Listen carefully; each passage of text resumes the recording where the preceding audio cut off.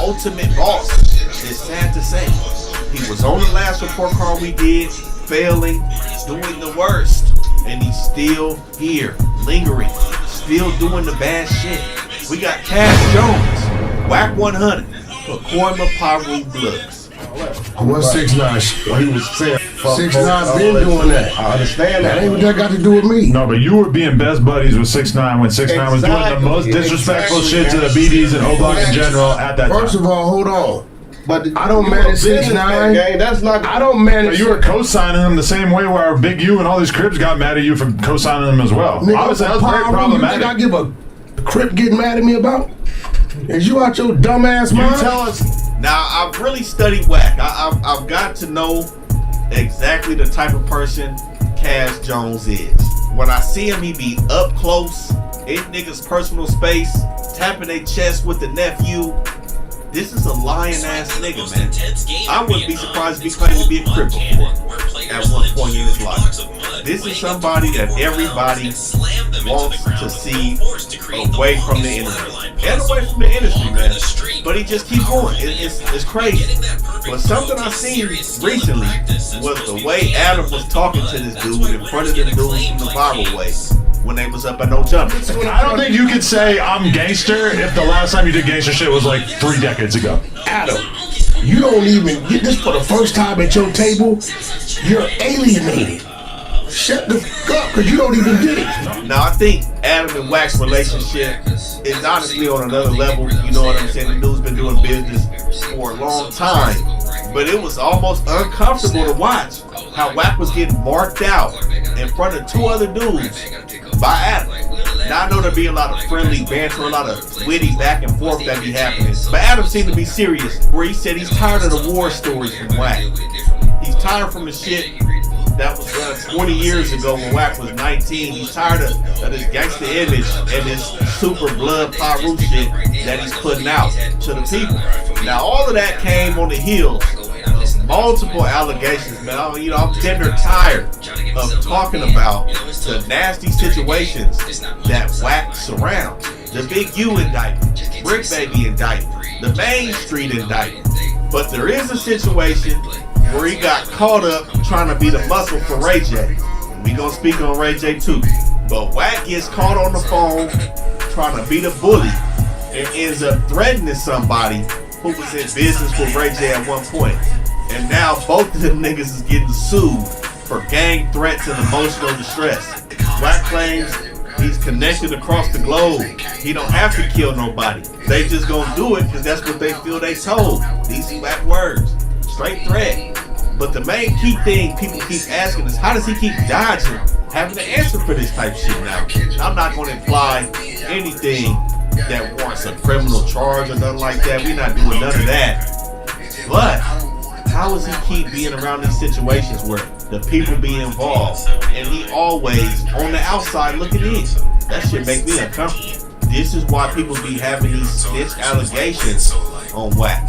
He always very close to the crack off, but he never going down.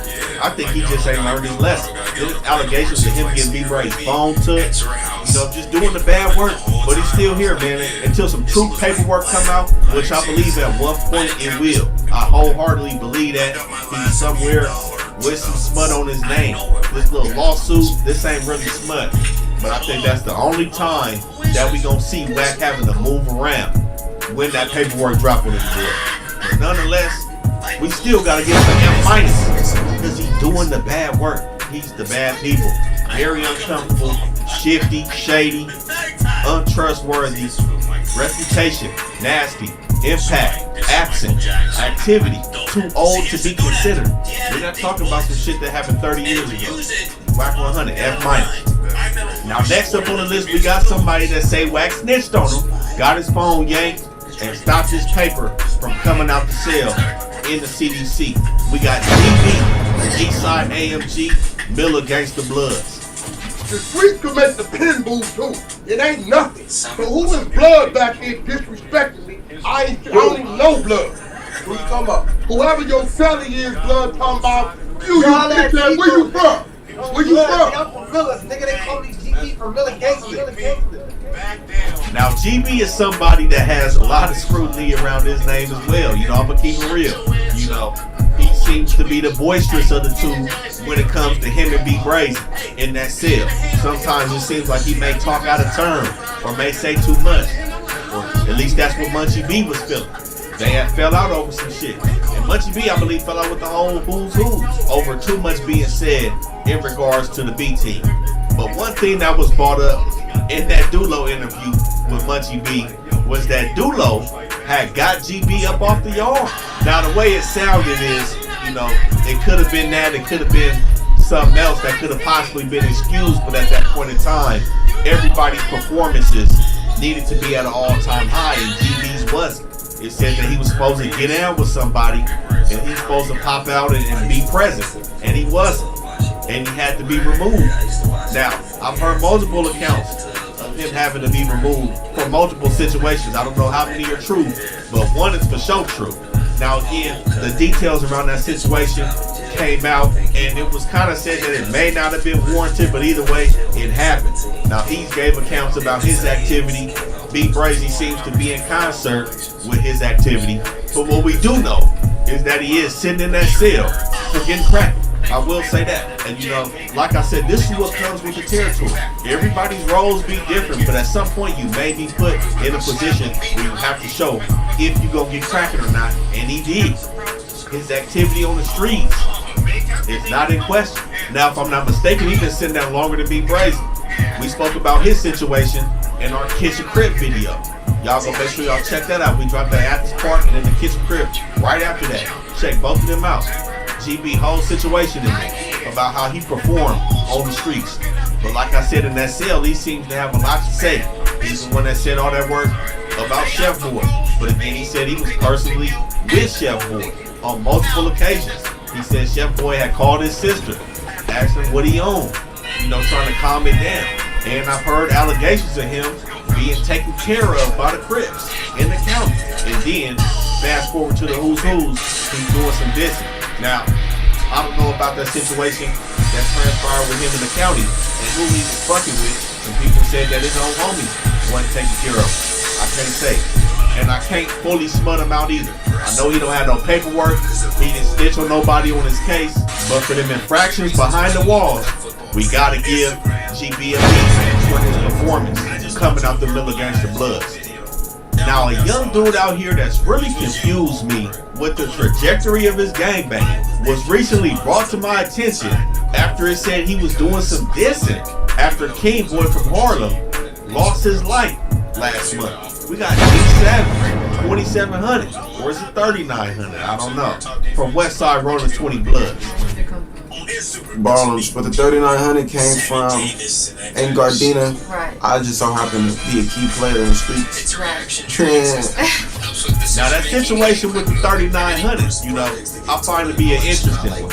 And I find this dude, Dylan McCord, to be an interesting character on the West Side. Now I'm familiar with a lot of people on the West Side, and I'm not familiar at all with this dude and where he came from.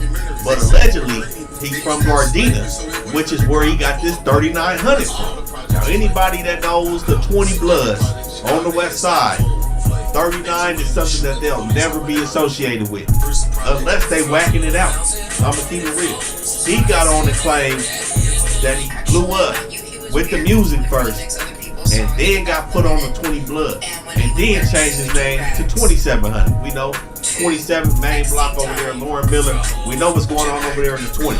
But changing your shit from 3900, 39th Street is the #1 enemy of the 20 Bloods. To even have that on your name at one point, no matter where it came from. I don't know if that's 139th Street in Gardena, but to be associated with that and then become a 20 Blood and change it to 2700 is a slap in the face. But he said he got put on after he blew up. We seen this dude gang banging with some goofies in his classroom when he was a kid, before he blew up. Had the Asians and the white boys in there turning up with the gang banging and all of that. It's these type of games that be being played that water this shit down. Look at this dude. You can clearly see it. It's watered down. And then you gonna get on here and start dissing somebody that got killed that your hood had nothing to do with? Try again. Maybe in the next life, big dog. Stop all that dissing shit, man. Niggas gotta grow up and get a job, man. Figure this shit out, man. Cause this is not the way, bro. Y'all niggas gonna be sitting here getting y'all chest pumped and all kind of shit. That's not boo, bro. At all, bro. Y'all niggas gotta tighten the fuck up. What's that shit on his jacket? What's that shit on his jacket? Oh well, it don't matter. He dead, right? Yep. Oh. He dead. He should have took that shit off his jacket. Maybe that's why. I don't know though. I don't know. I'm in Miami. This really ain't got nothing to do with us. That's the young man that got killed over there in the 9-0 by Century and Van Ness. I'm not gonna speak on that situation, but I know for a fact his hood ain't had nothing to do with that, especially him. And you know, we see this dude with these influencers, with random weird niggas, and you know, he get around these dudes and start talking this blood talk, and they think it's valid. And this is how these dudes from out of town come out here and say, oh, I know D Savage, he's a Queen Blood. They come out here thinking they can move around and be like him. That's crazy. You know, I heard the Coast had him running up at the Beverly Center, completely turned down. If I'm not mistaken, he has some ties over to 84th, right by Crenshaw Manchester over in Inglewood. I don't know if he's still over there, but this dude is playing games outside. And then he get on Vlad TV. A female asked him where the 3900 came from, and he just flat out dissed the Harlem. I love Draco the Ruler. Yeah, You get what I'm yeah. saying? But come on now. One of his associates, K7, was saying how they Yeah, for sure. Yeah, he on some snitch rat shit. I don't condone that weird type of shit. Yeah, he should have kept his mouth shut. Yeah, but he on some first 48 shit. Yeah, that's weird. We don't do that. The 20s don't do that. I I don't mean, he know. just lost it. Now, it's something about this dude that just gives me these vibes of him getting flipped. You know, I don't know how much he's in his hood, but the way he talking is like he a frontline member. But this is not it. No reputation at all. Impact, horrible. Birdie running from people. Activity, absent. Yeah. But he's savage. We're not doing none of this. This is random. This is the second person coming out of Gardena. Wasn't 03 from Gardena too? This shit just left field. This dude left field to me. I don't like it. But a young dude that I do appreciate and respect how he's coming out here, even though it's crazy disrespectful, you gotta stand on it. Red face. Eastside Swan Blood. I said, as soon as I touch 100 P's, 10 P's going for the sale. So niggas been shot the way, blood, switches, machine guns, all of that. So be careful. Be careful who you hang with. Now, we just did the Swan video. We spoke on Red Face a little bit extensively. Like I said, some people may call him CK Face, but what he got on his face. I spoke about these eye busters. You know, this is a direct ticket to frontline participation, and this is what we see this dude doing. We see him starting to rap a little bit, you know what I'm saying? But mostly what we see is him looking for the action. And I'm pretty sure the action is looking for him too. I'ma just keep it real, because this dude be doing a lot of dissing and has some disrespectful antics about his gangbanging. But again, that's the name of the game. But in terms of activity, at an all-time high. And this is young life. This is a young dude.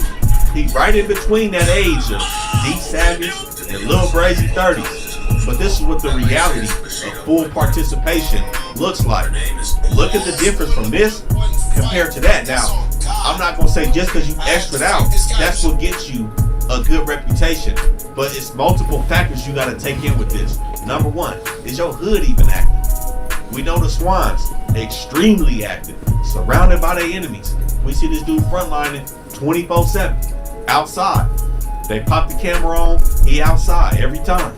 Not ducking it. Put it on his face, not ducking it. Standing on it. I catch her with your mama, you get it fast. But if I see her with your bitch on the gang, I'm on your ass if you ain't trying to catch the body. Pass me the strap, I'ma walk a nigga down before he knock me out the map. 779, 804, 89 dudes. Everybody start running every time it comes through. You know, you being hella extra'd out and your hood not being in war is not giving you no points. So this is what I'm talking about, how this dude differs from some of the other cats who may be just as extra'd out but aren't in a favorable position. But one thing I see with the dissing the enemies, I think some things can kind of be kept on the low. Y'all check out that Swan video we did. You know, he's doing some heavy wordplay with some young people that's losing their lives in that section. He's not sparing any words, family members and all.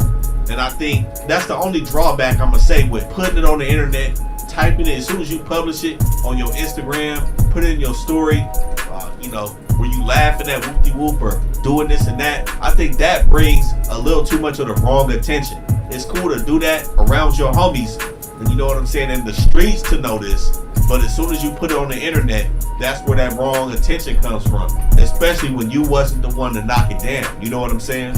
So I think that's the only thing that got to be worked on and cleaned up from his point. But like I said, he is doing some rapping right now. And you know, with these rappers, you know, sometimes all publicity is good publicity. So that may be the model that he's taking to get his name on. You know what I'm saying? And that's all cool. But activity-wise, at an all-time high, reputation seems to be solid. Ain't no snitch paperwork. I heard no smut. Like I said in that Swan video, I think he caught a headshot. He's for sure somebody that one of their enemy hoods would like to get up on. I'm gonna keep it real. This is just the name of the game.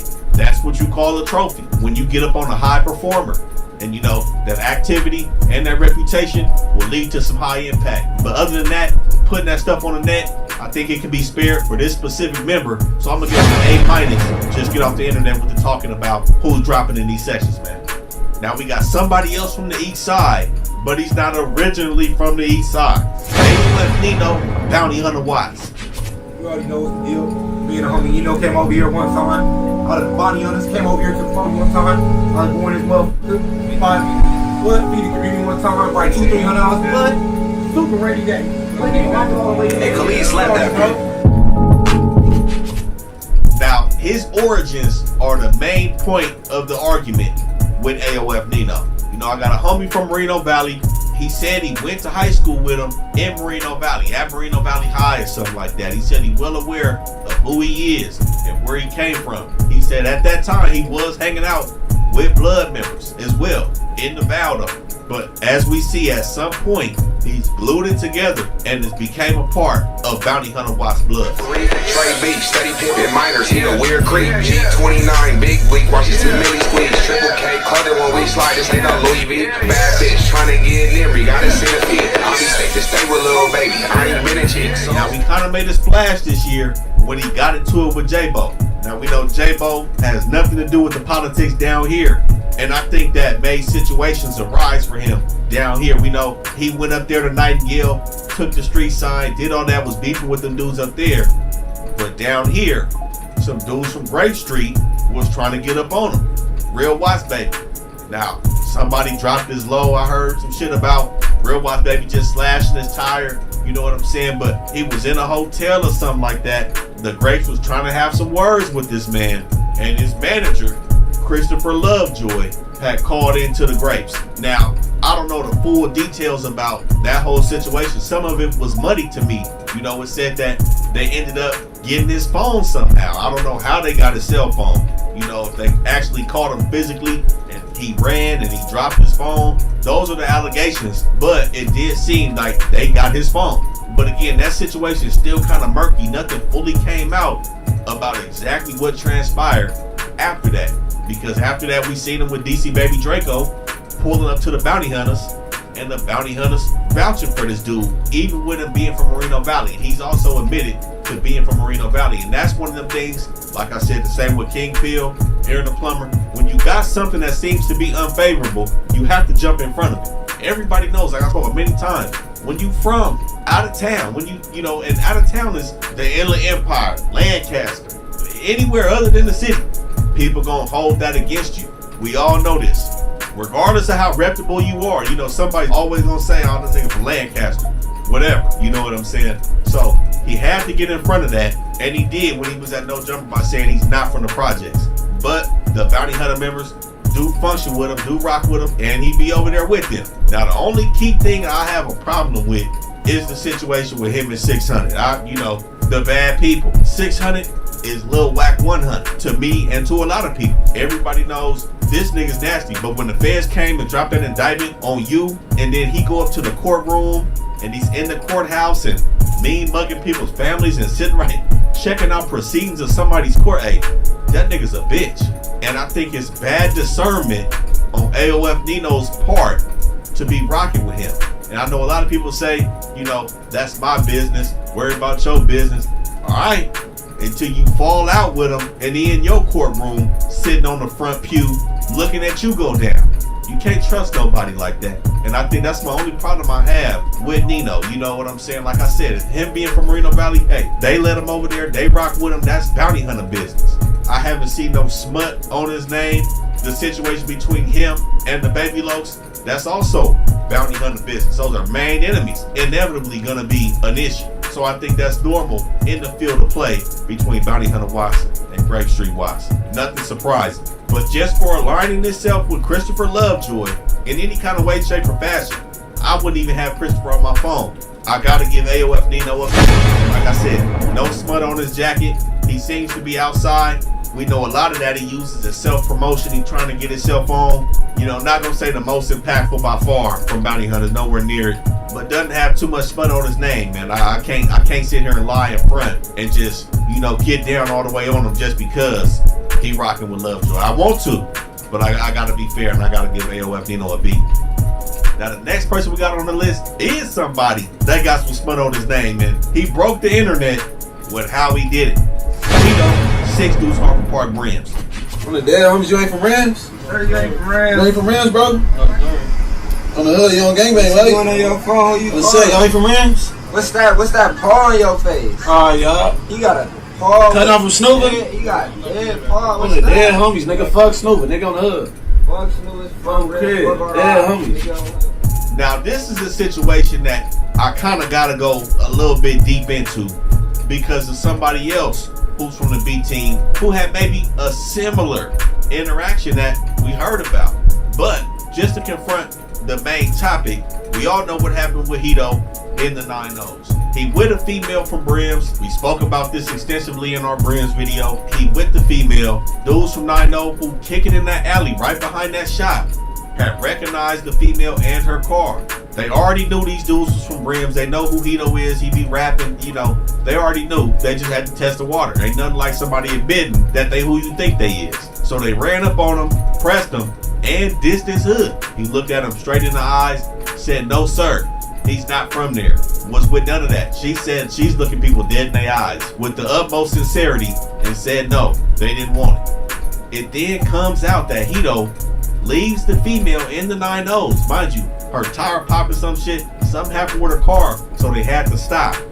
He gets on, the 9-0s circle back, and the female is left to catch a fade. Dolo. Now this was of the utmost flagrancy, you know, but there was a situation that we heard Mad North talk about. We know Mad North from A-Tray Gangsters. When he spoke about the time that he got caught up in the 40s with Frosty, he said that he was at Millennium. Everybody know what's up with Millennium, the #1 barbershop. If y'all was kids, everybody, we all used to get our hair cut at Millennium. He said that he got caught up in the 40s and the 40s was plotting on him. Now he said he could see the 40s plotting on him from across the street. And if y'all remember, I think he said the 7-Eleven, Blockbuster used to be over there. That McDonald's is on the same side of the street as Millennium. So I think they was over there by that 7-Eleven where that Blockbuster used to be. And he seen the 40s plotting on him. He said that Frosty had to get on. He said that he had to stay because his mom's was over there and he wasn't finna leave his mom's. Frosty left him and his mom's. Now, Mad North said this situation when he was sitting down with Munchie B. I seen Munchie B kind of perk his ear to it. I'm not gonna lie. Munchie said, huh? But I think he didn't want to address it at that time. You know what I'm saying? I think it's a situation that got swept under the rug, but that was flagrant. There's never a point you with the homie, even if you from another hood. Both of y'all is beefing with the 40s. Both of y'all is in a bad spot. And this mom right there, I'm not leaving the homie. You don't leave the homie regardless. He said some dudes that they knew from Swines had pulled up. Frosty hopped in the whip with them and he got on. Even if the homie say it's okay, cool, get up out of there. That's the last time I'm gonna go anywhere with you. Even if I said go ahead and get up out of here, nigga, you left. And Frosty got an A on the last report card. I'm gonna keep it real. He got an A. But the situation with Matt North, I'm not gonna revisit his grade, but that's just something that can't be done. You can't lead a homie. Hito left the homegirl. Now, I feel like Hito's situation quite possibly could have been maybe a little bit worse. I don't know. Both of y'all is caught out of bounds. You outnumbered. Hito really solo. He got a female. She gonna get maxed out quickly. It's just gonna be you left. with Frosty, you know, he was with Matt North. At least you got a 2-man to get packed up. You know, you got somebody that's gonna rock with you on the fade. But either way, leaving your peoples. You know, how do you sit with yourself if they end up getting their shit peeled off after you left them? You know, it's a bad game, man. But with that, I know he don't did the bad work. Before then, and you know, his record seemed to be clean. But I think it was flagrant enough. The no sir, everything. You know, I'm gonna have to give Hito a D. You don't have no snitch paperwork, none of that. Don't have many other allegations of doing some bunk shit. This situation single-handedly has brought him down to a D. You know, he has no more room for error. He is literally on his last straw with this shit. Now, last but not least, man, we gotta hit y'all with somebody that's been in the industry for a long time, has really flown up under the radar with this Piru shit, but clearly he's still outside squeezing people. Ray J, Eastside Centerview Piru. I mean, I grew up in Centerview, and you know, since I was like 13, like maybe even 12, you know, I was extremely banged out. Now, for everybody that doesn't know where Centerview is, it's technically in Carson, right up under Compton, bordering the Compton Hoods, Swamp Hood, T-Zone, Lantana Block, but they pushing Carson. Now, Centerview, you know, not active. I'm gonna keep it 100. On Billings Drive, Centerview Drive, Brayton Hall, nice area, beautiful homes over here. Walnut Street, there's nothing going on from Walnut to 169th and south of Walnut. I'm gonna keep it real. There's nothing going on over there. But this is where Ray J from. And one thing we seen from Ray J, man, he be playing games. He always on a scheme. He like the West Coast Master P, man. And honestly, I don't know if that's a slight to Ray J or Master P. I'm gonna keep it real. But he always seemed to be scheming and plotting on some shit. And now he using whack as his muscle, as we seen in that lawsuit. You know, he was on some shicey shit, trying to yank somebody out their proceeds for that scooty bike and employ whack services to squeeze whoever he wanted to be squeezed. But one thing we know, man, Ray J been acting and rapping since we was kids, man. You know, the full-fledged gangbang activity has not been there, but honestly, that could be, again, Ray J just operating in the shadows of the city with the Piru shit, you know, pressing lines without the cameras there. He could be the boogeyman of this shit, you know what I'm saying? You never know. That's what he's seeming like right now, but he's still a funny character, and if he is repping the P on the low, I would say he's doing it better than a few of these people on the list, man, who was on bump, you know. But he's somebody that we overlooked on the last report card and kind of forgot, you know, that he's still in the mix. We see him still outside, still participating in all of the entertainment aspects of LA. And we've seen him with just about every character on the gangbang scene. Now, even though he got an endless amount of gimmicks and tricks up his sleeve, I might have to give Ray J a B. You know, activity, this lawsuit alleged that he breathing on people. He ain't never had no smut on his name, never had no snitch allegations, never did no true bunk in the city. And he been impactful, man. Like I said, this dude been putting it down since we was kids with the acting, man. So, Ray J, gotta stick to a beat.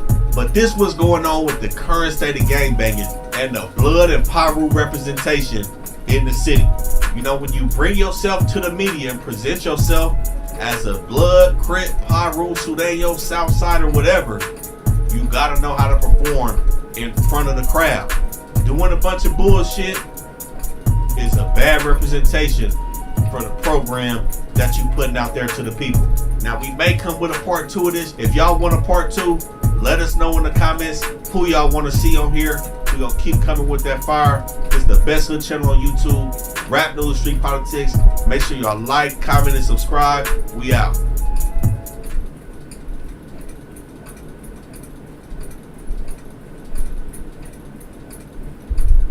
It's the best hood channel on YouTube. We done been through over 100 hoods. Bloods, Crips, Pirus, Sudaños, Gangster Crips, Neighborhood Crips. We done seen it all in the streets of LA. But what we about to present to y'all right now is the current state of gangbanging in Los Angeles. The Crip stuff. Now, like I said, man, we done been in every hood from West LA to South Central, the West Side, Westmont, the bottoms of Inglewood, Hawthorne, Gardena, both sides of Compton, Watts, East Side, South Central. And we about to bubble up and touch on all the Crip representation in the city with this one. It's a lot of notable figures that y'all know about, that y'all done seen, who putting on for the city with they Crippin', and there's a lot of dudes that's flunking at Crippin'. They fail in the whole game, man, and we here to touch on all of that. And to let y'all know what we talking about with all these niggas in this video, we going off reputation, activity, and impact in they hood and in the streets of LA. So let's get right into it. This is volume 1 of the current state of gangbanging. Again, this the best hood channel on YouTube. Y'all like, comment, and subscribe to this. Follow us on Instagram. We starting with a dude that's been super popping, consistent with the music though. Recently had some smut on his name. Playboy Gangsta Crip, Big Sad Boy 1900. You see it flashy, I ain't just rapping, I do this shit with passion. Clown niggas, I sit back and I be laughing. We in the vet, drop the top, we on college. Street nigga, I ain't make it off to college. You niggas know who run the city, let's be honest. I can tell y'all still ain't learned from all that talk. Gang members, I be with the ones that take shit. Even both of my baby mamas know I ain't shit. I got the 50, get like Diddy, nigga, take this. I got the... Now we done really watched Big Sad grow from being just another Gangsta Crip rapper to a dude that's definitely in the conversation of top 5 in terms of rapping in the city right now. His craft has been super consistent. Each tape he dropping, or album, whatever you want to call it, each one is getting better. He been representing for PBG, but lately, man, he had a run-in with Wack 100 about some paperwork. Now, up to this point, man, it's been a couple things that we done talked about personally with Big Sad that kind of stand out. Like I said, man, the music is here. The music is not indicative of who they are as Crips. The number one thing that stood out to us with Sad before this paperwork came out was the situation between him and Blueface. Now let both of them niggas tell it, it is no situation.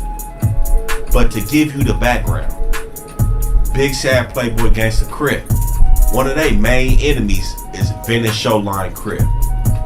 I mean, we hear Sad beef with them niggas on the record every tape damn near. Fuck 2 extras, we pissing on cut headstone. Y'all niggas let him troll and now he gone, they say we dead wrong. The other boy was doing the same, now his legs gone. Gon' pop the locks for baby Grim and let him head home. We heard him talking about 2 extra. We heard him talking about them niggas sliding on them niggas. That's cool. But Venice Showline is mainly gonna be allied with Schoolyard Crip, which is the hood Blueface is representing. Now we done came out and said Sad and Blueface is beefing. You know what I'm saying? And Sad responded and said that they not beefing because he don't know the nigga. And that's bunk. I'm gonna tell you why. If you gangbanging and you pop into a store and you see some niggas that look like they gangbanging and you bang on them niggas, not knowing who they are. But if they say a hood that you beefing with, you own them niggas, right? You about to beef with them niggas, right? Fuck if you know them or not. They said they was from the hood that you beefing with. So his point there was invalid, man. And I don't know if that was for the industry shit. You know, I don't know if they want to put that in the industry because they 2 rappers and shit. But that's not Crip. Now that was a little bit ago. That's still an ongoing thing though, because it still ain't been addressed. But when we talk about Blueface, we gonna talk about why that's a potential that's happening with Big Sad. But the most recent problem was Wack 100 producing paperwork. And man, like we said, reputation. Paperwork is a quick, fast way to fuck your reputation up. Now we know Big Sad he got like a volatile temperament. You know what I'm saying? He does a lot of popping it on social media. And we done seen him deleting shit too after popping it off that drain. But when that paperwork came out, we see Sad in the room. You know what I'm saying? We seen that nigga popping it to the police. Alright, they shot everything from their side. From the driver's side? Yeah, they all the bullets. Do you know how many people were shooting? No, I didn't even see. I just glanced kind of. I told the detective it was kind of like an SUV, not a truck, not a car. Did the car stop and park and somebody walked out? No, they just put up right on the side. I just see the car right on the side of us. I want the glass and just shooting. Man, I told you this Playboy Gangsta Crip. This 1900 block. All that talking to the police ain't flying. Man, everybody, first person, raise your hand. What the fuck you supposed to do when the police get you in that room? Shut the fuck up. Lawyer the fuck up. Whether he the victim or the suspect, in this case he was the victim. Even more, why the fuck you talking? He talking about, man, he would have told the description of the car and all that shit. Cause some niggas came through and popped on him. Man, you shut the fuck up. Man, true story, man, some niggas that popped at me, I dipped out on the motherfucking police, turned my phone off. I'm gone. Ain't no way Big Sad should have been doing all that talking in that room. And see, the key thing here is that when he makes statements like, I told the detective what type of car it is or whatever, when you say things like that, you put yourself as potentially being a credible witness to where your statement is now potentially admissible in court if the prosecution finds that it's valuable and these niggas take it to trial. The prosecution could call you to be a fucking witness and take the stand. All because you said, quote, I told the detective it was whatever. You know what I'm saying? That's right there opening the door. Now to elaborate a little bit on that case where we seen him in the room. Allegedly, some dudes from Mansfield caught up with Sad and his homie and started to pop at him. Now in the midst of them trying to get their man, they ended up hitting a pregnant woman who ended up dying in that situation. So we all know that the homie is gonna bring a different level of investigation, a different feel to the shit. You know what I'm saying? But either way, I feel like Sad still over talked in that room. You know what I'm saying? And we have to add this in. The fact that the more public these dudes go with this gangbanging, the more publicity they have, the more talking they do on the internet, the more talking they do on social media, inevitably that cripping is gonna decrease. You know, it's very rare that we find somebody that can do both, still keep that high echelon of cripping with being a public figure in the entertainment business. Reason being is because those two things never went together. The gangbanging was never supposed to be televised. Now he bought the paperwork to No Jumper. You know, he was flaunting his case. We seen Brick Baby and DW Flame dissecting the paperwork. And then after Sad leaves, they say the paperwork is invalid or whatever the case is. Now, we don't know yet. That's to be seen. And with all that being said, we still see Sad in his hood, still politicking with his homies. We done seen him in the jungles messing with the Baby Stones. Seen him on Fit. He's still in the streets. He's still active. And that's why Big Sad gets a beat. Yeah, we grading niggas on this shit, man. We ain't playing. Too much talking in that room. Now, we can't say he got somebody convicted. You know what I'm saying? We can't say all that. It didn't look like he mentioned a nigga name or who did it or whatever. But still, it's too much talking and not enough action with them enemies, man. Like I said, Blueface right there. How many times y'all niggas have been at shows together? How many times y'all niggas been around? We ain't never heard of rumble between PBG and Schoolyard. Them is two prominent rappers in the city right now. That's why you gotta be. Now with this shit, we gotta give the Crippin' a grade, man. All these public figures, whether they podcasters, rappers, entertainers, the Crip representation, man, we gotta let y'all know where these niggas stand on that totem pole. You know what I'm saying? So we grade niggas on reputation, activity, and impact in they hood and in the streets of LA. I'm gonna keep it raw, man. We got a lot of high flyers on this list. A lot of niggas that's really putting it down. And it's a good amount of niggas that ain't up to par with they crippin'. And you know, this ain't to mark nobody out. You know what I'm saying? The grading on this, if you got an F, you done marked yourself out. You know what I'm saying? If you got a D, hey, you know, it's the same shit. But this is just showing average gang banging, top tier gang banging, and niggas who playing with this gang banging shit. You know what I'm saying? Everybody know what I'm talking about. It go just like that. That's gonna bring us to the next guy on the list. Now this is a dude who basically started Wack 100 career in terms of bringing him to the limelight in current times. A guy that just puts gimmick after gimmick on the internet. Schoolyard Crip Gang. Get the neck hits and all that. Just crippin' all that. You know what's going on. Just crippin' all that. Fuck straight, all that. Blood killers, all that. Nigga, 50 gang tags, watch shit, Little intro to Schoolyard. Blueface is just come flat out and say it, man. Not a reputable member of Schoolyard Crip. He's just a rapper from over there. And honestly, I don't even know when he went over there because I know some niggas from there. I don't know when he started hanging out. He would be what I think we would call a late bloomer with this Crip. And it's the gimmicky shit with Blueface that brings the reputation down. The friendly Crippin' that brings his activity down. Now when I say friendly Crippin', I mean we seen this dude bump into C-Mac. Keep it crippin'. Same color rag, and just as we just brought the same guns. Real gang bang. Ain't no difference. People like that. Now anybody that know the city, I know times have changed a little bit, but it ain't changed this fucking much. Schoolyard Crip used to be neighborhood bashing.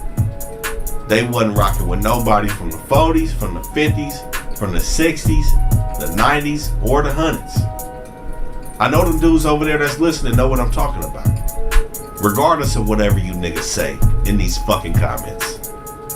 Of course they cool with the 30s. And niggas gonna say, oh, they was just beefing with the 60s. No, nigga, they was beefing with all neighborhoods. And they used to be kind of on and off with the 30s. Now they have an excellent relationship with the 30s, it seems like. They still fuck with the show lines. But with that being said, when Blueface bumped into C-Mac, who was from 5'5" Neighborhood Crip, we pointed that out on our video when we touched on C-Mac and Blueface and Snitch Hunted. We touched on this interaction where we see a member named Bodine from Schoolyard was looking hella greasy at C-Mac. But it was all love and handshakes and hugs from Blueface. But after this interaction, why these niggas start beefing? Ain't never, y'all pay me no never mind. Last nigga dissed me online, made him apologize. Customer talking high power, nigga, what's up with that? Niggas want beef, y'all nigga just hit the jab. One phone call it take to get. That's the friendly Crip and shit I'm talking about. If you wanted to beef with the nigga, why you ain't beef with him when you seen him? It's not even party Crippin', it's friendly Crippin'. And that's not what Crippin' is. And we definitely have questions on why a reputable hood like Schoolyard would take somebody like Blueface in, man. The money's apparent. You know, Schoolyard seems to be like this dude handlers. You know what I'm saying? It's not like this dude was a true factor and a shot caller in Schoolyard or a nigga that was gonna end up being a shot caller. You know what I'm saying? Remember they had rappers like TC 4800 and there was a couple more niggas from over there, but TC really blew up in that YG era. So it seemed like they seen this nigga blowing up and just got behind him. You know what I'm saying? And you know, it's a benefit to some of the members over there to continue to push this dude out and back him as a Schoolyard Crip member. Now, of course, yeah, he may have got his put on, all of that. But then again, there's this situation with Big Sad like we touched on. And this gimmicky friendly Crippin' may be why Big Sad refuses to acknowledge him as an enemy. Not just because he doesn't know him, because he's not really from Schoolyard for real. He not one of them guys from over there. We seen he just got moved into PC in LA County when he was joking about it being fun catching all them face shit. Sound like the nigga got beat up and decided to move shit. We done seen everybody else sit down. I mean, except for Soulja Boy. Everybody else sat down in General Pop. Blueface was in general population and then got moved to PC. I wonder why. That Crippin' ain't all wrapped tight. Blueface gets an F. He failed this Crippin' shit, man. And then ain't no negotiations about that. Now moving away from Schoolyard, we're gonna talk about a dude that's been really popping in the podcast world, man. This dude seemed to be on somebody's feed every week. And man, it honestly be seeming like he on some bullshit every week. Rolling 60s, Neighborhood Crip. Brick Baby. I really didn't know where to start with Brick Baby with this, but we gonna start all the way back when he had that tape on Live Mixtapes. Brick Baby Shit Row.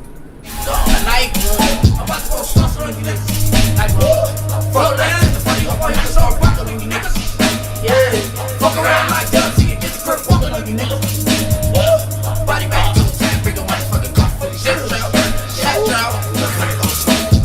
I'm going saucing, cause that is where I'm from. I stay screaming, free at blue, cause that is my day one. Free my nigga like pronto. I lean my block, hold up, pause the beat. And when he dropped down, who the fuck is this? He was really putting on, he was making his rounds, circulating in the industry.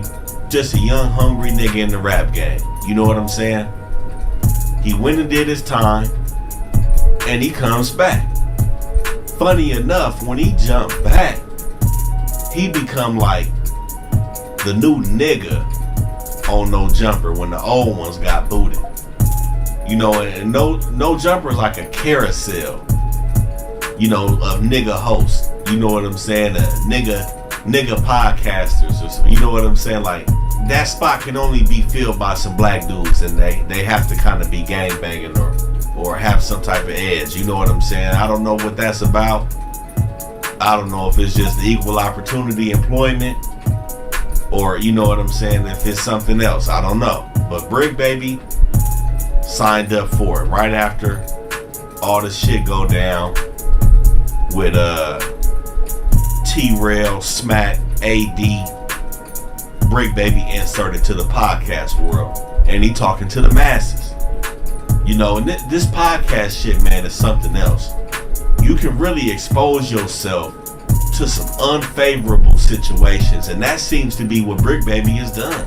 Because before the podcasting, shit, his cripping wasn't in question. He wasn't in question as an individual. His drug usage wasn't in question. But man, all that shit is up in the air now. And we didn't see him beefing with his own hood. Now that's nothing new with the 60s. You know what I'm saying? We didn't said that multiple times across multiple videos. But all hoods do that. But the 60s is definitely known for doing that because they got a large hood. You know what I'm saying? It's probably like 5 niggas that get put on a day over there. You know what I'm saying? Who knows who is who in that motherfucker? And if you fuck up, it's always somebody bigger than you ready to fuck you up from 6 up. So that's the kind of culture that they got over there. You know what I'm saying? And Brick Baby fell on the short end of the stick with that. And apparently it seemed that he cleaned it up after some niggas said he wasn't allowed in the hood no more. You know, and I think a lot of that stemmed from him being a podcaster on No Jumper. And you know, to get to the bag, your moralities are going to be tested, and most of the time, those moralities are going to be lost to get to that bag. Especially coming from a gang member or a gang banger to a podcaster to open world employment. This No Jumper is a job. Adam is his boss. There's some shit you got to do on that job that you ain't going to do in the streets. You know what I'm saying? You can't just call off the job to go kick it with the homies. You gotta, you know, Uncle Tom that motherfucker. Everybody know what the fuck I'm talking about. You gotta, hey, not necessarily be no bitch, but you gotta be with it. You know, you gotta be with the job to get that paycheck. And No Jumper is a job for Brick Baby. So I think that that could serve as a maturation process from his gang banging, but he still want to be a full-fledged gang member. So that's where the conflict lies. And then secondly, just to talk about big situations, notable situations that happened with him, was when Big Sad was there at No Jumper. We done seen Big Sad come through with his paperwork regarding the allegations of him snitching. Brick Baby, DW Flame is the jury. They here to judge the paperwork, make sure Big Sad not snitching, and call a fair ball game. Everything seemed to be fair while Sad was in that podcast. They seem to be in agreement, and this is something that Brick Baby does a lot with the niggas on that podcast. He be in agreement with niggas when he in their face. Because after the fact, he said something about a Honda. Something about a Honda Civic Blase, but they were really in an SUV. It was really silver, but didn't he say? Then it was another part where he said, "I said it was pink, black." Right. I said all. But we have here silver SUV. You probably could have said everything but silver. On baby. But I thought he was telling me we getting it mistaken when he say silver car. He was saying no, I was in a silver car, but the whole time he didn't tell me they were in one too. I was trying to tell you that, but I couldn't tell you. So you playing with my crippin' too a little bit in my intelligence, because I'm giving you a fair shot, gang. He gonna say that the paperwork wasn't valid, but nigga, why you ain't say that in front of Big Sad face? And gangbang implications. He from Rolling 60s, Sad a gangster crip from Playboy Gangsters. Them hoods ain't getting along. Not that they necessarily have an all-out beef or nothing like that. They kinda on two sides of the city. But historically, them hoods ain't getting along. It's a Trey gang and the neighborhood crip. Did I ask him who he was talking about on that live when he said your homeboy just died on camera? Yeah, you actually. That's on West Side Road, and Cuz was talking about my best friend that didn't say it, Cuz on 6 shows. He didn't stand on it? Nah, but I'm thinking that he didn't. That's what I was trying to get the whole time. I was trying to pray that he wasn't talking about my best friend that just died on camera, gang. Not saying that they gonna have animosity for each other in that shit, but you know what I'm saying. That's gonna lead us to another point about Brick Baby. But the fact is that he called Big Sad out after he left the podcast. Why? Why not call that nigga out right then and there about his paperwork?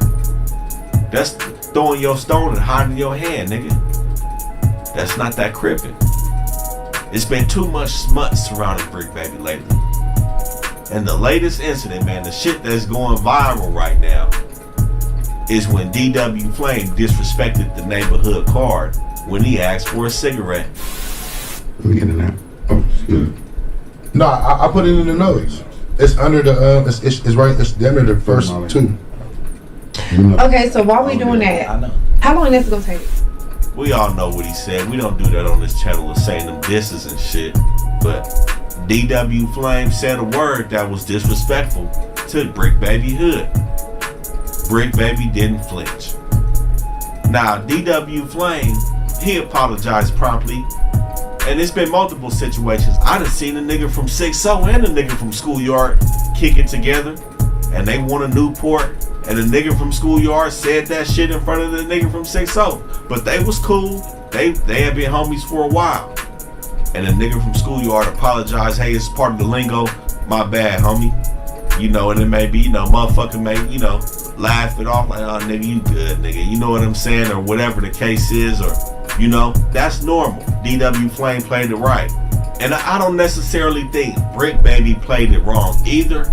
It's just the fact that, man, when them cameras is rolling, certain things got to be addressed to the public. Because it brings situations like this at hand. Where you got 4 Extra and Spody Face pulling up on Brick Baby. So we trying to do it. We trying to do it. We're going to do an interview today too with DW Flame. We're doing the live stream now. Oh, the live stream, that 40 video live stream? Yeah. I want to be present. Can I be present for that? Yeah. Tell them me and the nigga that's. Tell them those 4 inches and Spody Face all year. It's me and Spody Face all year. You know already. Just come right here. Rich, you already know. Oh, I bet.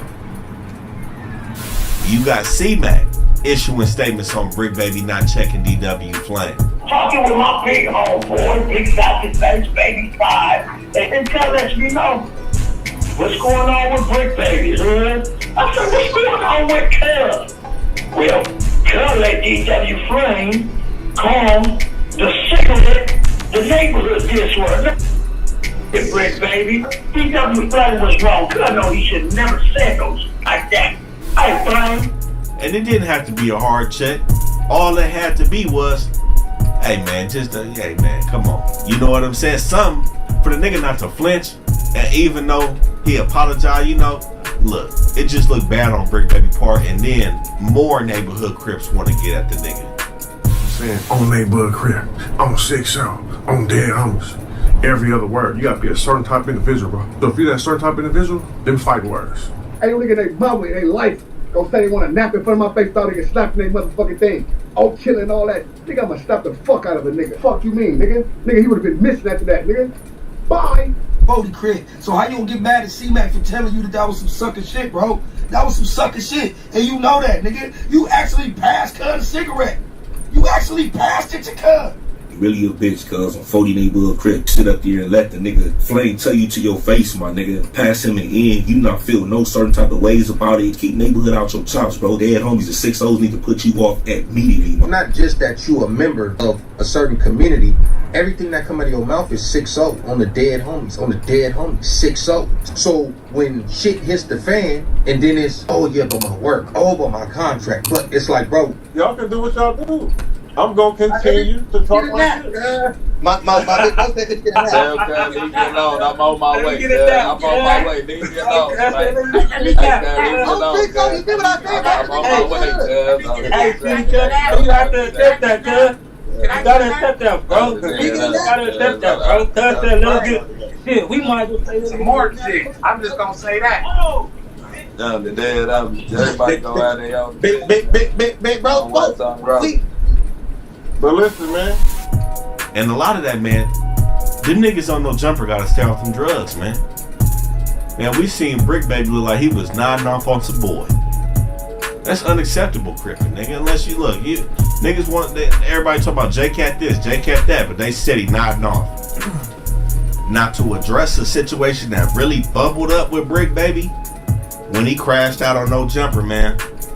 You know, a lot of shit been tested, Brick Baby. We got Spody Face coming for him, 4 Extra, Don Bonelli, 600.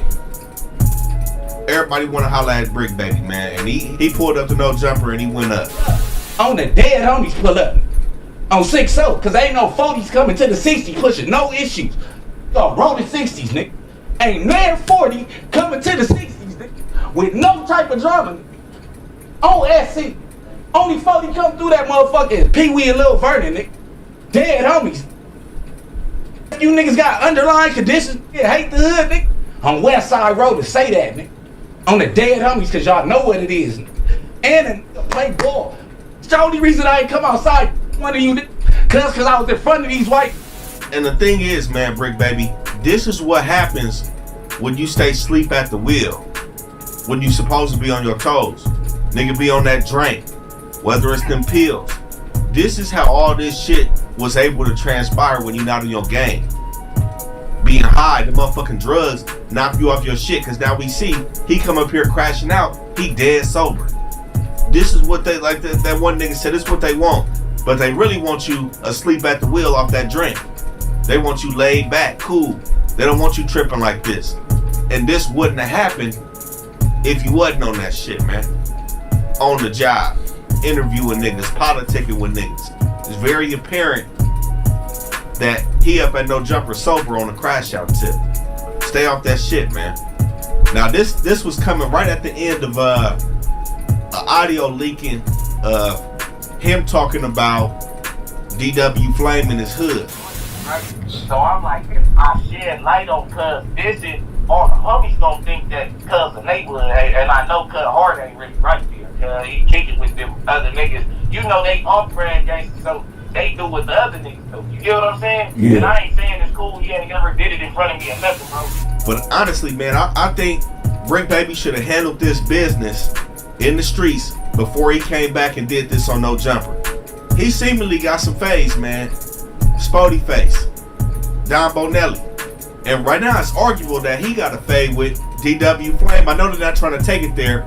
That's some funny shit going on with what he said about DW Flame's hood. I feel like that qualifies as a fade. And then he talking about dudes is picking and choosing. It seemed like all these dudes is tap dancing right now. From Sad, Flame, Brick Baby, Spotty Face. Come on. It's a lot of tap dancing that's going on with all these dudes. And they all letting it bubble up on No Jumper. Man, Brick Baby, he got a deep. Now, he ain't failed the fuck out the class, but that nigga got some work to do. And honestly, man, in this gangbanging shit, you get that smut on your name, man, and your reputation come down. It ain't too many ways you can get that shit fixed. Really, it ain't none that I can see. That's like letting a snitch back in your hood. Oh, he ended up putting work and doing all this stuff. We let him back in the hood. Nah, it don't work like that. So, man, when we get these grades out on this list, man, this shit may stick for the rest of that gangbanging career. I'ma just say that. Now, moving off Rick Baby, we gotta go to his co-host, man, his counterpart. You're like pandemic era AD. Cause coming in and just getting. might not No, be, but though. AD would come through like recovering from being drunk the night before. You come in and then you're like, okay, let's get drunk. Did you? I'm not like AD that you recently seen though. Wait, stop. Why y'all hating on AD so much? Hold on, no. Shooting in Long Beach, Baby Insane. These the Gangsta Crip stuff. DW Flame. Now, DW Flame been on the scene for a while. We seen him come up under Trey D. And he did his shit. He had a little problem with Trey D. With his record contract and shit. You know what I'm saying? There was a little issue with that. But really, just like Brick Baby, he was solid before this podcast and shit. Not to say that he done fucked up, but man, we're gonna touch on reasons why he's jeopardizing his reputation by not controlling himself on this motherfucking podcast. How the fuck I supposed to know? Alright, cool. How I supposed to know if I don't know that? I'm not from California, gang. I don't know y'all lingo. I don't know what the fuck y'all be talking about. So you say pop that shit. I don't know what the fuck you mean. You clapping your hands. You keep clapping your hands at me on Insane Crip. I don't know what that means. Stop talking to me like that. Now, the Crip have been tight, man. We done seen this nigga all over the city. We done seen him with Doggy Style. Tell you why they mad for us. Real when we sag out. If they let it show, then they family gon' get bagged out. Fly young, Chris, we on our shit, we in our bag out. Bro, they know we passed good, we cousins cause our rag black. Better stop playing for they plan, get our rap. We seen him with Savi, his homie from his hood. You know, he been doing this shit. But man, when we first got introduced to DW Flame on the podcast, the nigga was loose. Offset said he didn't do it. But yeah, he's supposed to say that. Bring no liquor. Blueface said he did do it. Real G's moving silence, right? I'm drunk. All right. Alright. I'm gonna slow down. The mental image of Offset smacking Shout Krishan out Rock, though. Offset. I bet you Offset living his best life right now. Yeah, he's fucking Krishan Rock. That's not his best life. What the fuck? Says the white man. If I fuck Krishan Rock, that would probably be like one of the coolest things I did this year. You Yeah, but Adam, you tried. No, I You didn't. tried? You tried. No, I was fucking with the He white ain't girl. gotta try though. She giving that. You remember the white girl? You remember What the Snow? fuck? You see what I'm saying? My bad. It's all good. Like that's not. Wait, what'd you say? Not what I'm trying to say. And I'm not saying loose like Zesty. I know a lot of niggas been on the Zesty shit with DW Flame. I'm not taking it there. You know, DW Flame seemed to be stand up. And one thing I'm gonna say about DW Flame, he seemed like an individual that wear his character and his emotions on his sleeve, man. He is who he is. He not perpetrating for niggas. You know what I'm saying? He is DW Flame at all times. He don't know how to be Hollywood, it seemed like. You know what I'm saying? And I think that's a flaw in Hollywood. You know, when we seen him with Whack 100 and Adam on the podcast, what is he? Drunk. And leaving himself susceptible to the bullshit that come with interviews and podcasts where he looking like the butt of the joke in this shit. You know what I'm saying? And that, I would say that's a bad representation for this Crippin', man. For this insane shit. You know what I'm saying? You don't ever want to look like the butt of a joke to the nation. You don't ever want to look like your Crippin' is a joke. You know what I'm saying?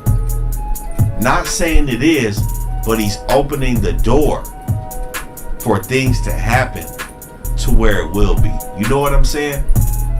Every time we see Flame, hey man, hey, I'm gonna call a spade a spade. That nigga look drunk. And there's nothing wrong with that in your personal life, man. But when you present yourself and this Crippin' to the world, you gotta handle yourself a certain way. You gotta walk a certain line with this shit. You know what I'm saying? This gangster Crip shit. You can't be slithered in front of these hoes, in front of these niggas, man. As a G from, or as a C from wherever, cuz get your shit all the way together. This is what they tell me when I'm talking too much on a podcast, or cuz you too drunk. That's too drunk to me. We seen him with 607 Unk. Hey, he finna that nigga like an X-Man in that motherfucker. And I think that's how they be treating the nigga. This nigga is a big nigga. And Adam and Brick Baby like, man, this nigga's an X-Man. I can't wait to unleash him on somebody. Check it out. I'm saying, check it out. We sitting right here, we cool. I'm saying like pop your shit just how I'm popping mine. But you talking to me like I'm saying something wrong to you. You ain't saying nothing wrong, gang. You said what you said, I said what I said. Listen, I didn't know, cause you sound like you was getting low-key aggressive with me for what? Low-key aggressive like how? Like nigga, like what? Like what? Come on, I don't say we can get in. Cause weird. Why are you doing all that? Man, you taking this shit where it ain't even going. What? And all that's cool, but don't be no pawn in the situation because you got that drink on you. You know what I'm saying? And then we had a situation that we just touched on in Brick Baby's part, where DW Flame said that word that disrespected the neighborhoods. No, I put it in the notes. It's under the it's right. It's under the first two. Okay. You know, again, you gotta have your bearings about yourself. You gotta know where you at and what you doing at all times. You know, it's a job. Like we said, No Jumper's a job for these gangbanging niggas. It has to be treated as such. It's not a meetup place where, you know what I'm saying, especially when they doing an interview without Adam, where it's like a fucking classroom with a substitute teacher. All right, let's pop 6 perks today and drink a whole bottle of Remy. That seemed to be like what the fuck going on over there. You know what I'm saying? And that's how you have bullshit situations. Now, Brick Baby's under the microscope and DW Flame is under the microscope. Things could go so many different ways and fuck your reputation up with this shit just because you're not paying attention to your surroundings. Now, something that really weighed heavy on DW Flame, man, was most recently when the audio leaked to Brick Baby talking about DW Flame Hood, where he was explaining himself to Spody Face, talking about the Insanes was kind of like want to be Gangsta Crips, saying that they only Gangsta Crips because they want to be like the other Gangsta Crips. I feel like personally, man, that's major disrespect to the Insanes. I don't think Brick Baby should have been on that phone with Spody Face talking about that. And my thing is, DW Flame should be questioning Brick Baby. What do you mean about the hood? You know, DW Flame talking about dudes playing with his Crippin'. If anybody played with his Crippin', it was Brick Baby when he said the Insanes ain't real Gangsta Crips. So this what I mean by dudes is tap dancing, man. That camera rolling. You know what I'm saying? But you from Baby Insane, man, that representation got to be had. Not saying your homies is going to trip on you, nothing. You know what I'm saying? DW Flame is a reputable member from his hood. We can see that. But don't make the mistake. Don't jeopardize your shit. You know what I'm saying? So, DW Flame, give him a beat, man. He ain't got no smut on his name. Reputation good. Impact is good for a city, for Insane. Activity solid. Like we said, we seen that nigga, he ready to take off for it. But the B is because he's putting himself in a position to slip. We can't do that. And DW Flame, we gonna come off of him. We gonna go back to the west side of South Central. a dude who's popped it recently. Somebody that took the internet by storm, man. Mostly off his look. West Side, Rolling 40 Crip, Expo. Fuck them niggas, we gon' see them saying shots.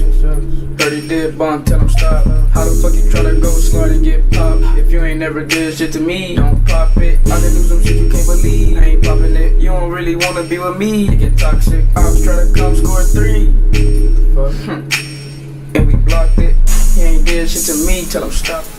Now, like we said, man, Expo popped out of prison and, man, swept the internet.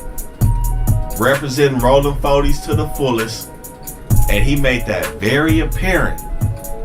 Not only in the music and everything else he do, but in that Street TV interview with Alex. When he dissed his enemies and Alex told him, hey, man, I don't think we should diss the enemies. And that nigga said, no, we gonna diss them. And where was mom and dad at during this time? Mom was around, but she was in the streets for. And mama stayed in the ops. She stayed in the Uchis. On the hood. We're not gonna diss, but I know it's hard not to diss. But, Yeah. You know. My mom was like in the streets though. Okay. Yeah. I'm gonna ask it again. You don't gotta say that. If you don't want to say. Oh, you don't like saying that? Okay. Well, no. When I edit the stuff, put it out, then they can be like, "Man, Alex, why you let the little homie diss the hood?" You know. So, all right. So I'm gonna ask it again. That's bonk, bro. Hey. Ain't gonna be nice it up. No, we ain't trying to nice it up, but I want better things for you too, because when you about somebody gonna sign. I got HK on my face. They already know what time it is. They ain't gonna never be like, I'll never be cool with them niggas. Never do no song with them niggas. I don't need their help. I don't need their resources or nothing. So I don't really care about saying with you. Okay. He's standing on business. Excellent representation for 40 Crip. That's what they want to see. That's what all these hoods want to see. Fuck it. I'm not fucking playing. Now I know what it looks like. Expo, young nigga. He ready to crash out. He ain't learned it yet. But man, this is what the big homies was on. This is what niggas like Big U, Cartoon, all the older niggas that is representations today. This is the cloth. This is the line niggas is cut from. You have to be able to see that and respect that and acknowledge it as the Crippin'. You know what I'm saying? Now we done seen Expo with Whack 100. And like we touched on, between that 40 and Schoolyard shit, we done seen them beefing with Blueface. Now we know how Whack 100 gets down. Whack 100 orchestrates a lot of things. You know what I'm saying? For publicity, for the views, to get somebody popping. That could have been a ploy. You know what I'm saying? But Expo don't seem like nobody who can keep the game up for that long. Similar to how DW Flame can't turn Hollywood. It's that same shit. Staying true to the street shit. These guys was Crips first. Yes, we know things change, but also these guys continue to be Crips. They continue to be full-fledged with the shit, or at least claim to be full-fledged with the shit. So this is why we talk like this. This is why we show what niggas like Expo do for their Crippin'. And they're rewarded for it by the Crippin'. They hood trophies. Now, the gangbanging it don't have to be all the dissing. And you know, his face does more dissing than anything. You know what I'm saying? It's not a bunch of that in the music.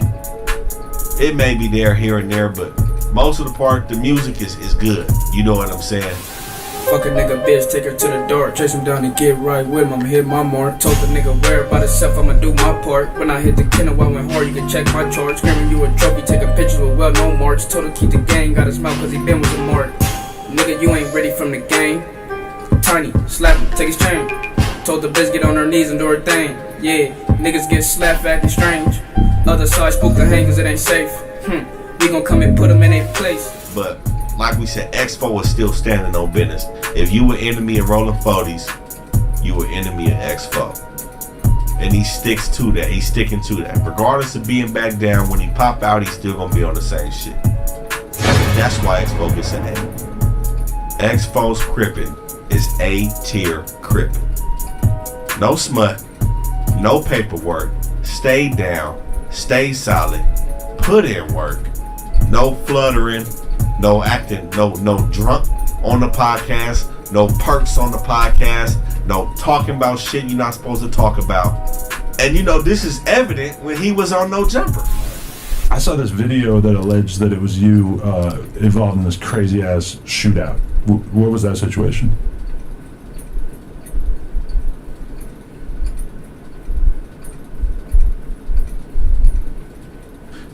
Maybe it might not have been you. I'm not 100% sure. Yeah, I don't think it was me. Okay, but that wasn't related to any of the cases that you caught.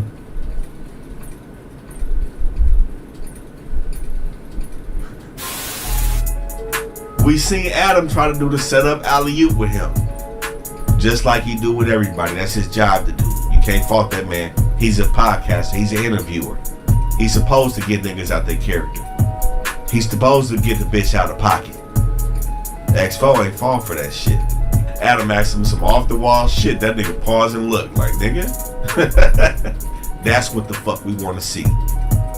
That's representing that Crip shit. You know what I'm saying? Now, when you this high up on the list, when you A tier, there's a lot of room to fall, man. That's why it's called the current state of gangbanging, man. We just hope Expo keep his head about himself and stay true to this shit, man. And to stay with the Rolling 40s, man, staying in the West Side 40s. A dude that got out shortly after Expo got popping. We done seen this dude in multiple interviews, podcasts. He may seem extra out. That's his name though. 4Extra, West Side Rolling 40 Crip. I caught 10 phase 1. I went into the module on the 4,000 floor. I got 10 fades off the back. Went up in there, told him like, where you from? Oh, man. I'm like, how many of y'all in here? We'll bring them all. Brought 10. Got 10 fades right there back. What enemy dorm was this? That was the Hoover dorm. He was like, oh, what? How many? 10? Bring them all. They brought 10. 10 Hoover dudes, back to back to back. It don't matter. It's either you tripping or you not. Whatever which one you doing, it's on you. I'm tripping. I'm from West Side 40s and I'm tripping. And if anybody watching this or seeing this, they already know the deal. Read the comments. They gonna tell you. I'm tripping. 40 Crip, I'm tripping.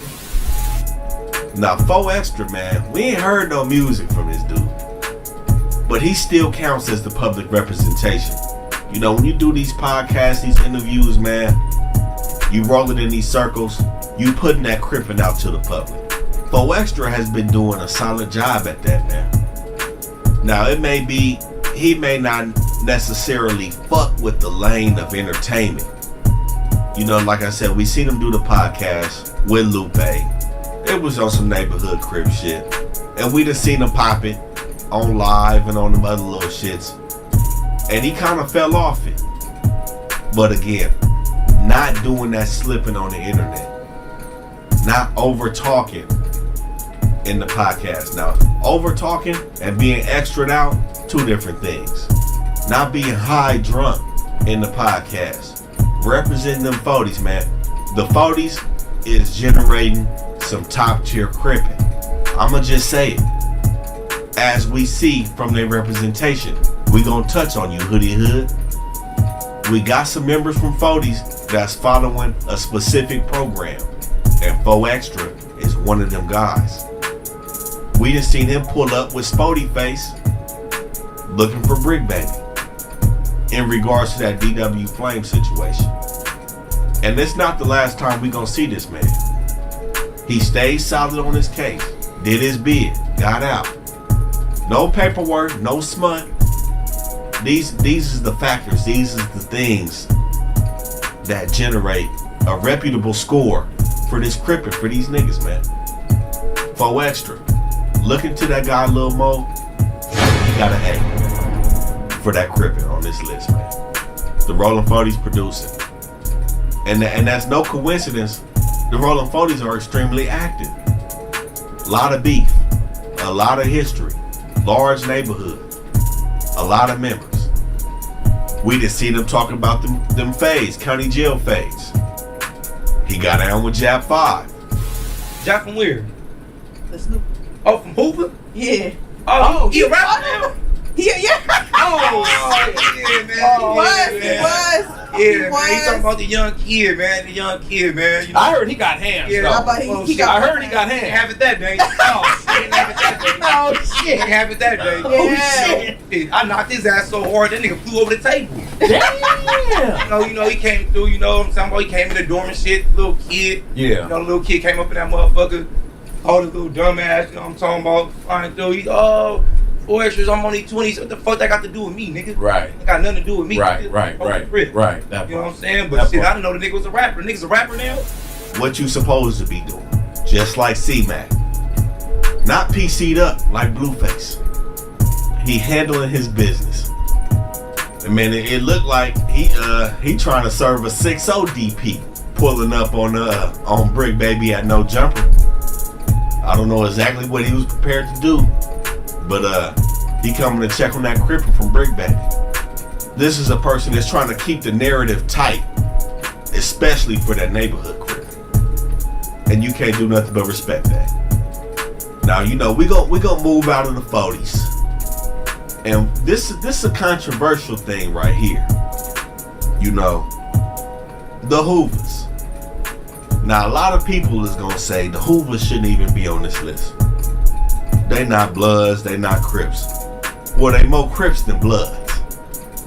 We done seen the Salos align back with that Crippin'. We see what the Five Deuces do. The A-Tray Hoovers have been cool with the A-Tray Gangsters. So we putting the Hoovers on the Crip list. And with that, our first Hoover that we talking about is gonna be a white boy from 7-4 Hoover. Milk 7-4. What's the deal? What's the deal with What's the deal? What's the deal with What's the deal? What's the deal with Smell Gang? Y'all already know how it go. Y'all take as many seconds as you want. I'ma take my 7.4. Now, of course, when Milk came out, it was a lot of talk, man, about a white Hoover. And you know, people talk about white gang members in LA all the time. It's not that rare. You know what I'm saying? It be some white dudes from a lot of these hoods. You know what I'm saying? LA is the melting pot for this shit. You know? But Milk started on another level of kind of like being extra'd out with his crimin', so to speak. You know, with the 7.4 seconds, with the lingo, with the orange everything. So niggas is like, what's up with this nigga? Now it came out that he was valid. So that's not the subject here. Of course, if he wasn't valid, he wouldn't be on the list. Milk is from 7-4 Hoover. Now, we don't see Milk in his hood, ever. We didn't see him at 7-4 Hood Days. Has he hung the crimin' up? According to him, no. Based on how he talks and what he stands on in his podcast and in his interviews, he's still 7-4. But man, I don't know if it's just because he white, or if it's because he a Hoover, or if it's something really wrong, but he seems to be tested a lot. And man, a lot of them times, he be talking himself into failure with them tests, man. I'm not gonna lie. We seen him beefing with Adam, beefing with Bosco, beefing with Brick Baby. Of course, it's gonna be a lot of beef, because the Hoovers in general have a lot of beef. But mostly, anybody that's not Hoover, he done beef with. In terms of public representation of this gangbanging shit. And I never really see this nigga come out on top. You know, it be some shit where it just died down. But a recent thing we seen was with that nigga G-Face and Baby Shooter, where Milk 7-4 put out some content. G-Face and Baby Shooter said, shit, we pulled up on that nigga. And he fixed it. Now, G-Face said he called some niggas from Hoover. They validated Milk. And the niggas from Hoover led G-Face and Baby Shooter to Milk. And they proceeded to have their way with the nigga. Now, we didn't see Milk give a rebuttal for that situation. And we didn't also said G-Face and Baby Shooter is fucking weird. You know, G-Face is a fucking liar. Baby Shooter is just misled. So we can't really say, but it always seems to end up in just nothing with Milk. You know, he don't really do no dissing. He don't be in his hood. And man, Hoover produces some top tier talent as well. But I'm gonna be honest, man, this ain't one of them. Milk 7-4, he got a 7. He not marked out. He don't have no dirt on his name, no paperwork. But I'm just saying, you know, the representation isn't all the way there. Yeah, he valid from over there, but it just ain't what we want to see from Crimmin and what we used to seeing from some of the other crims on this list.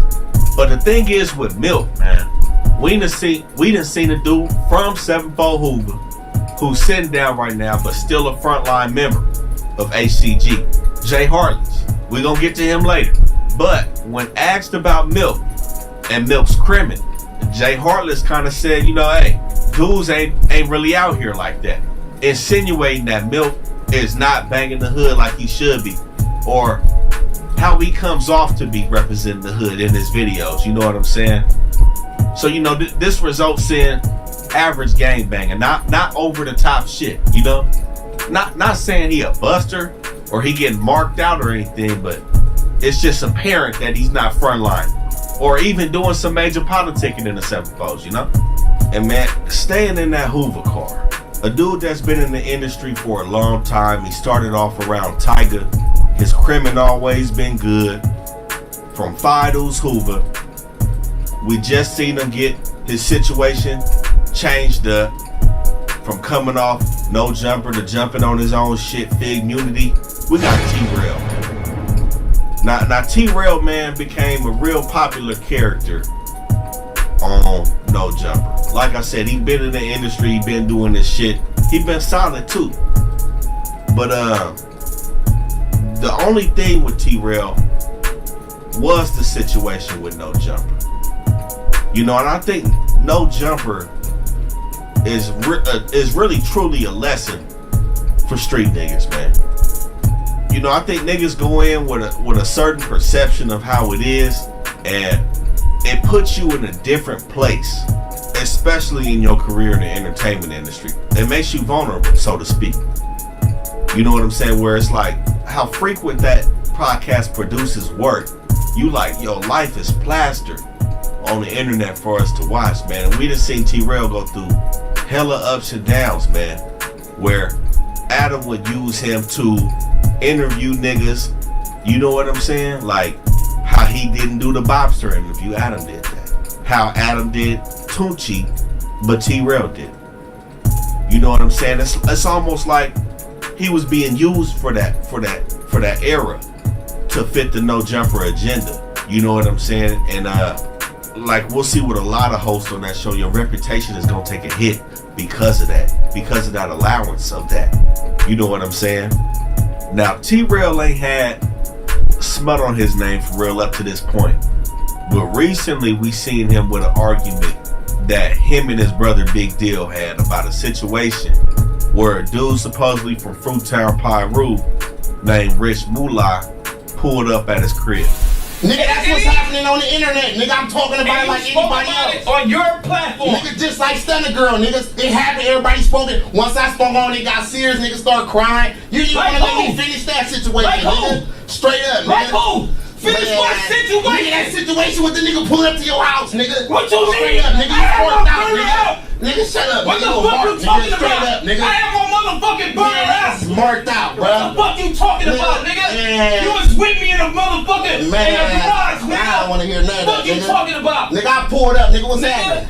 I had my motherfucking Nigga, I shit pulled up out. to any location, nigga. And where was the location? We was looking for Nigga, the so location. what? Nigga, I still get with it, nigga. That shit ain't over with, Well, nigga. let's get with it. Nigga, you ain't doing nothing. What you nigga. talking about? I'm really You out wanna here. put it on the You ain't internet? doing nothing, nigga. What you mean, nigga? Where's that? Nigga, I want to keep an internet, nigga. We seen Milk 7-4 come on this. Rich Moolah went to No Jump guess over the internet or whatever, or something that T-Rail has said about him after the fact. Now Rich Moolah on No Jumper said that he pulled up. Now this kind of weighs heavy, man, on reputation with T-Rail. We already know he's not a super gunner. He wasn't a super gunner for Fido's. He wasn't a dude that was really pressing that line from Fido's. No, and the H Gang reference. Again, this is his house though. I don't know why he inviting niggas to his crib, why he even doing this at his crib. It's just leaving you susceptible to bullshit. And before this situation, I'm gonna say, man, T-Rail was way higher on the list. No smut, no paperwork, no bullshit. We hadn't seen nothing like this from him up to this point. But with all that being said, man, we gotta give T-Rail a D.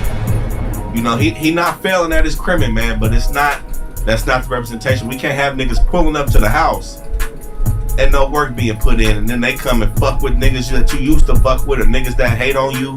You know, that's just opening that back door, man. It's making you fully susceptible to being scrutinized in the streets, man. So T-Rail, we got to give T-Rail a D. Now, moving away from T-Rail, we got to touch on a dude that was his co-host for a good matter of time at No Jumper. None only than Lantana Block, Compton Crip, AD. She don't want no Trulies, AMC stocks, and I don't go to movies. Yeah, big cheap smoking, I get high like Cooley. City girl I'm searching, feeling like I'm oozing. Now, in my opinion, I feel like AD started this trend of these gang members coming to do No Jumper. It's like these niggas getting inaugurated into No Jumper. AD started that, man. But you know, everybody know AD started out rapping. He was rapping before he got on No Jumper. That kind of died down for him. Well, it died down all the way. And he ended up with Adam. Now, a key thing that stood out with AD, of course, when No Jumper first popped off, it was all fresh and new. But after a while, it was like AD turned into the token black man. He turned into the white man's right hand. You know what I'm saying? That's what it seemed like. It's like he catching phase for Adam. He beefing with dudes for Adam. Always trying to keep the peace with Adam. And you see where that got him to this day.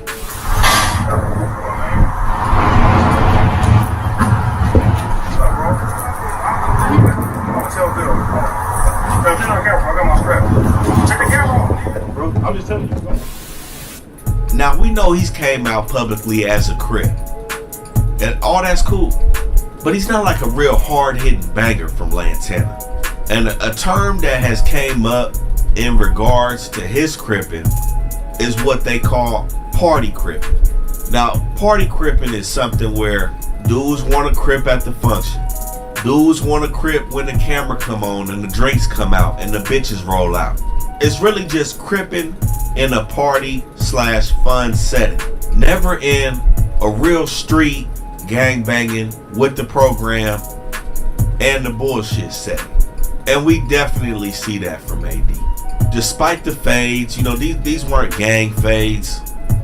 Despite all of that, all the getting into it with niggas, we haven't seen AD really on that Crip shit. I'ma just be real with it. Not saying this dude a buster. He doesn't have smut on his name. Other than the situation we about to touch on, that's subjective. He doesn't have paperwork. I think the biggest highlight is how he handled and how he got handled on No Jumper. And the most recent outing where we seen him on his ass in San Diego.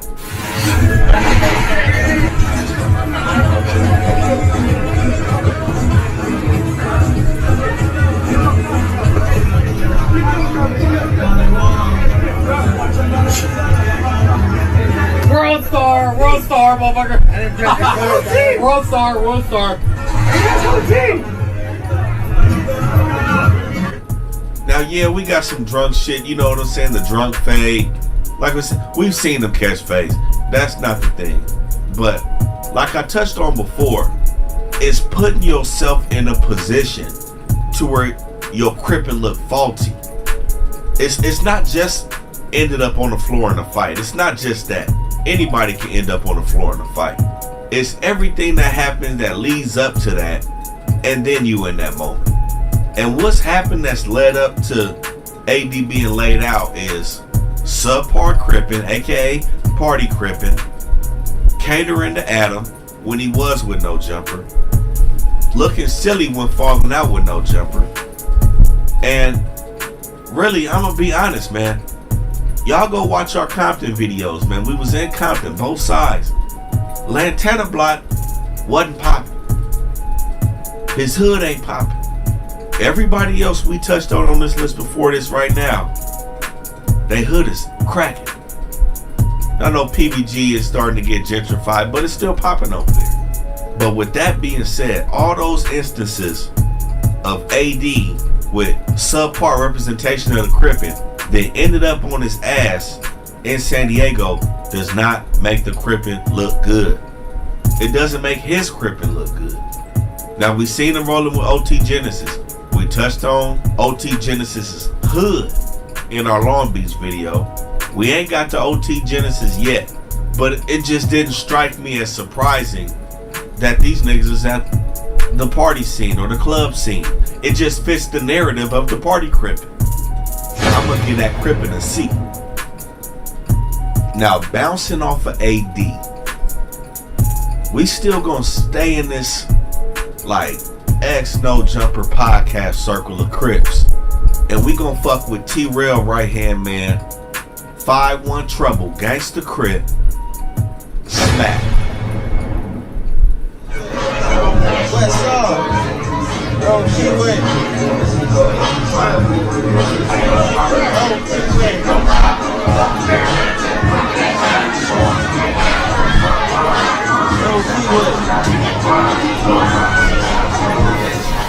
Now I know Smack come off as a real goofy dude sometime, you know, and I think Smack got a little special situation going on, you know what I'm saying? Sometimes it don't seem like he all there.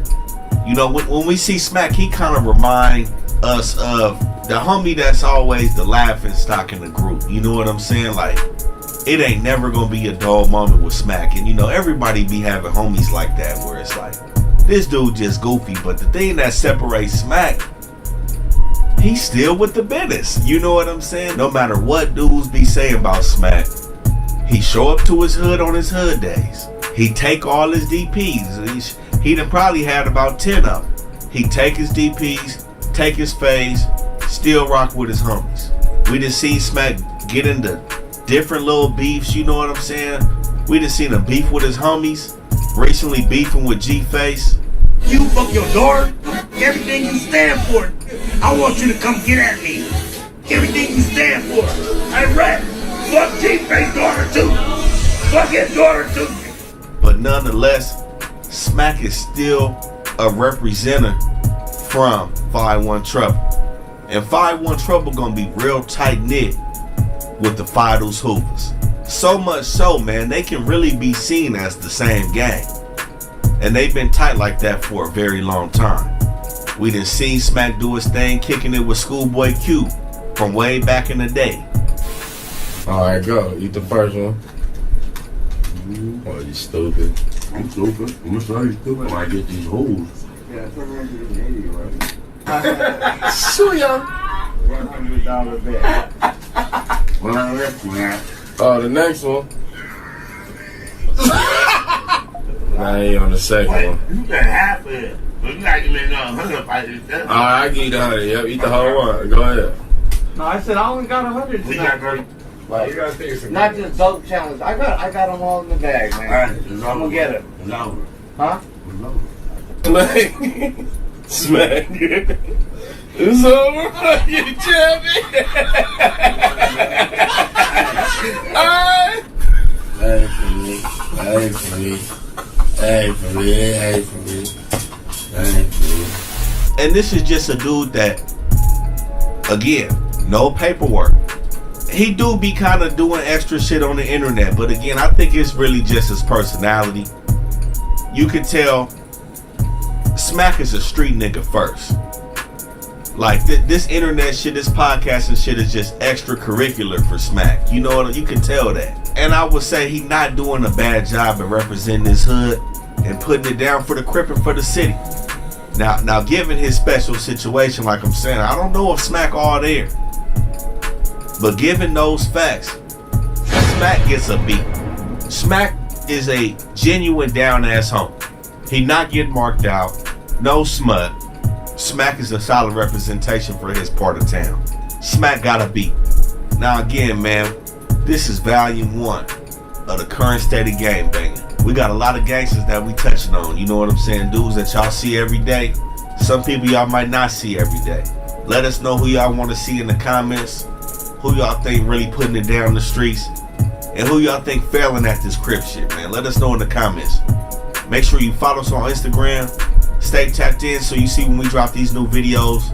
Rap News Street Politics, man. Best Hood channel on YouTube.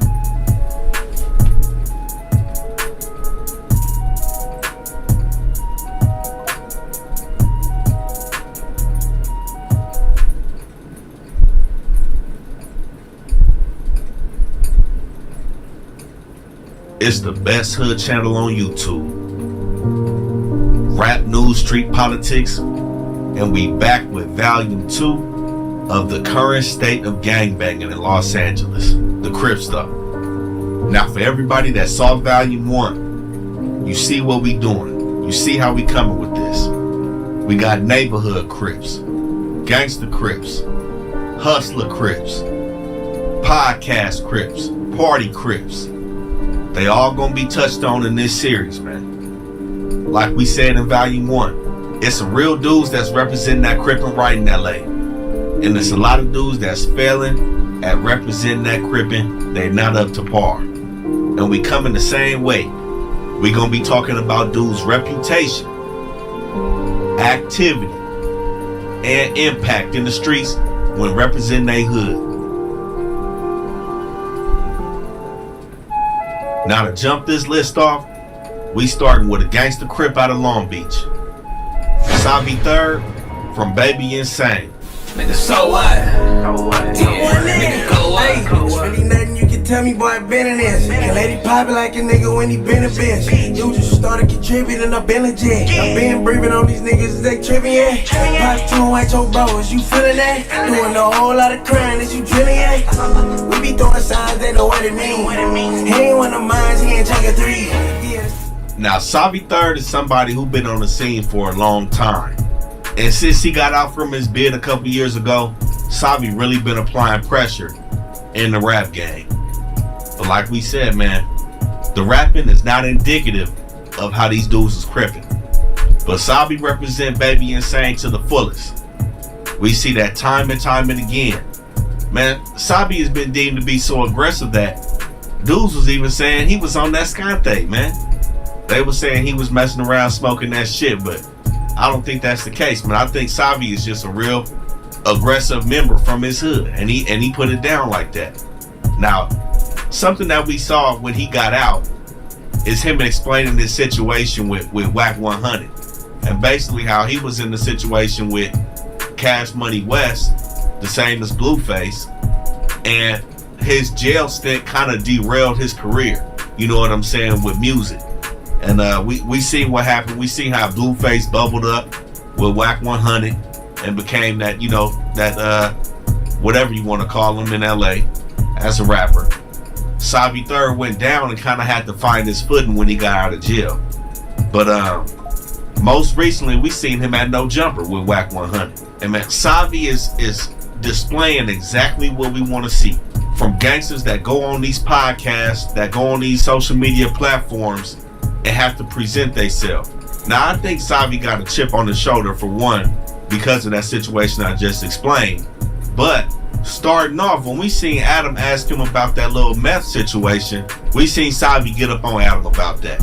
And then not no playing games, not no laughing, not no letting Adam do whatever he want to do with him. You know what I'm saying? He nipped that shit right in the bud. And then he began to control the interview, so to speak. If you pay attention to how Wack and Adam was treating him, utmost respect. They not playing no games, which is the complete opposite of what they do to a lot of people on that podcast. A great example of that was how they did Savi counterpart DW Flame when he was in the chair, when it was just Wack and Adam. He was slithered. They was playing with him, joking. They was, you know, it was none of that with Savi. And I see it's because Savi is really standing on business. We done seen Wack try to correct Adam about how he coming at Savi. We seen Adam try to talk about that DW Flame Brick Baby situation with Savi. What did Savi say? He basically insinuated that he calling a cigarette the same thing as DW Flame did. Amidst all the bullshit, you know, a lot of dudes would try to dodge that and play around it because it's a lot of fuel to that fire right now. The neighborhoods is up. You know what I'm saying? And it's really just been DW Flame trying to defend himself on that. So Savi Third went and said, hey, this what it is. And he stood on that Gangsta Crip business and didn't let the social media platform bleed him out, so to speak. But in all, man, when we talk about activity, we just explained, Savi's clearly been active. He went down on his cases, kept it solid, no paperwork, no games being played, and not letting dudes play with him. Standing on that true Gangsta Crip business. Great representation coming out the city of Long Beach. We giving Savi Third a A. He putting it down, no smut on his name, standing on business, staying solid. Now the next dude we gonna touch on is a guy that we didn't talk a lot about on this channel. It's a dude that everybody know about. He done been a meme in so many different situations. He done been everywhere. Right now he locked down, but we got Baby Crip Mac from 5-5 Neighborhood Crip. Crazy, crazy, crazy, crazy, crazy. 5-5 Crip. Crazy, that's your house. Sack tripper, get his ankle missed. Big winner. Real Crip is sack tripping. 5 extras. Crip hashtag destruction. My motherfucking gun. Dice busting. I ain't out the treasure. From nothing. Buy something. Kick the phone, nickel. Now C-Mac, man, he's been all over the place. You know, we done watched this dude really grow on the internet into somebody that most motherfuckers fuck with. You know what I'm saying? Aside from his enemies, of course. But it's a lot of making fun of C-Mac and how he Crip. You know, a lot of people see it as him being burnt out. And low-key, that's agreeable. You know what I'm saying? He is kind of burnt out with the shit. But one thing's for sure. He stand on that business, man. Regardless of how he look, how he act, and what motherfuckers think about him, he stands on that business. And that was very apparent through his jail stints. Number one notable thing that carried over from the streets to jail for him was that fade with Jap 5. And that's what everybody wanted to see. And he kept it solid, he kept it real. Jap 5 put the pause on him. And he did what he was supposed to do with that shit on his forehead. So we clear that up. So I realized why Cut didn't want to fight Jap, and he didn't want to take no back fades on Neighborhood Crip. So I'm on the ground on Neighborhood Crip. I'm looking for Cut on Hood. Like Cut, because pretty much Cut in the county jail Cut. There's a homie right there on Neighborhood Crip. Cut, they going to take a back fade Cut, or they not going to let a nigga fire on you on the ground. You fight me? Oh, listen, I thought I'm trying to get up. Jap not letting me up though, Cut, on Neighborhood Crip. And I realized, Cut, don't only know boxing, Cut, also know that UFC shit. Oh, Neighborhood Crip, Cut, fire me, fire me, fire me. I'm like, oh, Cut. Oh, Neighborhood Crip, Cut, keep fire on me on Hood. Then as soon as I get up there, gonna tell me, you ain't no real Hoover killer. That's when we got down again. We went back and fifth in the corner. And that's when it stopped. After it stopped, I said, goddamn, I said, oh, Neighborhood Crip, you hit hard, Jap. I ain't even gonna lie. It was like a toddler hitting me in the face with a hammer. I'm gonna keep it 55th Street with you. And he showed me his Golden Glove boxing things on his leg. I'm like, damn, on Hood. We also seen him when he went down prior to that situation, when he got down with some more of his enemies from Brims. Hence the reason why he's missing a tooth. On Hustis, I'm running by Brazy from Brims. On Hustis, I'm gonna keep it 55th Street with you. An older big nigga on Hood, cut that 15 upstate on Hood. Now he down here right now. On Hustis, fighting another hot. Alright, I'm 6'2", 270 on Hustis. You fight me? Bigger than me on Hustis, but more muscle on Hood. 6'4", 320, maybe 340 on Swole. On Hustis, he see me. He see I got eye busters, I got whacked out on Hood. I'm a nigga, I'm somebody from my hood on Hood, you find me? He see me, like, oh yeah. Where you from? That's just how it is in the county. Niggas see your tattoo, they just gonna ask where you from to see if you gonna say it or not. On Hustis, I tell Cut. On Hood, just like this. I'm Baby Crip Mac. I'm Hoover Killer Destruction from 5-5 Crip. Told me, say on Westside Brims, we gonna get down. So how CCB go, everybody get up out your sway on Hustis, and y'all get down. We get down. On Hustis, I go a good round with him on Hustis. Cut drop me, I keep it 55th Street. I get up, I squabble again on Hustis. Cut catch me with a hard ass right and knock that tooth out in the middle right there on Hood. Now, the key thing is, you're not just getting a high grade just because you so ready to crash out. Remember, activity, impact, and reputation. His reputation, man, is not the best. some of the burnt out activities have kind of made his crippin' look like a joke. His crippin' look like a gimmick. And he's put himself in certain situations to make the world look at crippin' as, you know, just something fun to do. You know, it's something to play with. And it's really not though, you know. But aside from that, he really has put 5-5 on the map, man. Being from the city, we know what's over there in the 50s. We know starting from 51st, 52nd, 59th, 55th, 57th, 58th. We know what's over there, but that's not a hood that a lot of people really talk about or is really out there for people to know. So when C-Mac brought that out, he really put them dudes on the map, man, and that's very impactful for their hood. You know, now just to be honest, that boosts their recruitment. You know what I'm saying? That this is how the shit starts. You know what I'm saying? Whether young kids and shit see him as a gimmick or not, it's not that we gonna glorify, you know, young kids jumping into this lifestyle. But we have to touch on the fact of the matter. When the hood is out there more to people, you know what I'm saying? When they can touch it, when it's tangible, aside from their family being from there, they gravitate to it. You know what I'm saying? And that's going to touch on the impact that C-Mac has had for his hood. He's put them on the map. But, you know, it's countless situations with Crip Mac where he has stayed solid, man. We've seen him on his cases. He ain't never snitched on nobody in this case. He ain't PC'd up in the county. He's catching all his fades, and he's doing what he's supposed to do as a neighborhood Crip, though. But I think what outweighs that, sadly enough, is how he makes the Crippin' look. You know, not everybody's gonna pay attention to the fades and, you know, keeping it solid. The first thing we all think when we think of Crip Mac is the gimmick of Crippin'. And this is why C-Mac gotta get a C, man, because he's really put the gimmick in Crippin'.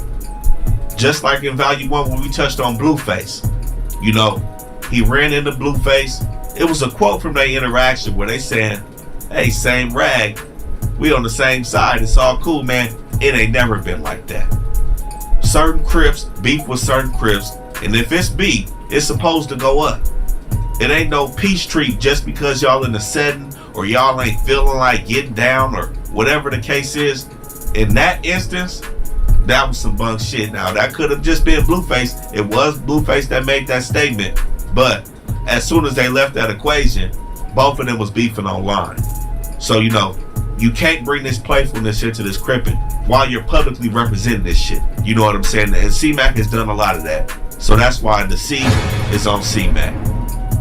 Now, moving on, out of the 5-5s, we got to go to the 100s.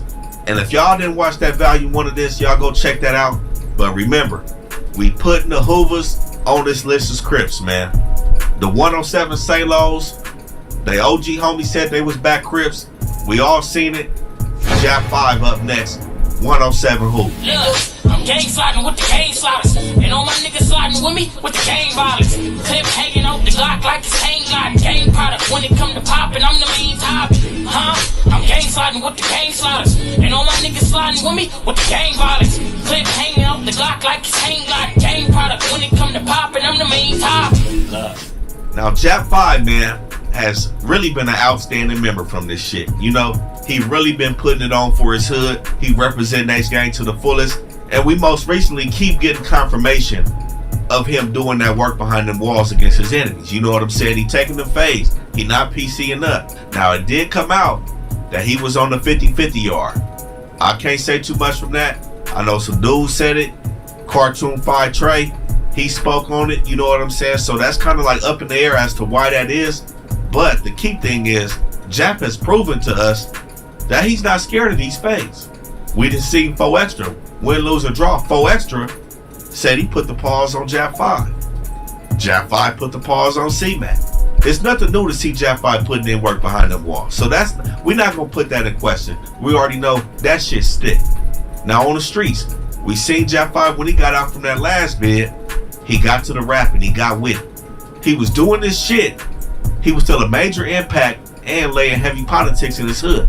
Remember that situation when them dudes was beating up the Elote man and robbing the Elote man? Okay, so why was it important for you to kind of get involved and, you know, reprimand your homies? Honestly, like, I guess they tagged me in the video, so it brought out attention to me. I guess people in the video thought that I had a part of it. So with them thinking I had a part of the video, they start targeting me, death threats and all type of crazy stuff and disrespect. Right. So with that being said, I kind of like wanted to clear my name up. I kind of was like enraged about the fact that they used my name to tag and got this attention on me. So when I did, I went to go get my name cleared up. I had a problem with them putting my name on the video, so I knew what I had to do. But my reason for posting it on the internet was to show, you feel me, my Latin race and everyone around me that, like, you feel me, that there was consequences for their actions. Right. Like that. That was a young man from Hoover. Who served that DP up? Jap 5 did. He's a factor for the H gang. Well-respected member from Hoover. Now it's said that he's supposed to be coming home soon. We all looking forward to that. Like I said, he was doing his rapping before he went in. It started to pick up. We want to see him pick back up on that. But one thing's for sure, we can expect Jap 5 to stand on business and stand on his hood politics and represent that H gang to the fullest. And we done also seen Jap rolling with his other Hoover counterparts, some dudes that we gonna touch on in this video and later. Dudes like Young Threat, Treyway 6K, Poe. He's hanging around reputable members and he putting in work. It's no surprise that Jap 5, 107 Salo, get that A on this list, man. He really putting it down and he should be home soon. Now we're gonna bounce out the Salos, coming back down to the 60s. We touching on a guy, man, that really is baffling out here in these streets. And I'ma just say, horrible representation for his set. I call him Snitch Honey, but everybody know 600, supposedly from Rolling 60 Neighborhood Crip. Hello? Christopher. What's up, man? What's going on? This is Officer Johnson. I just wanted to let you know the fellas over at the station have a little something for you. Like, what you mean? We got a little gift for you. Why don't you come by? All right. Come by the station. All right, bet. All right. I'll be there. 10-4. All right. Let me say something else. There's nothing wrong with people, you know, changing their life, you know, going to work for LAPD. There's nothing wrong with that. The problem is when you want to accept it, when you want to embrace it, when you're in the closet about it. You know? I mean, who wants to be gangbanging all their life? Yeah. Come play with me now. Now, we just put a video out on 600, man, and we had to really highlight the flaws in this dude's character and his cripping. Some of them things, man, just really rub niggas the wrong way with that dude cripping.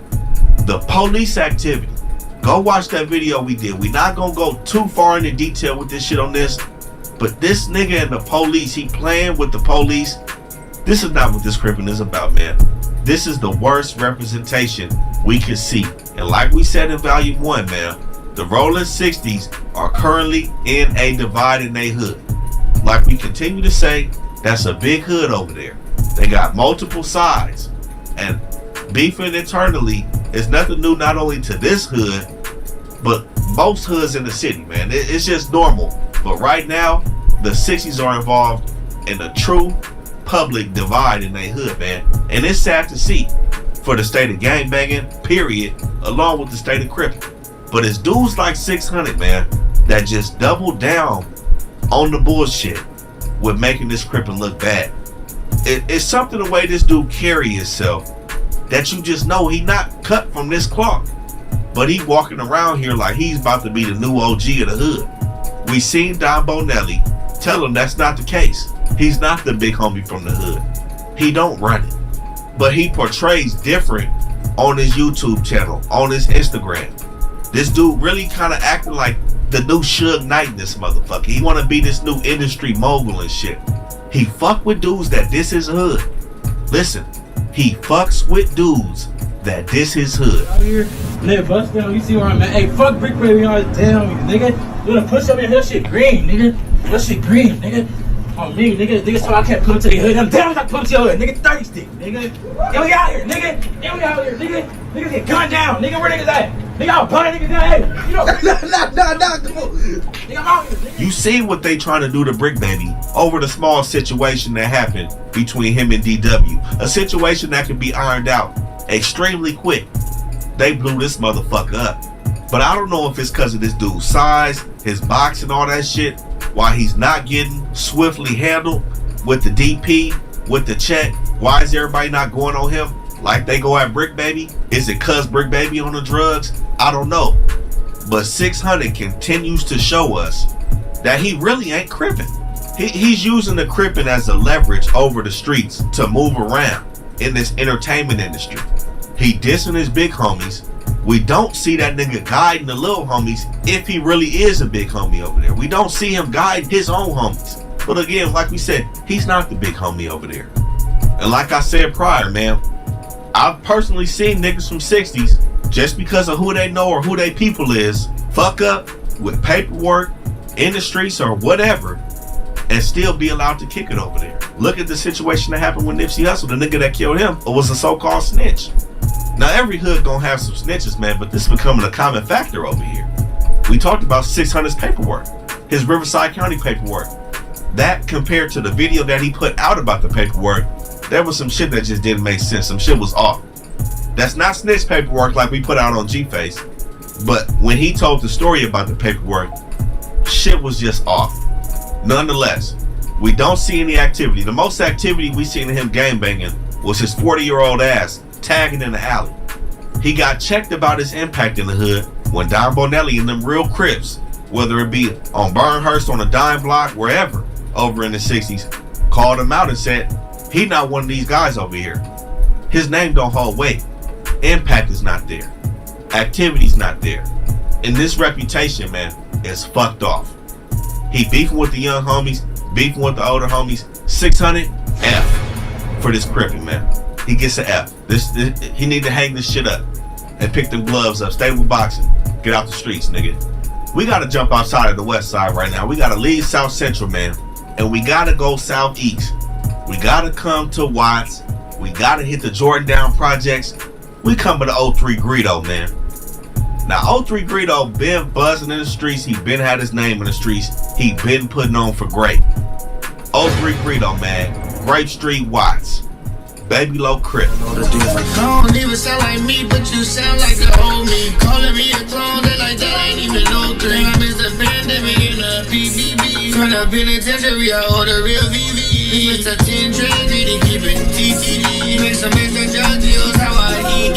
Yeah, hit it with the cooler, and the drummer doodle. Till a sticky drummer screaming, recipe the ruler. Party bummy niggas dropping baddies with the. Now, Grape Street is a huge hood, man. Storied hood. Everybody know about the Jordan Downs. Very reputable section of the city. Not one to play in. Y'all go watch our most dangerous gangs in Watts, man, and see if that's the section that y'all fucking with. You know what I'm saying? But on some recent shit, 03 Greedo took his case, and I think he took his case in Texas. He stayed down, did his bid. It wasn't until he got out that some things started circulating about paperwork. And a common place that this paperwork gets brought to is No Jumper.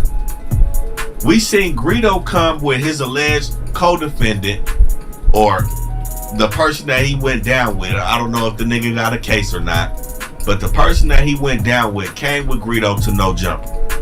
And they went there to kind of clean up what the rumors was about this paperwork. Now, the paperwork has stated something that I found interesting. You know what I'm saying? Was the fact that 03 Greedo kind of threw his mans up under the bus. He kind of was like, hey, I don't know what this nigga did. It's on him. The shit was funny style. We can't fully say that 03 Greedo done pinned the case on dude. Greedo did his time. Like I said, I don't know if the other dude did time. But with that paperwork, man, throwing the homie up under the bus in any situation, when y'all flocking, y'all sliding, when niggas is moving around together, period. Come on. You can't throw the homie under the bus. And the key thing, man, like we continue to say, why the fuck you niggas keep talking to the police? Why the fuck you ain't lawyered up? All these niggas with paperwork that we talk about on this channel, man, these niggas be rolling with the foreigns, chains, clothes.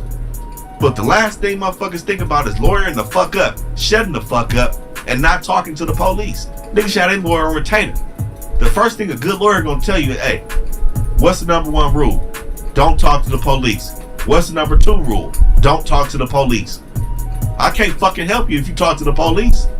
Where is that at? Then there would be no paperwork. There would be no statements made. Now, prior to this situation, Greedo's reputation was extremely strong, man. Like I said, really putting on for the city, really putting on for Grape Street. And he's been a factor in his hood for a really long time. Impact-wise, it's excellent, man.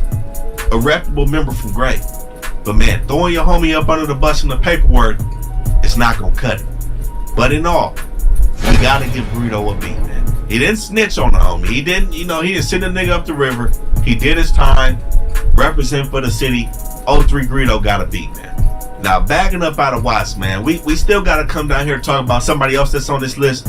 But this is a dude, man, out of West LA that I've personally been wanting to talk about for a long time, man. I've been personally wanting to touch on this dude's crippin' for a very long time. When we thought about this shit, oh, this is perfect. Cause I really didn't know if dude deserved his own video.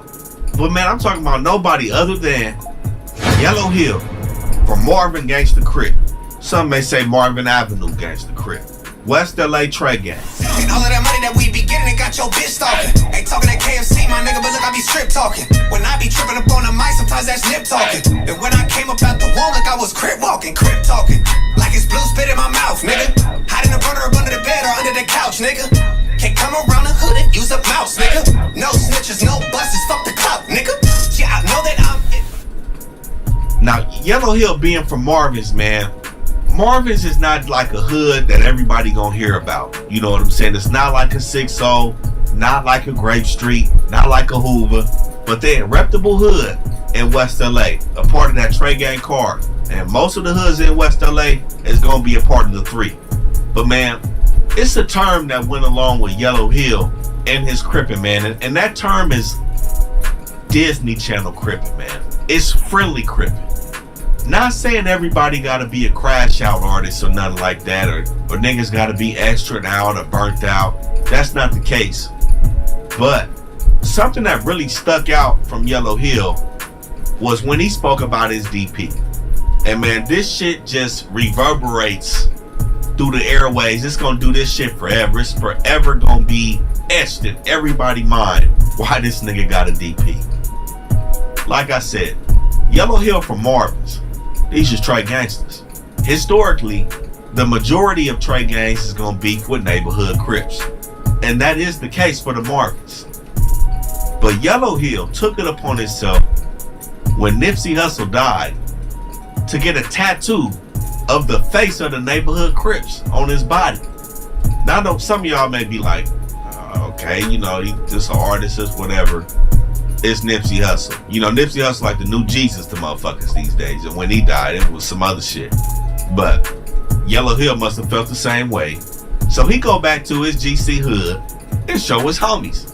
Like, hey man, I just got neighborhood tatted. I got neighborhood tatted on me. He said them niggas proceeded to put the paws on him. My thing is, it's like, is somebody like Yellow Hill's handler? It's like his people, the OG homie from the hood, that just gave him the pass to push the hood, push the line, and use that as leverage for his rap career. Because any motherfucker should know, putting the Enemigo face tatted on your motherfucking body is basically tatting a motherfucking hood on you. That's like C-Mac getting the tattoo face of Jap 5. What the fuck is that? How wasn't this common knowledge as a gangster crip, as a reputable gangster crip, that this is not some shit that you should do? And man, the niggas that DP, though, I'm sure a lot of homies in that hood still look at this nigga sideways like, what the fuck the homie on? That's the Disneyland crippin'. Playing with this crippin'. Friendly with this shit. Don't make sense with this shit. We don't see Yellow Hill pressing the line. He had a situation where him and Big Sam was beef. Hey, Alejandro, man. Why you got everybody looking at us like we weird, man? Cause like we DP'd you for a Nipsey tattoo. Why you lying in the No Jumper interview, man? Yeah, now I gotta spank your ass, kid. You joined that 28, nigga, tell the truth, nigga. Look, hey, why you mad? Cause you joined that 28. You threw your jerkin fit away for some khakis, but you late. Then you lied about the DP with Hustle Man the Great. Got some more shit on his peon, so just wait. Alex, you went to Herbert Hoover High School. You want the image of a gangster, you a nice dude. You ain't been to jail, who the fuck you lying to? You got put on by a kid, you ain't wanna fight, fool. Lying in your... Now, I believe the Marvins and the PBGs is cool. They both West LA Trey gang. I can't say what their current relationship is like now, but I heard that was the thing between him and Big Sad, and I can see why. You see what we said about Sad in Volume 1, representing them West LA Trey gangs. This shit is off the wall. What Yellow Hill is looking like in terms of his representation. We never hear about that nigga putting it down. It's not an arguable fact that he has no impact in his hood. The Marvins is gonna be the Marvins with or without this dude. And the reputation as a Disney Crip is not the representation the gangster Crips wanna have. This shit look bad. But in all, keeping it even, keeping it 100. Yellow Hill ain't had no smut on his name like others. We don't see Yellow Hill with no paperwork. Could it be because he not even in the streets like that? Possibly. But still, he don't have any paperwork. This is why Yellow Hill gets a motherfucking D. D-grade crippin'. It's not gonna pass. Now, moving away from the gangsters on the west side, man, we gotta come back to the middle part of the city. We going back to the H gang. Representing that A. Trey Hoover. We got Treyway 6K. Have me slow me down, be I'm geeking, I'm tryna blast shit. Hop out on the phone, is it water? I'm tryna slap. When they sign me, I'ma drop a bomb on Western. And when they sign me, I'ma drop a bomb on Western. I'ma drop a bomb on Western. If you ain't gang, you can't hang with us. I only kick it with savage niggas and real killers. Put me in, coach, I'm tryna slide too. Tryna slide too. If you ain't gang, you can't hang with us. I only kick it with savage niggas and real killers. Put me in, coach, I'm tryna slide too. Tryna slide too. My nigga in us. Now, all y'all know Treyway is currently locked down behind them walls, as a lot of members are right now. But when he was out, man, Treyway was on a fast course to crashing out. Young nigga came out representing Hoover hard on the social media platforms. This was like another golden era for the Hoovers, man, where you had Jap 5, Threat, Jay Heartless, Treyway, Pope, and rest in peace T Super. All these dudes was coming with some bangers out the Hoovers. Everybody was out, full-fledged representing, and it was cracking for them. Now, Treyway made a name for himself as a young dude that's trying to rap, but still full-fledged, 10 toes in the streets. We done seen him multiple times, perving on the internet, looking for the main streets. One notable situation, man, we caught him with Block Crip, Tunchi 5, in front of the courthouse, waiting for the fade, trying to catch the fade, wanting to catch the fade, in the midst of handling this court case. In the same breath, turned around and caught the fade with the Harlems at the courthouse. Young shit, man. Fire, you's a bitch, Fire. You's a bitch, Fire. Shut up, bitch. Shut up, bitch. Shut up, bitch. Dead homie, shut up. The young representation of the Hoovers, that's what we want to see, man. But the key thing is a little too much on the internet with it. A lot of the shit he was doing, we had a front row seat to watch that shit. And that's why it comes as no surprise that he's behind the walls right now, man. A lot of shit he was doing, he was displaying on Front Street. Now, he seemed to have some solid impact in his hood. Seemed to have some respect. Definitely had that activity. But throwing everything online, man, he's opening the door to set himself up for even longer stints, longer rides in prison. Now, you know, this for all the niggas out there, man. All the Crips, the Bloods, Pyrus, whoever, man. You can do your shit without the internet. You can put in work without everybody having to know. You can raise your value by not being seen so motherfucking much, trying to crash out. The shit to be heard about one way or another, man. We know the streets talk. That ain't nothing new. But you ain't got to turn your real life into a movie all the time, man. And that's what Treyway was doing. But in all, man, he still looked like a dude that was running his program and was leading his homies in his age group, his generation, man, in the way they should be led, being from Hoover. Now, we recently seen he got his cell phone popping in prison, man. He doing his shit. He not rolling it up. He done caught his face. He didn't PC up. And he gonna be home soon. No smut on his name. No paperwork. No bullshit. This what we want to see from the young life, man. But tone the internet presence down a little bit with them activities. We gonna hear about it. The streets gonna know. But the whole world ain't gotta, you know what I'm saying? The whole world ain't gotta see that motherfucker. The reputation gonna poke out, man. So with that, man, we want to see Treyway move a little better in the streets. Be a little bit more militant. We see he ready to rock. And with that being said, we gotta give Treyway an A, man. Just tighten the shit up just a little bit more, man. Tighten it up. He putting it down. He pushing that line for his hood. Treyway got an A. Now, a dude that we touched on who's had a run-in with Treyway, again, at the courthouse. A guy that we haven't heard from for a long time with the music, man, and he was starting to bubble up with Snoopy Harvard, Flame Gang Uzi, the original Block Crip, Tunechi 5, from the Hundreds, though. Bitch, I'm really in the field, I ain't taking no other route. I'm sliding through the hoochies, if I see them, I'm jumping up. My mind on the million, I don't know what they be talking about. My niggas trying to kill for that dough, we gon' chalk them up. All gas, no break shit, that must wanna hate shit. Now back to the basics, talk, get your face bit. Don't fuck with no fake shit, don't got it, I take it. Blue fame is the gang, bitch, we stand with some gang shit, and I ain't gon' change shit. Now, like I said, man, Tunechi was really starting to come with that shit, man. He's had a couple bangers, man, that could have really uplifted his career in rapping. But I think he's a cold case of, man, when niggas just want to gangbang, fuck that rapping shit. He don't do too many interviews. We done seen him on No Jumper with Adam. But we don't see this dude that much in the industry. So it's tough to say if he's a rapper or if he's just a gang member. I'm leaning towards just a street nigga, just a gang member. You know what I'm saying?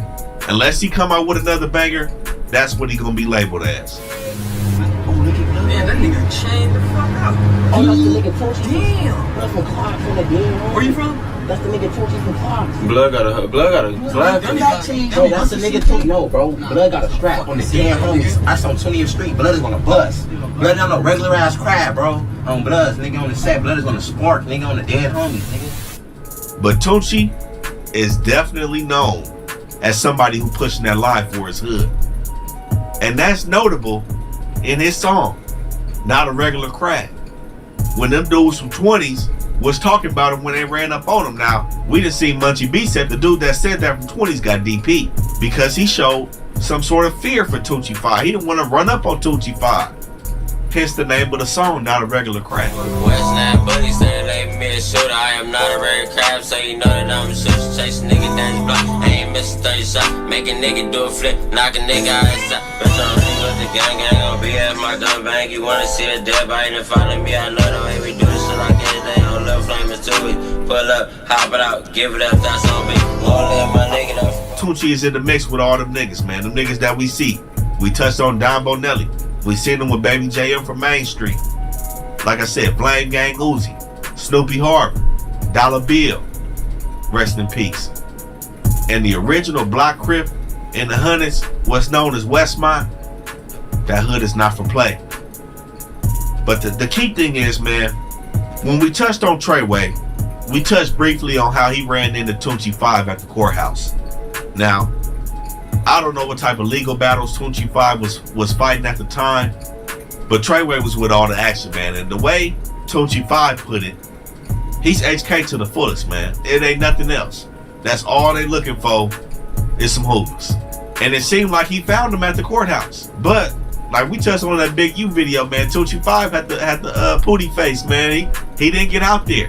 And you know, motherfuckers, there is no excuse when motherfuckers say, hey, you know, we seen them at the courthouse. Hey man, they at the courthouse, let it chill, man. We just told y'all Treyway just got down with the niggas from 30s at the courthouse. Certain level, man, it's like we gotta catch this fade. And the way Tunechi be talking, man, he was supposed to catch that fade. Now we know he's revered as a gunner from his hood, a nigga that got it on him. He not for play. He really be with them real members. We know that. But again, man, if it's displayed for public view on the internet, is gonna be judged. If you put it out for us to see, for the world to see, there's gonna be opinions formed about it. There's a track record from everything motherfuckers put on that internet, man. And I will say, there was opportunity for Tunechi 5 to show activity. And it wasn't shown, man. So at this time, man, we're gonna have to give Tunechi 5 a beat for that. Because of all the shit that's been talking in the record, and that one situation, man, is similar to when the Baby Stones got ran up on in court by the niggas from Harlem. There was no action. Tunechi 5 with the beat. Now, a dude whose hood is not gonna be far from Block Crip, Westmont, the Salos, a dude that has kept his reputation clean since he stepped in this shit. Stayed solid, stayed even with this shit. 11 Dukes Broadway Gangsta Crip, G Perico. So we're on the corner of 108th and Broadway. Like, this used to be like one of the most violent areas in the hood. Like these corners right here and then this block right here. Like the 10-8 motel. Like, even my homies, like a lot of homies from my hood was scared to come down here. You know what I'm saying? Now, like I said, man, G Perico is very even keel with this shit. Consistent with the rapping. Consistent with his reputation from being from 11 Dukes Broadway. Absolutely no smut, man. He done took cases, no paperwork. And what I see, everybody gives him all around respect. He not a party crip. He not a Disneyland crip. Not necessarily a friendly crip. We don't never see him really have to get aggressive with nobody because, like I said, man, he gets respect in the city. His hood is active. Hood is reputable. Between the 5 Deuces and the 11 Deuces, the hood is reputable. And with that being said, man, we have to do nothing but respect this type of crip. We don't see him putting a bunch of politics about his hood or his actions on the internet, man. We don't see it. And not saying G Perico was like a super gunner from his hood. You know, like I said, everybody play a different role in the hood. It seemed like G Perico has played his role for the Broadways, and the Crippin has rewarded him with the respect in the city, man. I really genuinely have nothing bad to say about G Perico. This is what I feel like Crippin is supposed to be, man. Like I said, it don't always have to be crash out, but if you one of them niggas that talk that shit, man, you better be ready to crash out. We don't see G Perico really popping it at his enemigos. He could. We don't see it though. We see that nigga just playing his role in these streets, doing what he's supposed to do, getting that motherfucking chili though. So with that being said, man, we gotta give G Perico an A. Real quick and swift, man. G Perico got an A for the city. Now this last dude on the list, man, we touched on him in our Long Beach video, the most dangerous gangs in Long Beach. We coming back to Long Beach with this one. Naughty Nasty, Gangsta Crip. We gotta do YB in the Mirror. That's right, this nigga made the list. Boy, YBN, I'm sure you already know that I'm from Birmingham, Alabama. I'm not gonna bullshit, but a nigga from St. Long Beach, California. Let's be honest, nigga. I'm from North Long Beach. I'm from 2 in the GC. Like, bro, I really over, bro. Like, nigga, do you filthy? Like, really beat your nigga. All that little lifting weights and all that is out. Like, that do not matter. Nigga really, like, bro, and then shoot you in your face right after, cuz, like. And you know where this shit headed. YB in the Mirror, man. Another California implant. You know, I think he from like Alabama or some shit. Claimed the Gangsta Disciple to begin with. How you went from GD to Crip, bro? How you went from GD to Crip? You're talking at the same time as Cuz. How you went from GD to Crip? You're talking at the same time as Cuz. Nigga, you know, you're not gonna explain yourself. All you gonna open your mouth and say is some dumb ass shit. You're not gonna answer the question. Nigga, what the fuck did you talking How you, about? how you, I'm gonna let you talk. How you went from GD to Crip? How I went from GD to Crip? It happened.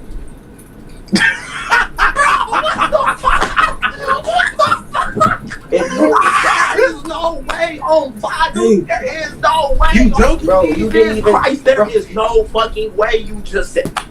He just admitted. That's already a red flag. Where did the Crippin come into place? Now again, man, we touched on Naughty Nasty in that Long Beach video. Y'all gotta watch that. Naughty Nasty hood is not active. At Ramona Park, man, the shit was dry. Niggas wasn't hanging out. They not entrenched in no beat. Didn't have much activity. So already, man, when your hood is not worn, when it's not active, or if you never was a part of the war when your hood was warm, when your hood was active, how the fuck would you learn this true Crippin' shit, man? When you ain't got no homies really out there pressing the line, putting it down, outside, representing the set. And the people that is not really like that. How did YB and the Mirror get to Crippin'? How did they let this nigga in? I really don't know. But this is on that same level as Yellow Hill with the Disneyland Crippin'. Disney Channel Crippin'. Playground Crippin'. You playing with the shit. YB and the Mirror has not caught no phase for his hood. We ain't seen him put it down for his set. We seen him at they hood day. He was present. He was outside with them niggas. That don't mean shit's a party. Party Crippin'. This shit is unacceptable, man. It's this shit right here. Them niggas in Naughty Nasty should be ashamed of themselves, nigga. Ashamed of themselves for parading this nigga around their hood. That's a joke. They playing with this shit. That's why the enemies be laughing at him, man. This is the shit right here. Now, this doesn't speak for everybody in that gang. I know. Not everybody. But if this nigga at your hood day, man, it gotta be addressed. I don't get it, man. Namir has no impact for Naughty Nasty. No activity. Reputation horrible. He gets an F for false claiming this Crippin', man. For playing with this Crippin'. Stop with this shit, man. 20-some years old joining the gang. That's not gonna cut it for this Crippin'. This the current state of gangbanging, man, in LA. Volume 2. Go watch Volume 1. Go fuck with the channel. We got hella shit on here, man. Follow us on Instagram. Stay tuned for Volume 3. Like, comment, and subscribe.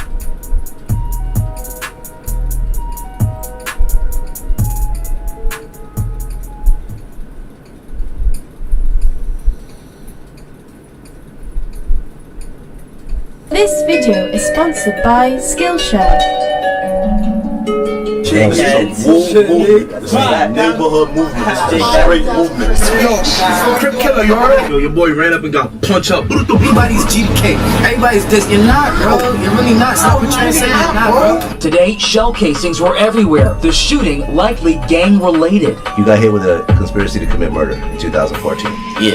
Nick Blixey was discovered with gunshot wounds on Winthrop Street. Nicholas Thompson was shot around 9:30 last night. Tune into this. Niggas fake disrespect to me. If you ain't from around here, don't come here. Few places have as much of a storied gang history as New York City, baby. It's been the home to some of history's most notorious real-life gangsters. Names like John Gotti, Bugsy Siegel, and Lucky Luciano have all run hard in the streets at some point in history. And of course, New York is the city that once boasted the most famous lineup of old-timey gangs in the form of the 5 mafia families that ran the city in real life. But not quite as famous as the fictional ones that ran the city in The Godfather. In fact, the gangsters that run the streets of New York in 2021 look a lot different from old Don Vito and Michael from the Corleone family. How can I put this? They've just got a lot more sauce. In my previous edition of Gangs of New York, we took a closer look at the Wu and Chu or Cho gangs of New York City, 2 large alliances of many smaller New York gangs whose name and signature calling rings in the streets of New York City today. With the Wu being made famous by the music of Pop Smoke, they're a conglomerate of Crip, Blood and other sets with their origins in the Wave Gang, with the Chu being a conglomerate of Gangster Disciple or GD connected sets with connections to the Hood Stars gang in the early 2010s. So basically the Wu and the Chu are bigger conglomerates of many smaller gang sets. And today we're going to take a closer look at one of the specific feuds between different sets of the many New York gangs that make up the Wu and Chu alliances, with this story specifically focusing on the Wu Crips and their long-held feud with the Chu GDs or Gangster Disciples. And look, I already know what you're thinking.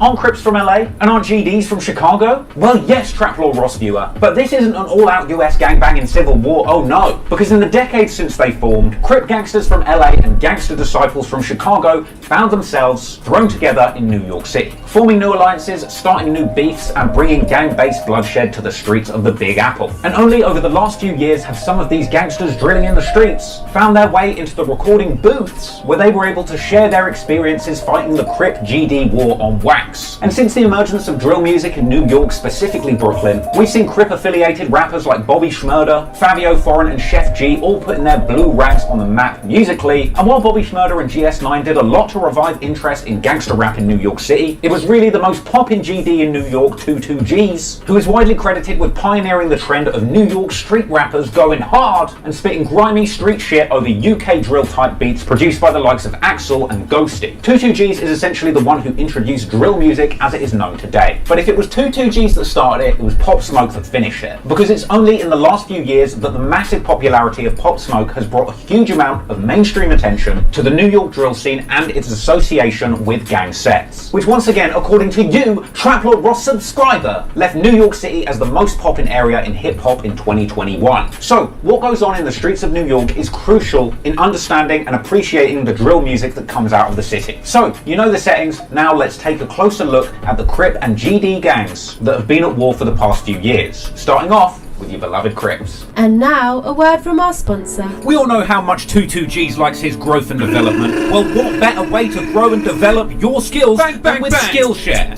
Thanks Skillshare for sponsoring today's video. Gang, gang, gang, gang, Skillshare, gang! Skillshare is the best in online learning, that's by far. Skillshare. To explore new skills and deepen passions, I'm gonna take that class. They got thousands, so join Skillshare now and go and browse them hard. Check them out. Skillshare's where creative and curious people gain their new skills fast. And their community's top notch. Skillshare jumping like hopscotch. Life is uncertain, you don't know what's gonna pop off. Changing careers or replacing a lost job. If you're lacking in skills, Skillshare can help you pursue any field. I wanted to learn how to make trap beats that build. Found this course and man was thrilled. Trap music production, composition and arrangement by production duo K Theory and it was straight up amazing. They taught me how to build this beat and structure a track, and now I make music like 22G's. Man, before I was whack. So if you're bored, now you can learn from the comfort of your own casa. Yeah, you got some skills, but you need some more. Put some new facts in your madda. Skillshare's the best way to learn, it's great. And there's no ads getting in your way. Never stop learning, always create. Join the community, come and say hey. And the first 1,000 people who go click that link, get a free trial of Skillshare Premium membership. Get that. After that, it's less than $10 a month annually. So click that link in description and join Skillshare and join the team. Come on people, join Skillshare today. Their creative challenges and productivity classes can help you structure your time and set up achievable goals. You could learn a new skill, enhance your creativity, and you'll be helping support my channel. Click that link.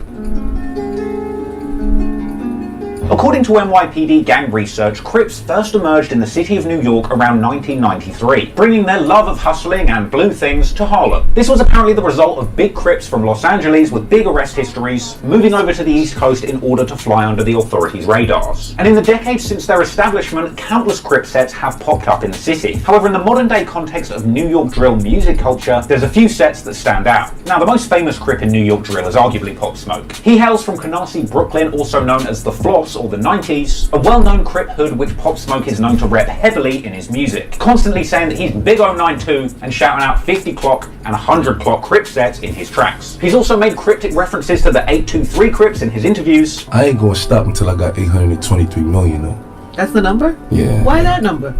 Yeah. Just 823 million. I need 823. Also from Canarsie or the Floss is recently clouted Pop Smoke lookalike and sound-alike Dusty Locane. This is a flossy movement. This is a wool movement. This is a neighborhood movement. This is a straight movement. So you really from Canarsie, like, you know what I'm saying? Born and raised. If I ain't had this on, I'd have showed you 9/5 tatted on me.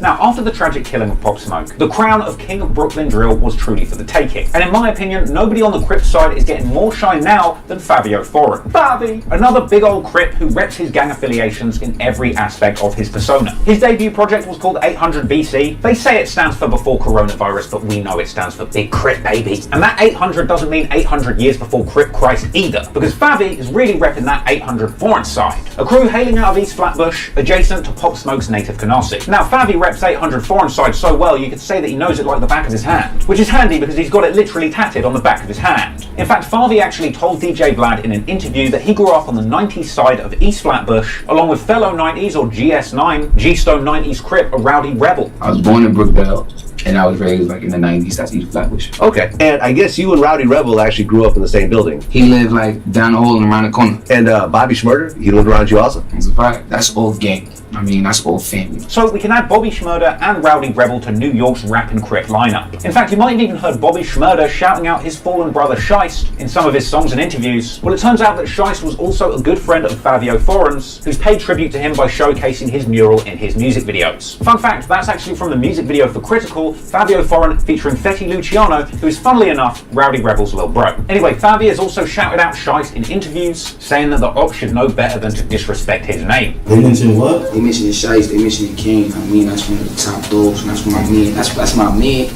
That's my best man. Family. I mean, that's his real life cousin. I mean. Favi is also known to show love to Young Costamano, who reps Crip, as well as JD and D Sav of OMB, who weirdly got a shout out from 6ix9ine back in the day on his song Stupid, which also featured a Bobby Shmurda verse recorded in jail, weirdly. This is because these guys are actually known bloods, who for the record are friendly with Crips as part of the Wu Alliance. This is why you'll see JD, D Sav and Fabio Foreign all together rocking red and blue, dissing all the GDs and throwing up GDK in the music video for Blicky in a Box. But the final big old Crip on our lineup is Chef G, hailing from East Flatbush, along with his right-hand homie Sleepy Hallow. Chef G reps the 8 Tray Crips, or 8-3 Crips, also known as Movin' Gang, with the 8 and the 3 from 8 Tray replacing the O and E in Movin' Gang, because hey, even Crips like having fun with language. Anyway, the 8 Trays or Movin' Gang are apparently not associated with the Wu and Cho movements, but are just straight Crippin' baby. And while you're there, Chef G is known to hang out with Jay Rich from the 4 Tray Crips, and frankly, that's just a whole lot of Crips, and we cover bloods too. Thing is, there's something that all of these guys have in common, and it's not the colour of their bandana. It's the fact that there's one thing, just one thing, that they cannot stand. GDs. But who are these GDs that the Crips just can't get along with? I love Chris Rich. The Gangster Disciples are a gang originally from Chicago. Now, if you want to get a full breakdown of the history of the GDs from their inception in the late 60s and early 70s to today, then go check out my other video, Gangs of Chicago, the BDs versus the GDs. But it doesn't matter if you haven't seen that, because all you need to know is that eventually GDs made their way from Chicago to New York, in the end falling under the Cho Alliance of Gangs, something which I explained in detail in my other earlier video, Gangs of New York, Wu versus Chu. But most importantly, the Chu consists of a sizable number of GDs or Gangster Disciples imported from Chicago. In fact, it seems to be that the Chu are allies of all of the GDs that operate in Brooklyn. Now, the New York GDs are sometimes referred to as the Folks, and they actually have a long history of operating in New York since the 90s. The Folk Nation movement itself was actually started by the GD's founder Larry Hoover whilst he was in jail in Chicago, with the idea to form an allegiance between the leaders of large white, black and Hispanic gangs to try and control Chicago. Now, funnily enough, the GDs or Folk in New York City were initially allies of the Crips there. So way back in the 90s, the GDs and the Crips were all considered friendly under the banner of Folk Nation before the Wu and Cho gang alliances existed. And for a long period of time, GDs and Crips were cool in the city. In fact, apparently when GDs and Crips ran into each other, they were so cool with each other that they would combine their gang signs together as a show of friendship. With the Crips throwing up the C and the GDs throwing up the pitchfork or rakes, they would combine them to create the 8-ball. Thing is though, as older generations of gangsters got locked up or killed, the new hot-headed generation of younger gangbangers would emerge, creating new alliances and traditions whilst trashing old ones. In 2014, the leader of the modern-day Folk Nation in New York, aka the 6 Tray Outlaw Gangster Disciples, Devon Rodney, also known as D-Block, was sentenced to 20 years after a RICO case that included attempted murder and robbery conspiracy. Authorities believe the crew is behind 4 murders, 3 attempted murders, and a string of assaults and robberies. Officials say one of the gang's victims includes a 10-year-old girl who was shot in the neck. Yes, the indictment stated that a hit on a rival gangster had gone wrong, leading to an innocent 10-year-old girl getting shot in the neck by accident. Now, the Devon Rodney case was in 2014. He was the kingpin of the GDs in New York, and he got put away on those RICO charges. A heavy-hitting co-defendant of his, named Geraldo Eleanor, also ended up taking a guilty plea for his role in a 2008 murder, an incident where he shot a child dead for playing in a GD-controlled playground. Nasty stuff. So Eleanor ended up getting 25 years for the murder, and the indictment said that 9 other members of the Folk Nation had been charged. Now, here's where the Trap Law detective work takes place. According to a Vlad TV interview with 22Gs, in 2014, he also was charged with conspiracy to commit murder, a charge that was eventually dropped. In 2014, you got hit with a conspiracy charge. Yeah. Conspiracy to commit murder in 2014. Yeah. Now, 22Gs was a minor when this went down, so there's no public paperwork existing on this case. But in an old Complex interview, it seems to suggest that 22Gs and 3 others were indicted and identified as members members of the Flatbush gang Young Savages, who had apparently been plotting to kill members of the rival gang Only the Fields. And I was actually able to find another article from 2017 which seemed to suggest that this was a group of young GDs with association to Kingpin Davon Rodney's 6 Trey GDs. And while there's no concrete proof that 22Gs was connected to this original overarching RICO case, or that earlier generation of folk GDs that used to run things around those parts, it's a bit of a coincidence, isn't it? Also, for the record, if it does turn out that 22Gs descended from a group of New York GDs called 6 Trey, that will mean that he is quite literally from 63rd. Anyway, with the older generation of GDs locked up behind the wall, this left young GD 22Gs and his homeboys in prime position to fly the flag of the biggest GDs in New York. Now, there's many different names that have been associated with this particular group of GDs, so let me warn you, this might get a little bit confusing. Free the twirlers, free the blickies. Shout out to the Shiggies and the Chos. Okay, let me break it down for you. With the New York GDs and the Cho gangs, there's a lot of overlap. Just like over on the Wu side of things, you got Crips and Bloods coming together to bang under the Wu Alliance. Over on the Cho, you got crews like the GDs or Folk, as well as the Hood Stars who have historically beefed with the Wave gang of the Wu, crews that aren't really relevant to this story. You've also got Cho crews like No Love City, who are known to have historically beefed with Bobby Shmurda's GS9 Crips. There's crews like PNV, home to Cho rapper PNVJ, but most importantly, under the GDs is the Twirl Alliance. Now, Envy Kane of the GDs said that Bills Blicky was the originator of the Twirl idea, but he refused to say exactly what it meant. And talk about this, man. What's the difference? You, the twirlers, I look. Free Bills Blicky, for me. SPNB, they're the ones who, for me, originated the whole twirl concept. You get me? Nick Blicky referred to twirling as the tutu spin dance move they created. I be watching all the ops videos. I be seeing them twirling, tutu spinning like that shit is a wave now, I'm telling you. Very cute stuff, but really, the Twirl Alliance is a collection of GD banging hoods that are associated with 22Gs and his buddies. We're talking the Shiggies, and we're of course talking the Blickies, aka Blicky Gang, who are the main GDs today's story will be focused on. And the core of that crew hail from that same block that Big GD Davon Rodney used to run his empire from back before he was indicted. This block is known as the Field, referring specifically to the Ebbets Field projects in Crown Heights, which is the Blickies' turf. And there's numerous other nearby hoods that come under the banner of the Twirl Alliance, including Hawthorne Street, aka H Block, Project Letters Gardens, the Fennies, Newkirk, and Veer, all hoods in the Twirl Alliance. Where you from and shit, for niggas that don't know? You know, most of us know, you know what I mean, for all the out-of-towners and all that. Where you from? Where are you from? I'm from Flatbush. No doubt. H Block, Fenny, Fields, Kirk, Veer. You know where to find me, bro. You feel me? Two bros in the building. BB.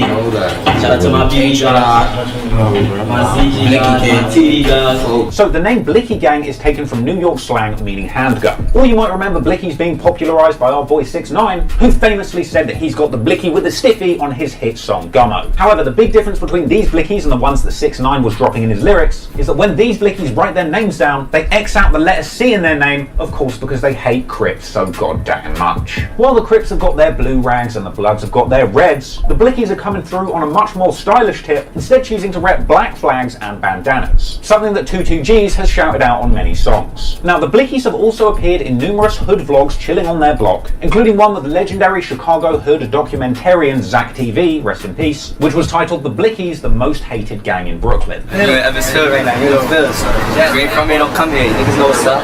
We're in the Jacks. You're in the headquarters. We're in the Jacks with the Demons. What's your name for the camera, man? For a motherfucker that don't know. Niggas that don't know me, my name is Nas Blicky, right? One of the original Blickies, man? That's a fact. One of the originals. One of the niggas who started this shit up. I said right here who started this up. Lil Blicky, right? Yeah?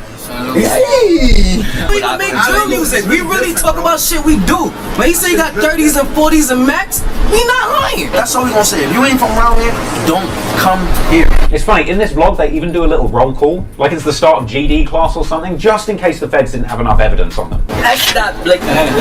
Blicky. Luke Blicky. Stone Blicky. Richie Blicky. Sessa Blicky. Sessa Blicky. Key Blicky. Bigger Blicky. Sprout Blicky. Jew Blicky. Sticks Blicky. That's the ghost. You call him ghosts. Okay? However, the main characters for the purpose of this story are 22Gs, Nick Blicky, Nas Blicky, Lou Blicky, and Envy Kane. So, now you know who runs the streets of New York on both sides of the fence, you need to understand exactly why these two groups hate each other. And the insane reality is that the majority of the deadly beef between these two groups has been caused by a simple but powerful three-letter phrase. A phrase so powerful that saying it in the wrong block of New York or even Chicago could get you duly blammed in the face without warning. I'm of course talking about the UK.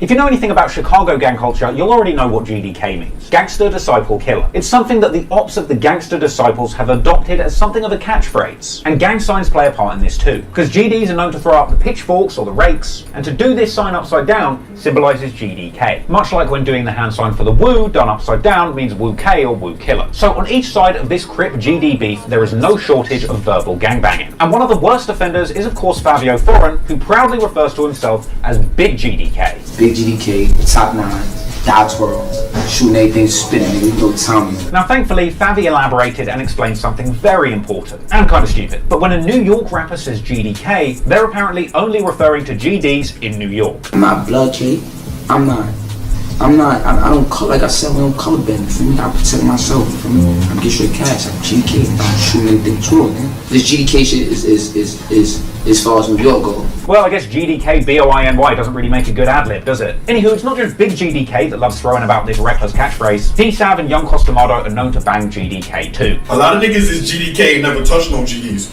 I sat the cars, I said, yo, I'm proud of you, cause you real GDK now, like you touched the GD nigga. So a lot of niggas that don't know, never touched the GD nigga. You're not GDK, cause you could be woo. You could be wooing, you could do that. You're not GDK though. Now, naturally, the GD Blickies aren't huge fans of everybody throwing up GDK. And in their Zach TV Hood vlog, they're eager to acknowledge that they're Woo K or Woo Killers, and they say that at a certain point it became trendy for rappers to come out as GDK. Cat smells, Woo K, folk shit. A lot of niggas GDK now, but that's old news, you feel me? These niggas is irritating, you feel me? Everybody's GDK. Everybody's this. You're not, bro. You're really not. Stop what you're saying, you're not, bro.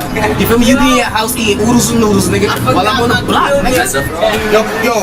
Crip killer, you heard? Meanwhile, the OG gangsters in New York were also annoyed at the GDK movement, because just as we mentioned previously, there was a time back in the day when the Crips and the GDs in New York were friends. Combine that with the fact that there are GDs all over the US, in Chicago, DC and beyond, that have got nothing to do with this New York beef. So to many, especially the older generation of New York gangsters, the idea of running around the city saying K all GDs is mad dumb. You saying GDK, you not saying I'm Cho K. You ain't saying I'm Blicky K. You saying I'm GDK, fool. Niggas is from New York. Niggas are not thinking about niggas from Chicago and thinking about niggas from your city. Niggas is thinking about niggas from here. In fact, funnily enough, even Jay Rich from Moving Gang says that he doesn't drop the GDK rakes. His reasoning is because he says he has respect for the other people who built the drill scene all around the US, some of whom are GDs, suggesting that this beef between the Crips and the GDs is indeed a new thing. All this Crip and folk shit going on right now, that's some new shit right now. That whole beef shit, all the older G's can tell you that's some new shit right now, feel me? I was fucking with mad G's though, I fuck with G's, I fuck with mad bloods, like, I don't drop mix on my video. But at the end of the day, some of my homies, you feel me, that really put on, that really did they thing, is G, you feel me? Like, hell, at a certain point, the GDK movement picked up so much steam in New York, even the city's rat infestation were throwing GDK. oh, are you wildin', So, with clownery like this going on, it's no wonder that GDs all over the United States have come out to say that New York's GDK movement is wrong, when there's literally no reason to start needless beef with GDs outside of the state. But for the people who were involved in the events that unfolded between these two groups, their hatred of the ops runs so deep that they're truly ready to bang GDK to the grave. So now that we fully understand the city's gang culture and have become bona fide New York drillologists, let's take a closer look at some of the insane and deadly drama that's unfolded between these two groups over the years and see how this deadly war played out in the streets of New York. The long battle between the Crips and GDs in New York is bloody, violent and shocking. It's kind of ironic that we started this video referencing the classic New York City gangsters from back in the day, because in the modern day the G's in the streets of New York are in many ways much more brutal than their old school mafioso counterparts. For example, consider this grisly incident. In 2016, when a man who is said to have been connected to Bobby Shmurda's GS9 gang was found drowned wearing a pair of cement shoes. The body that washed ashore Monday in Sheepshead Bay has been identified as 28-year-old Peter Martinez. He was reportedly in the G Stone Crips crew, the gang infamously linked to the incarcerated rapper Bobby Shmurda. Martinez was not stabbed or shot. but bound and his feet cemented before being thrown into the city waters. Now, fun fact, this is actually the only time that this method of execution has been recorded as used in American crime history. For real, like the actual mafia back in the day didn't have the balls to do shit this brutal. Or perhaps maybe they know better than to try and drown someone wearing cement shoes, because it turns out this is actually a really bad way to get rid of a body. In this case, the deceased man actually floated back to the surface despite the cement boots. Because that concrete wasn't given enough time to set, it eventually got oxygen in it, causing the deceased man to float back to the surface. So if there's any real gangsters watching, next time stick to using pigs. The best thing to do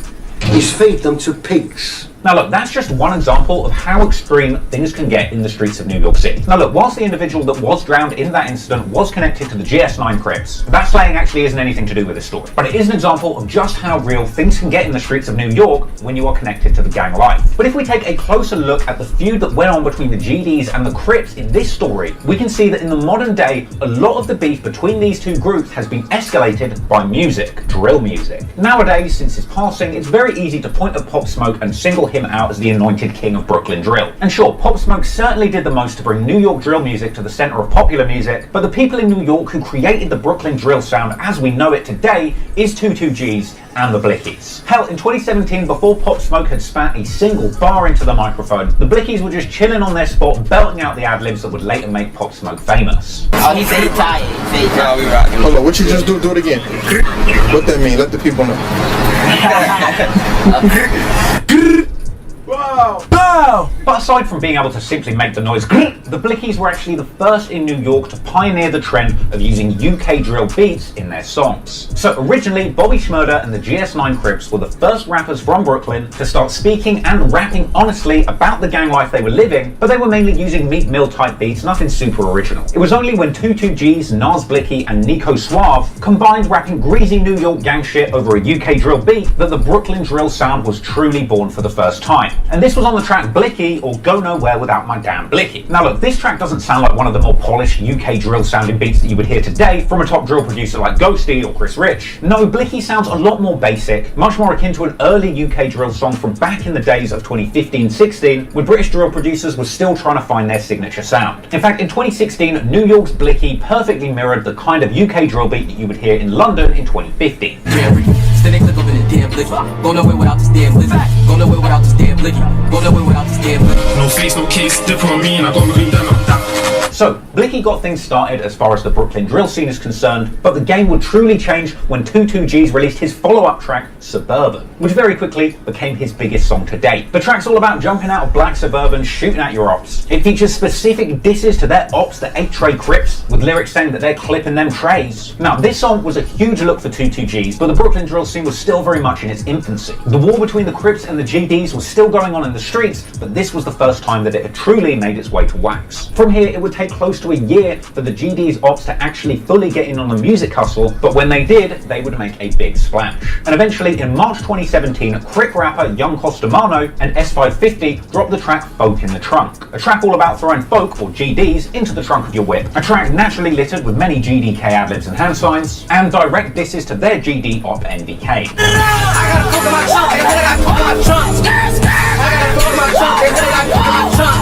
The music video for Folk in the Trunk also allegedly included numerous locations on the GD op block of Ebbets Field, where these guys filmed themselves rapping and pretending to have actual folk in the trunk. Now, it was this track, Folk in the Trunk, that truly started the GDK movement in Brooklyn, giving the Crips, or just any rapper that had a problem with the GDs in New York, an outlet through drill music to apply pressure to their ops. In fact, as time went on, the GDK movement picked up so much steam, the NYPD eventually joined, and they started pulling up on GD turf, playing Folk in the Trunk, just to troll the Blickies. Oh, you look!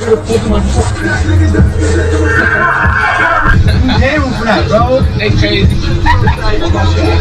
Yo, bro. Pook, you hear that? You hear that song? And so at this point, with all of the attention that Brooklyn drill tracks were beginning to get, it was only natural that more rapping Crips decided to throw their hats into the ring and start dissing GDs on drill songs too. Most notably was, of course, Chef G, who came through in April 2017 with his first song, 4 Dem Racks. This came along with a music video showing many members of Moving Gang showcasing just how much they hate GDs by dropping numerous rakes in the video. Yes, there's plenty of upside down pitchfork hand signs symbolizing that everybody in this video is indeed a GD killer, especially this one white dude in the background who's dropping those rakes a little too enthusiastically. Calm down, Simon, you don't want the GDs catching you lacking in Whole Foods now, do you? Anywho, setting aside all of the rakes that these Crips were dropping with their hands, Chef G decided to take it to the next level by literally beating the shit out of an actual rake in the video. Hey, fuck that rake, I heard it was Leaf K. Hey, at least we know Sideshow Bob's GDK now.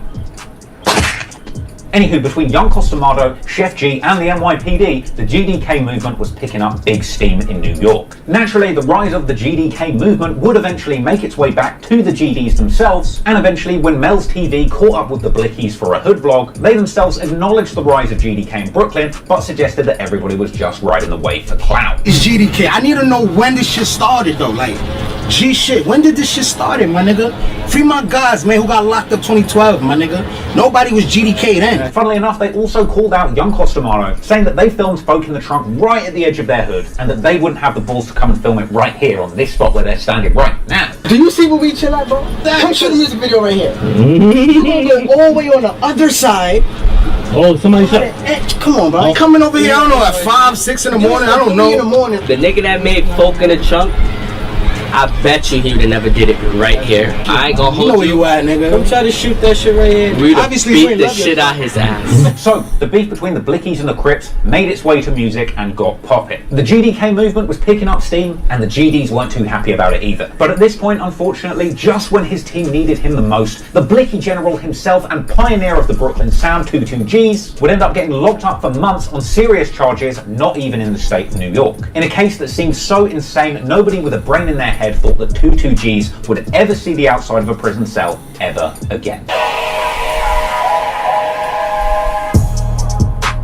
On Sunday, the 29th of May, 2017, 22Gs was in Miami for Memorial Day weekend. He'd landed there a few days earlier to play the Coast to Coast live music showcase. Now, allegedly, 22Gs was on Ocean Drive, standing on the curb trying to guide an acquaintance of his who was trying to parallel park a white BMW 5 Series with New York plates into a tight spot. Now, apparently, this spot was just too small for the car, and they ended up bumping a Buick that was nearby numerous times. Now, apparently, the owner of the vehicle that was bumped by 22Gs' friend was standing across the street and saw all of this happen. So he came over with his friend and decided to confront 22Gs. At this point, the driver of the car leaned out and told the owner of the Buick and his friend to, quote, step the fuck back. It was then alleged that the driver passed a handgun to 22Gs after he climbed into the passenger seat whilst this conversation was going on. This confrontation between these two sets of men quickly escalated into an argument, and the confrontation ending, allegedly, with 22Gs firing that gun twice, hitting the owner of the car in the back and killing him, and hitting his friend in the leg, leaving him injured. Now, 22Gs and the driver immediately fled the scene of the murder, but at this point the police had already been called and managed to catch up with the white BMW only a minute later at Alton Road and 2nd Street. From here, a high-speed chase ensued which ended in a crash at the corner of 5th Street and Alton Road. After the crash, the cops opened fire, killing the driver and then taking 22Gs into custody, with the raucous arrest even being caught on video and the news reporting extensively on this insane crime scene. Sunday night, an argument over a parking spot left one man dead and led to a confrontation with police, leaving a second man killed. Investigators say it started at the 200 block of Ocean Drive. 19-year-old Jeffrey Alexander allegedly shot and killed 30-year-old Ladarian Tyrell Phillips of Homestead. Alexander then fled to Alton Road and 6th Street with his 3 friends, say police, one of whom died after being shot by the cops. Alexander is now charged with 1 count of second-degree murder and attempted second-degree murder. Another one of Alexander's victims survived the shooting and is now home from the hospital. Police say Alexander fired several shots, hitting the Buick driver in the leg and fatally striking the other man in the back. The BMW then crashed into 2 police cars several blocks away. 2 officers fired at the car, killing one of the 4 men inside. 3 others were arrested, including Alexander. Wild. So 22G's caught an instant murder charge in Miami, and as a result he was sat in jail out of New York awaiting further developments. This meant the GDs were lacking their most talented and clouted musical act, but thankfully they at least tried to continue releasing music without 22 actually being present. There was some music he recorded before he went away, like the track Invest in a Ratchet, the music video of which was filmed a week before 22 was arrested, a music video which featured a hilarious sequence where 22G's chases a camera that's driving away from him at the end. It features some of that raw footage from the Miami arrest, and even a phone recording from 22 himself while he was still sat in that Miami jail. Yeah, I know what's up. They got me in this bum ass jail shit, and I ain't do shit. Shout out to all the fans and shit though. Subscribe to that Blicky Gang ENT, Blicky Boys ENT. But meanwhile, back in Ebbets Field, Breezy Blicky, Nick Blicky and Nas Blicky dropped their song Different Type of Time, a track which naturally disses Jay Rich and the other Crips, but there was something that the Blickies were not counting on, because meanwhile, whilst 22G's was locked up, their biggest ops over on the Crip side were making music, doing interviews and picking up clout, scheming for a big release that would take this war between the Crips and GDs up to the next level. While 22G's is locked up in Miami facing the murder charge of a lifetime, Chef G drops the game-changing Brooklyn drill track No Suburban, a direct response to 22G's track Regular Suburban. No Suburban blew up in a big way and even ended up becoming more popular than the original version. The music video for No Suburban naturally opens up with a sequence where Chef G and a woman throws up GDK. In the song, Chef says that he will leave a blicky sticky. He of course shouts out his moving gang Crips and just generally shows mad disrespect to his ops, the GDs. And this strategy ended up being a massive success for Chef G's musical clout. So he continued. In September, he linked up with his homie Sleepy Hallow to drop the track Blicky's Hurting. Doesn't take a genius to work out what this song's about. Obviously, it opens up he's dissing the Blickies hard, but in the defense of the Blickies, in many ways, Chef G was really kicking them while they were down. But luckily, it wouldn't take long for the fortunes of the Blickies to turn around once again, as in October, prosecutors in Miami quietly dropped the charges against 22G's, and he becomes a free man once again at the start of November. The feds ultimately concluded that it was the unidentified driver that had committed murder before the high-speed chase, ultimately letting 22G's off the hook completely scot-free. And this is despite the fact that the second man who was shot in the leg survived and made a statement that 22G's was indeed the shooter. But I guess that's none of my business. Have I mentioned how much I like and respect 22G's, by the way? I just want to make that clear at this point in the story. Now, for the record, there is absolutely no evidence to say that 22G's wrote a statement or snitched on his dead homie or anything like that. But this wouldn't stop the ops from using this situation against him, because once 22G's got off of this case so easily, from here on out his enemies would frequently use this against him as evidence that he is somehow some kind of snitch. But regardless of how you want to spin it, 22G's was home, and naturally all the Blickies were celebrating, which you know is going to make the Crips big old mad.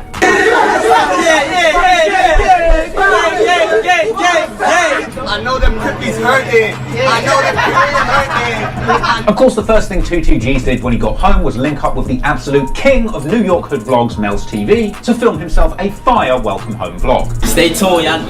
Blicky Gang on top. Y'all know how we coming. Gang still here and shit. Y'all see what's up. Let's get some new set, y'all. I got more sour than you can imagine, bro. I got sour on you. I'm not trying to go back to jail. Nick, man. You're 22 home now, boy. Right, niggas gonna have a problem, you heard? Oh, shit. You know, I know y'all gonna do some heat together. It's over, man. Yeah, you already know. Oh, man. They ain't gonna stop. Yeah, you know that. Shit, you feel me? My boy's home. Ain't no more free 22, he back, man. Yeah. Shit. Nigga seen 322 till it was backwards. Now my nigga here, nigga. You heard? Oh, you asked today my first day? Yeah, I just got out. Now that 22G's was home, he was finally able to share his mind about the ongoing Crip invasion in Brooklyn drill music. Because Chef G and the GDK movement had only really emerged and come to the forefront of the scene whilst 22G's had been locked up. In many ways, the ops had kind of taken advantage of the difficult situation that 22G's was in when he was facing these charges. So now he was home, he was ready to clap back. And in the months that followed, both Chef G and 22G's would appear in interviews with the likes of DJ Vlad or Mel's TV, firing shots back and forth relating to this beef. 22G's generally just pointed to Chef G and called him a clout chaser. I don't really know something like that, you feel me? In my city right now, you feel me? Everybody chasing clout. And Chef would clap back in a Mel's TV interview with his perspective, saying that 22G's and the Blickies were the ones who dissed them first. Listen, I never labeled that as a diss track. Everybody seen that, they labeled it as a diss track. I'm talking facts on that, you feel me?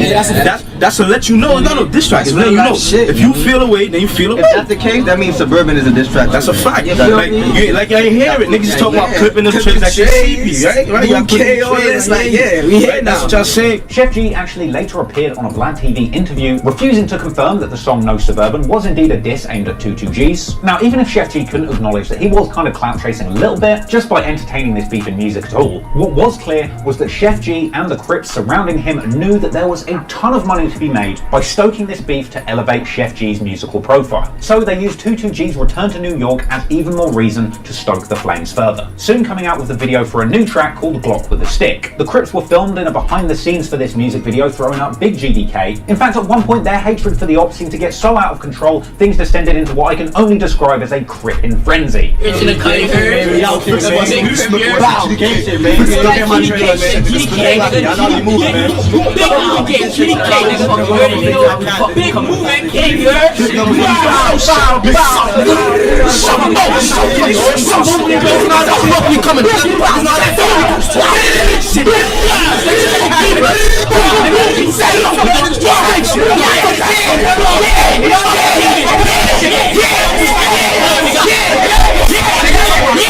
Yeah. Oh, sorry, it's so easy to get caught up in that Crip shit, isn't it? Anyway, only a few days after that, in November, Chef G would then make the song Welcome Home, a track that essentially welcomes 22G's home, / sets his intentions to openly capitalise on him being home with beef. Fun fact, the music video for that song came with an early cameo from your boy Pop Smoke.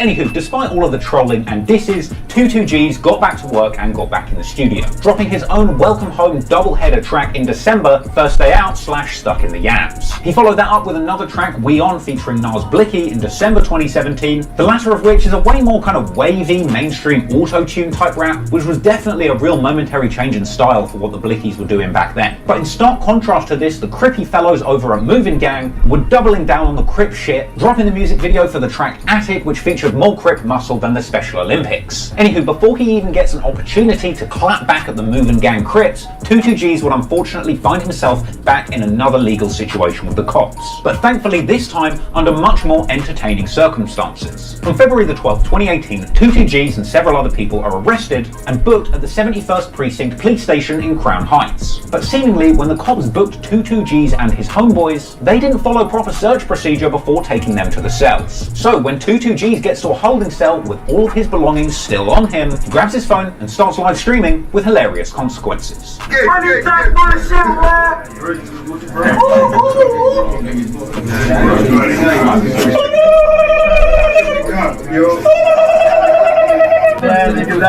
Niggas when I smoke.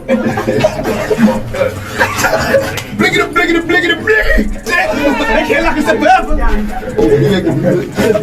Bitch. Inside the 7 first live, bitch.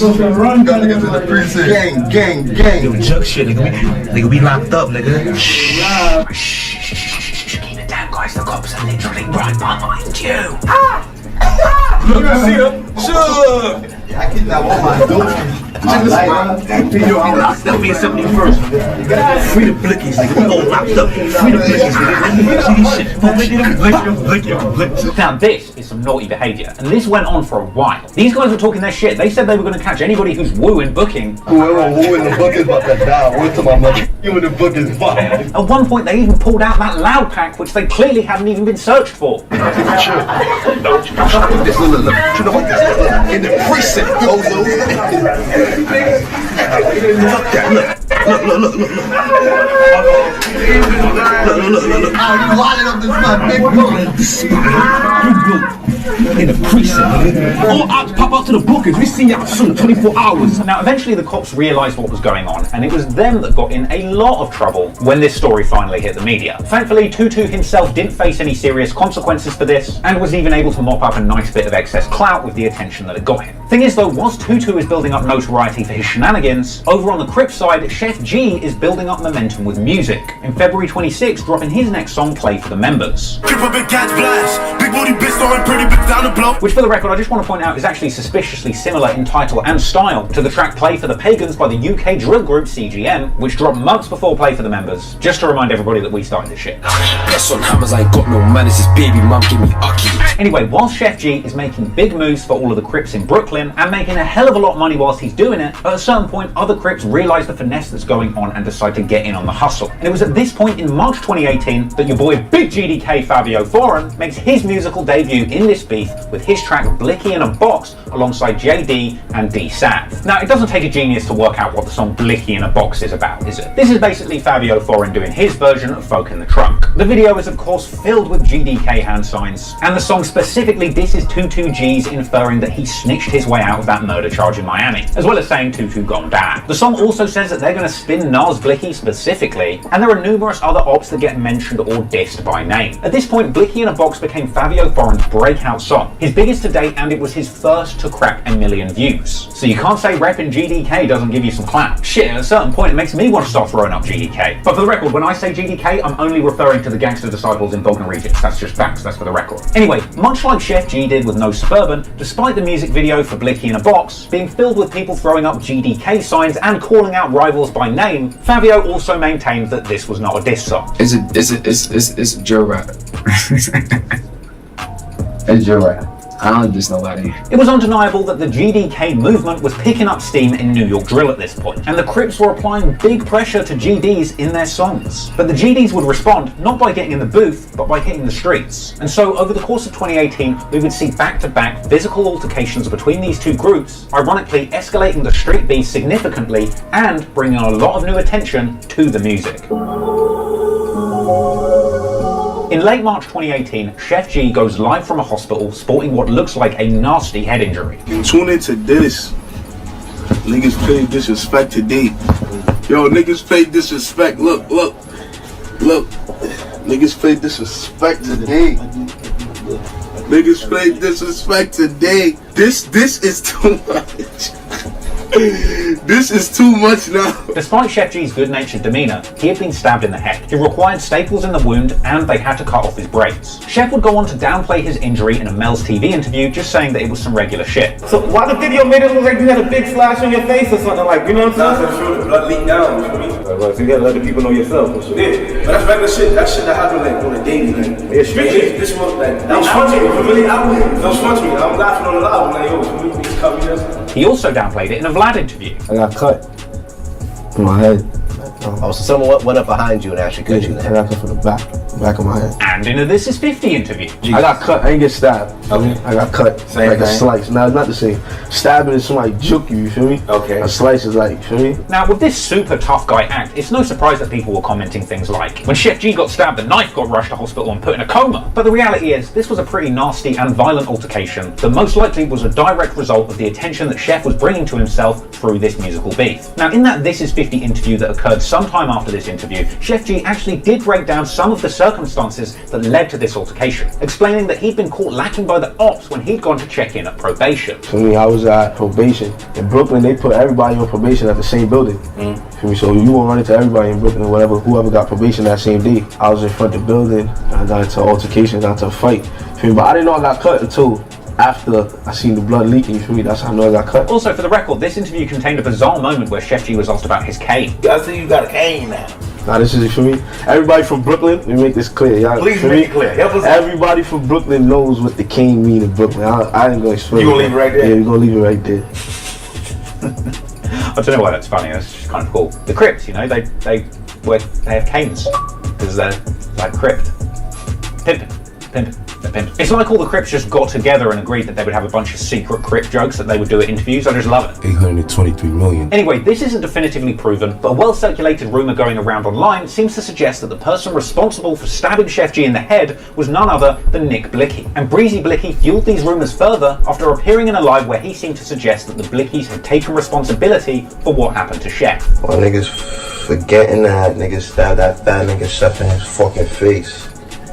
I don't know why niggas forgetting that. Blicky Gang made his pussy ass cut his head. Perhaps because of this incident, or maybe some other unnamed legal repercussions relating to some other shit that went down in the streets after this happened. At a certain point, Chef G was forced to go quiet both musically and on social media for a period of 6 months. So much like in 2017 when the GDs had lost 22Gs, in 2018 there was a long period where Chef G was MIA, which the GD Blickies would take advantage of too. So the summer of 2018 was hot for the Blickies both in the streets and musically. 22Gs upped his output, dropping numerous songs and music videos for hard-hitting tracks like Blicky to Blicky and Why, but then in October, Chef G would return with some very savvy business moves. Chef decided to drop numerous music videos on British hip-hop platforms that had been supporting the UK drill movement like Press Play. This is one of a few platforms that's kind of like a British UK drill version of Worldstar or Lyrical Lemonade, only with a lot more valleys. Chef even took this British fan base finesse a step further by doing a collab with a bona fide UK drill artist called Taze. Now to me, this was a very smart business move by Chef G because it allowed him to very quickly build up a massive international fan base. If 22G's was the pioneer of importing the UK drill sound from London to New York, then Chef G was the pioneer of re-exporting that Brooklyn drill sound back to London and building up a massive fan base in the process. Chef G even said himself that this strategy resulted in him having as big of a fan base in the UK as he had in Brooklyn, and I can attest to that because we fuck with Chef G here in the UK. In a way, it all seemed as if Chef G was truly trying to make the best and smartest career moves that he possibly could to ensure that his legit career as a rapper could eventually keep him out of the streets. And the timing of this made a lot of sense because also in October 2018, a prominent leader of Chef G's 8 Tray Crips was convicted of a murder charge after a big racketeering indictment. Larry Paggett, who was said to have been the leader of the 8 Tray Crips, was said to have opened fire in a busy hookah bar on behalf of the gang, killing his opposition and wounding an innocent bystander in a brazen attack recorded on CCTV and shown to the jury in a trial that explicitly documented the ongoing feud between the 8 Tray Crips and the folk gangs of New York, the GDs. So with the inner details of this feud making its way to federal investigations and courts, the likes of Chef G would be pretty wise to have their legitimate music industry business handled in order to keep them out the streets if a federal indictment ever comes their way. And perhaps around this same time, 22G's also had the same idea. Because meanwhile, also in October, 22 ended up signing himself a deal with Florida rapper, irresponsible gun owner, and Donald Trump's newest homeboy, Kodak Black, joining his Sniper Gang label for an undisclosed amount. Sniper Blicky, man. Blicky the sniper. Sniper. Gang. Twirl on y'all ass. Stop playing. Kodak and Tutu go on to drop their joint track Spin the Block together, and Kodak puts on Tutu in a big way by getting him opportunities to perform bigger and bigger concerts. So all of this is going on while a fresh-faced Fabio Foreign is riding that GDK wave all the way to the top of the rap game too. Fabio dropped songs like TT with Drizzy Giuliano, Gimme Dat with JD, and Noah's Ark with Gino Mondana. But as we get into 2019, it looks like members of each crew are looking to put in work on the street, with the Crips perhaps still looking to settle the score for what happened to Chef G's head. In January 2019, a car full of moving gang associates are seen spinning the GD block of Ebbets Field on social media. This nigga's JD. Yo, get in the car, bro. What the fuck is a cab? Fuck the fuck! GDK, fuck bro. Niggas ain't outside. Hold on. Yo, Wally, where you at? You heard? I'm out here, you heard? Spin up blocks. Hold on. Then later that same month, associates of the Blickies claim to have had a Crip dashing and showing off footage of them seemingly knocking an op unconscious. Come on, Sleep. Come on, Sleep. What you doing? And we just knocked your man out. Mom, let me see your phone. And we just knocked your mans out. Look at your mans. Woozy. Look at him. He can't even get up. Drop them. Look, he can't even get up. Like with the dump. Oh! Your man's can't even get up. Your man's can't even get up. Help, I'm falling and I can't get up. Help, I'm falling and I can't get up. Oh! Come on, look at him. He still can't get up. Look at him. Link on your man. What's popping out from the field? Stupid, wrong answer. And for some, the heat in the streets becomes too much. JD ended up on a live with Nas Blicky a year after making Blicky in a box with Fabio Foreign, saying that he's not really GDK and that he's just beefing with Nas Blicky specifically. Everybody mad I said that. It's whack. It's boring. I don't want to say that no more. GDK is boring. It's whack. You can't be. What are you talking about, bro? You GDK, bro. Don't make it seem like on social media you not GDK. That you see a GD lady, you trying to do it, bro. Don't do none of that, bro. You GDK, stay fucking GDK, nigga. Stay how you fucking is. But he later backtracks, drops the song saying GDK and dissing Nas Blicky anyway. But outside of social media, eventually the ops collide once again. This time in April 2019, when Chef G gets confronted in a courthouse by an op recording on Facebook Live, a clip which I can't show you in full due to YouTube's community guidelines, but Chef basically just beats the guy up on the spot. Top op, nigga. You heard me? Now, after this steaming mess had played out on Facebook Live, Chef G decided to jump in the back of a cab and react to this hilarious situation in a social media clip that eventually made its way to Mel's TV. As y'all can see in the video, your boy ran up and got punched up. Him and it was two of them, both of them punch both of them. Boop. I didn't even know boy was live. I didn't even know he was live. Punch him up. Are you fucking dumb? Do you know who I am? How you gonna run up and get done up on your own live? Like, big up yourself, cuz. Like, why you ain't punch Chef G? I didn't get hit not once. I didn't get no hit. I wanted to get mad. You know, you get hit, you get angry. I didn't get, yo, Froze. I told him, I said, yo, come outside so I could rip you in half outside and kidnap one of y'all. I'd probably try to kidnap one of y'all on my life. And at a certain point, Chef G got all Miami Zombie on Crip. Yo, on Crip, look, this on my life. I tried to bite the nigga face off, the first little nigga that had the braids. On Crip, if I had more time, cuz, if I had more time, I would've ripped out of, yo, cuz, I'd probably ate both y'all alive, nigga. No homo, nigga. On the guys, nigga. Jokes aside, though, Chef G said in this clip that nobody has ever run up on him in the streets of New York and that his ops cannot say the same. No op ran down on me in the streets of New York City in my whole entire life. Nobody ever shot at me. Nobody ever shot at me. No op ever pulled a gun and shot at me in my life. Never. Y'all cannot say the same. I was chasing them. You never fucking chased me. Fortunately, as we go into 2019, both the Crips and the GDs on both sides of this battle were able to stay much more focused on the music than on the streets. Perhaps it was partly as a result of increased police activity, but either way you look at it, without a doubt 2019 was the year the Brooklyn drill exploded into the mainstream music consciousness. And it was at this point that a musical gold rush flooded through the streets of New York, taking anybody with a gang affiliation and a half-decent flow right to the top of the rap game.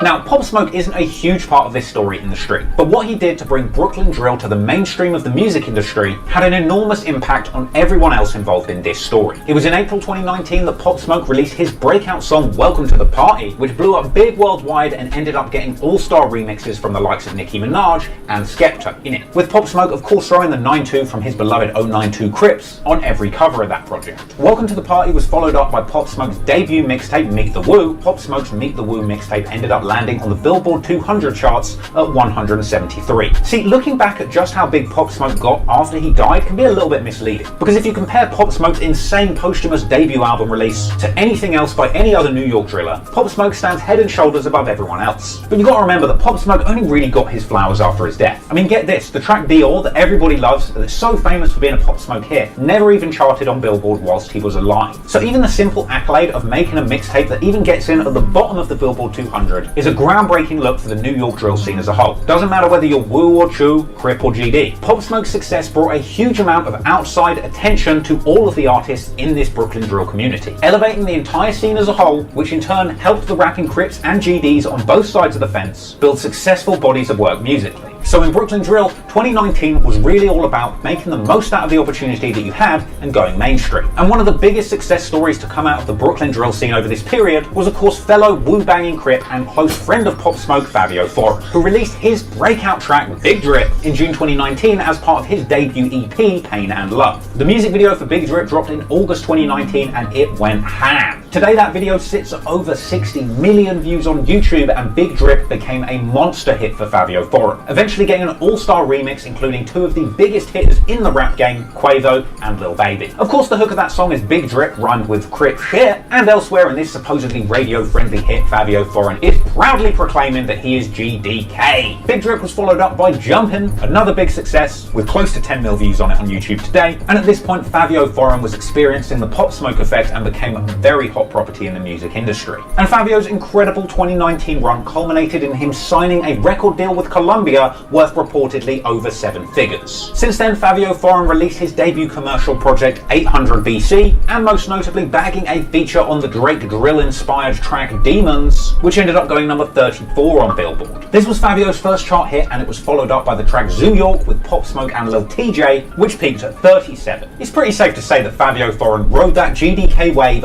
right to the top. And to his credit, ever since Fabio Foreign has broken into the music industry, he seems to have moved smart and stayed well away from the street shit. So whilst Fabio Foreign had gone full-blown into the music industry and the Brooklyn drill gold rush of 2019 was still going on, Chef G decided to get busy on an independent tip, dropping numerous big tracks throughout 2019 including Automatic in 2019, Flows in May, Panic 4 in July, and Tonight in August. Now it's really important to notice here that Chef G was making more and more effort with every single drop that he made. He was constantly up upping the production values and shooting cinematic type scenes for his music videos that portrayed him as a big gangster or kingpin, thus increasing the mythos around him as a rap persona. And then in September, Chef G drops one of his biggest songs ever, We Gettin' Money. This track is a certified hit and it's the perfect lead-in to the release of Chef G's debut mixtape, The Unlucky Kid. For the record, The Unlucky Kid is spelt with about 3,000 C's, just to let you know he's gripping, baby. Now, Chef G put himself in the position to win big with his actions in 2019, but of course not far behind was our old GD pal 22G's. He dropped a music video for the track Shoot 'Em Up in May, seemingly filmed while he was off getting that tour bag with Kodak Black. Then in June, 22 drops the first single from his upcoming mixtape, a track called Crime Rate, where he appeared in the video showing off an impeccable six-pack, proving to the world that when he's not on the op block applying pressure, he's at home doing crunches. This leads us to July 2019, where 22G's releases his debut mixtape underneath Kodak Black's Sniper Gang label, The Blicky Tape. This came along with a music video for the track FMs and Blickies, a music video which was filmed at a car wash of all places. Kinda disappointed that he didn't take a leaf out of Chef G's book, grab a few extra scenes at that car wash and make a GD remake of The Wash. Anywho, after that in September 2019, 22G's followed up with King of New York, a bold music video where he even appeared hanging out of a white BMW just like the ones that he did the dash from the cops in back in Miami. Also, for the record, that car is very clean. And after that, 22G's takes a page out of Chef G's marketing playbook, releasing a song on British rap platform Mixtape Madness. However, if you ask me, he kind of took an L on this one, because the song that he dropped was called So Brooklyn, not really going to resonate with the UK audience, but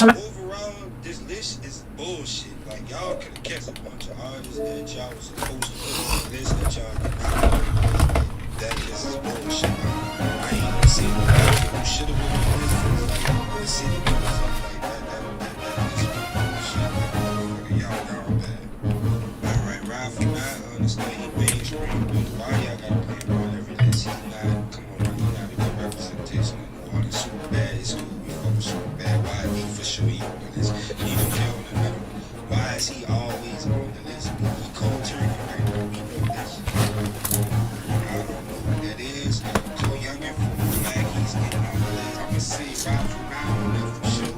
Cause he mainstream, I'ma say it. So back for sure, I do for sure. Young for sure, Kevin G. I don't know why I feel right. Dream my tentacle. I don't know why I feel this power. Great white style.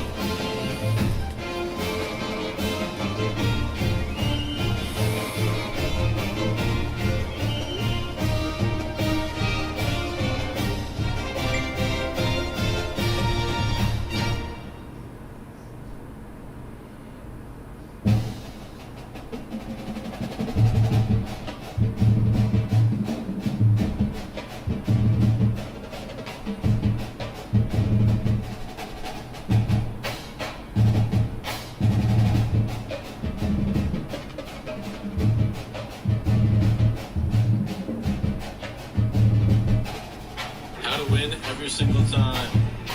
You go for that one right there. Watch. Boom. Got it. What?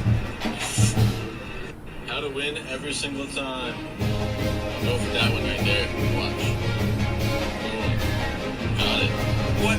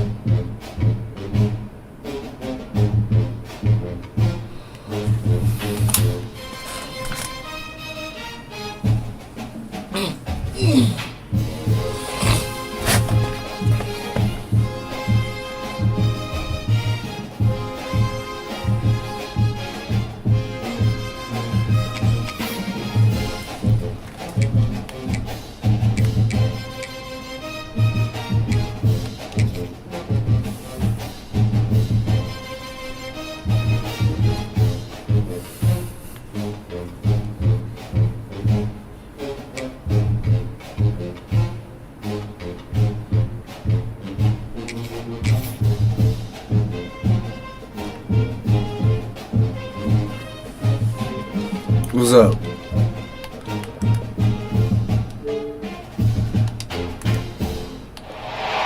No position in American sports feels the pressure or the weight on their That shoulders team good. like a quarterback.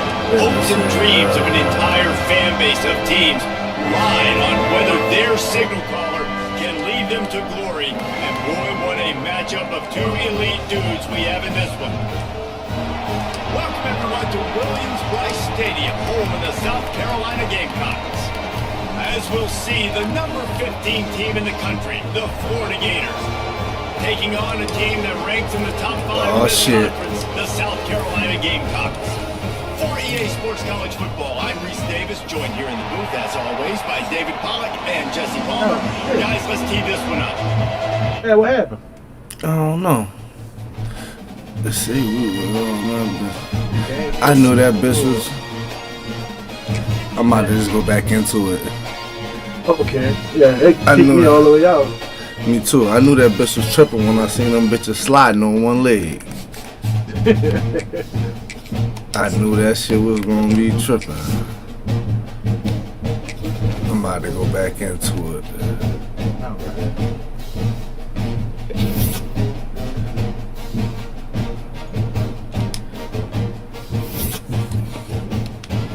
I play Rayon next. I play my cousin next. Okay. Next week, Clemson. How to win.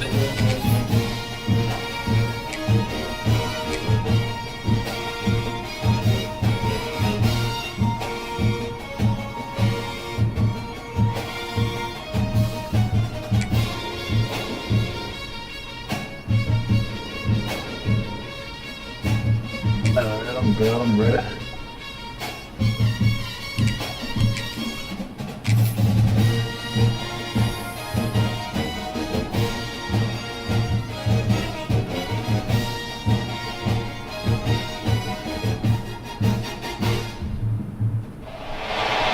No position in American sports feels the pressure or the weight on their shoulders like a quarterback.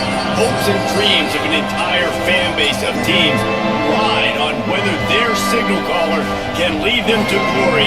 And boy, what a matchup of two elite dudes we have in this one. Welcome everyone to Williams-Brice Stadium, home of the South Carolina Gamecocks. As we'll see, the number 15 team in the country, the Florida Gators, taking on one of the top 5 teams in the conference, the South Carolina Gamecocks.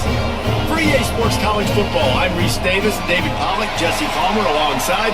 Guys, we can't wait to see this game. Been looking forward to it all week. And the Gamecocks will put total weather and we'll get started. Oh, fuck. fucked up all that. This fucking kicking stupid over there. How often you play it? You been playing it? You play 2025? I barely played 25. I was playing. I was playing Road to Glory. Yeah. They'll run this play from the pistol.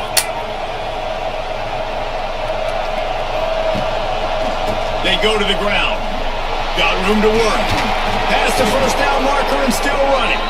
They get this sophomore on the ground, but he continues to make plays. And the boys of old Florida are getting it done on the ground. And you've seen time periods in history in Florida where they didn't care about the run. Spurrier, just throw it. Yeah, Jesse, throw it again. Yeah, throw it again. Just chuck it around. But I like when they commit to the ground game, have some success to correct. Oh my God, bro. An interception. Got room on the return. That is sad. And he's going to take it all the way. Touchdown, South Carolina. Good play. And they come up with a huge pick six, and that is one of the reasons this defense has been so dominant all season long. They don't give up big plays, but they take the football away. And once they do, they've got better athletes than you do. They're hard to bring down. They can flip the game on a dime. Getting ready for the extra point after the first score of the game. Oh, and he missed it. Yeah, he got to get control of that. They're set to kick it off. You think this crowd's going to get loud when their defense comes on the field?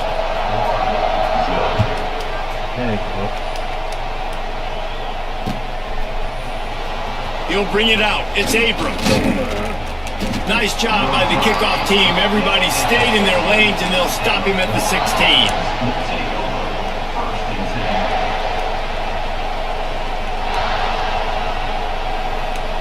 We'll see what they can do on this drive that starts at the 16-yard line. Looking to pass. It's Lagway. Can't make the connection with the defense, putting on the heat and forcing the incompletion.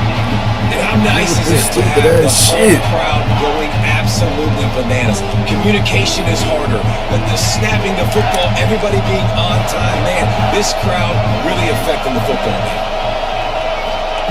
And back to the air on second down. Moves around to clear up the vision. And it's incomplete after taking a shot on second down. They're staring at third. No panic and hesitation by the defense on that play. First off, nice job getting some pressure, flushing the quarterback out to his left, and even a better job in the back end covering after that scramble play. On third down, he drops to throw. And the pressure gets him back at the 8-yard line. This definitely isn't the start they drew up. I mean, you already throw a pick six, now you get sacked. Man, they're going to have to find a way to settle this quarterback down, get something going offensively. So far, not a lot of positives to point to.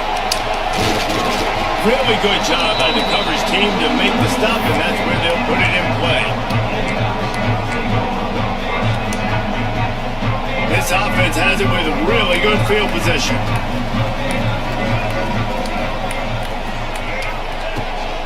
The inside handoff. They'll get him on the ground after a pickup of 3 to the 28. They've really performed at an elite level in conference play, and that'll build your confidence as we continue through this SEC season. This was a team that was really motivated in the offseason coming into this one, and they knew the challenge ahead of them, but they also know how talented they are. And David, they're putting that on display each and every week here in SEC play. And let's pump the brakes, because if they're happy with what they've done so far, they're going to have some losses. Like, this is a tough league. The SEC is not easy to navigate. They're going to have to continue to grow and get better, but it's a heck of a start. Offense gets set for second down.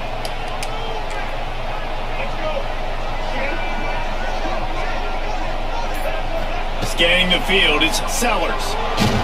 Nowhere close on that one as he got drilled trying to deliver the football, and now they face third down. And this offensive line's got to do a little better job, man. You've got to give your quarterback time to go through his progressions from go to 1 to 2 and then maybe make a play. And he goes off of his first target, and you can tell he did not have much time getting hit as he's... Touchdown, Gamecocks! He found some open space and turnover Jones. Really nice job working the route, getting himself open. He was able I to see what locate type of the game this football, gonna snag be. it out of the air, and this guy now has 5 receiving touchdowns on the year. Running up to add another.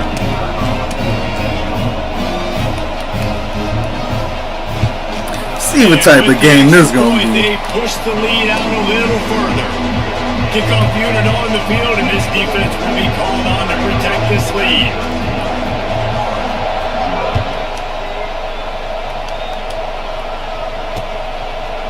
Fielded in the end zone, it's Hawkins. Nice job by the kickoff team. Everybody stayed in their lanes, and they'll stop him at the 16.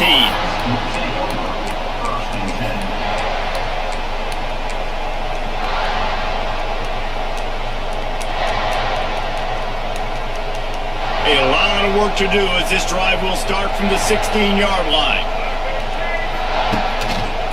Looking for room, it's Ball. Good vision and determination there to find his way up to the 23. Coaches always harp about staying ahead of the chance, and when you can run with that type of efficiency on first down, man, you are doing just that. And the Gators can really attack on this 2nd and short. Back to pass, it's Lagway. A little screen to the running back. He gets it past the 30, and they'll get him out of bounds at the 32. And you blitz me, I'm getting the ball out of my hands. Really good job understanding that by the offensive coordinator and the quarterback, seeing the blitz, getting the ball to a playmaker, letting him do some damage, and more importantly, I don't have to throw it way down the field. Just get the first down.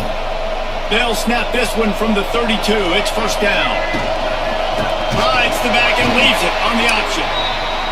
He is going nowhere. Stop at the line of scrimmage. The Gators moving quickly to the line.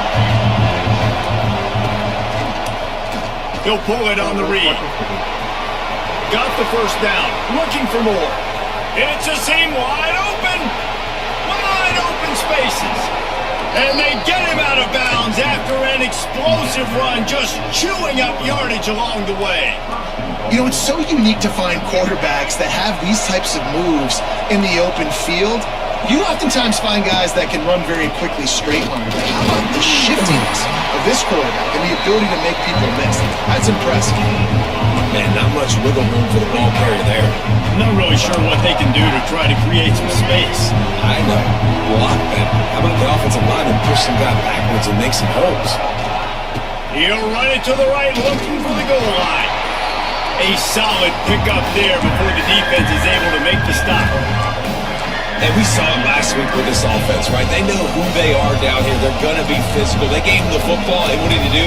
He rewarded you with 2 touchdown runs. I look for this offense to continue the physicality and hand that man the ball again. On 3rd and goal, you can't hear yourself thinking here.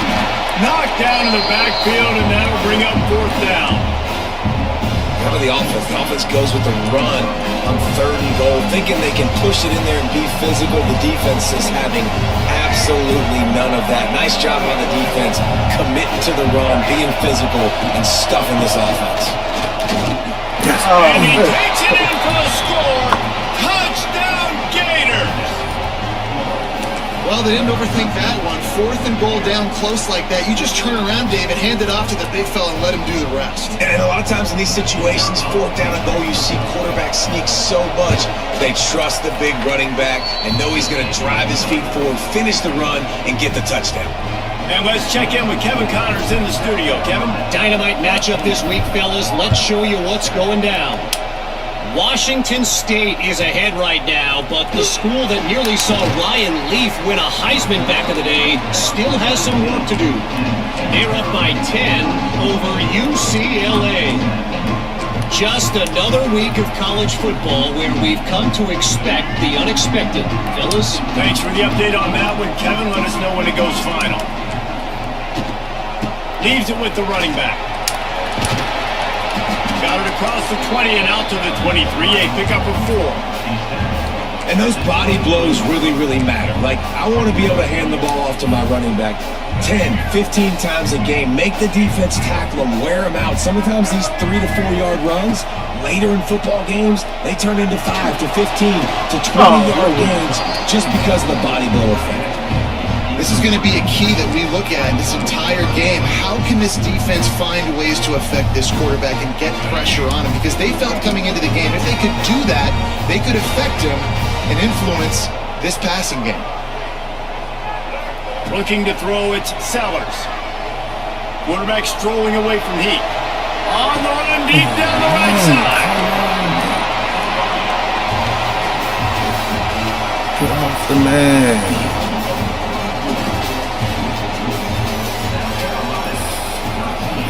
That dumbass shit.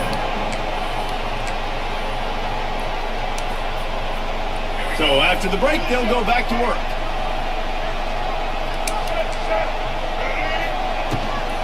They'll run it from the gun. This junior making his presence felt and making the stop after a short gain. And the defense doing a great job committing to the run. When you commit to the run like this, obviously you can give up some plays in the passing game, but you got to stop the run first. Got 3 on first down at 2nd and 7. Oh, they're after him. Off near the sticks. It's Smith. Defense needs to regroup as he gets it down to the 26. Now, Lenoris Sellers was sensational down the stretch last season when the Gamecocks won 6 of 7 games. Sellers threw 18 touchdowns, only 3 picks. What would you like to see from him, David, for the Gamecocks to become a force in the SEC?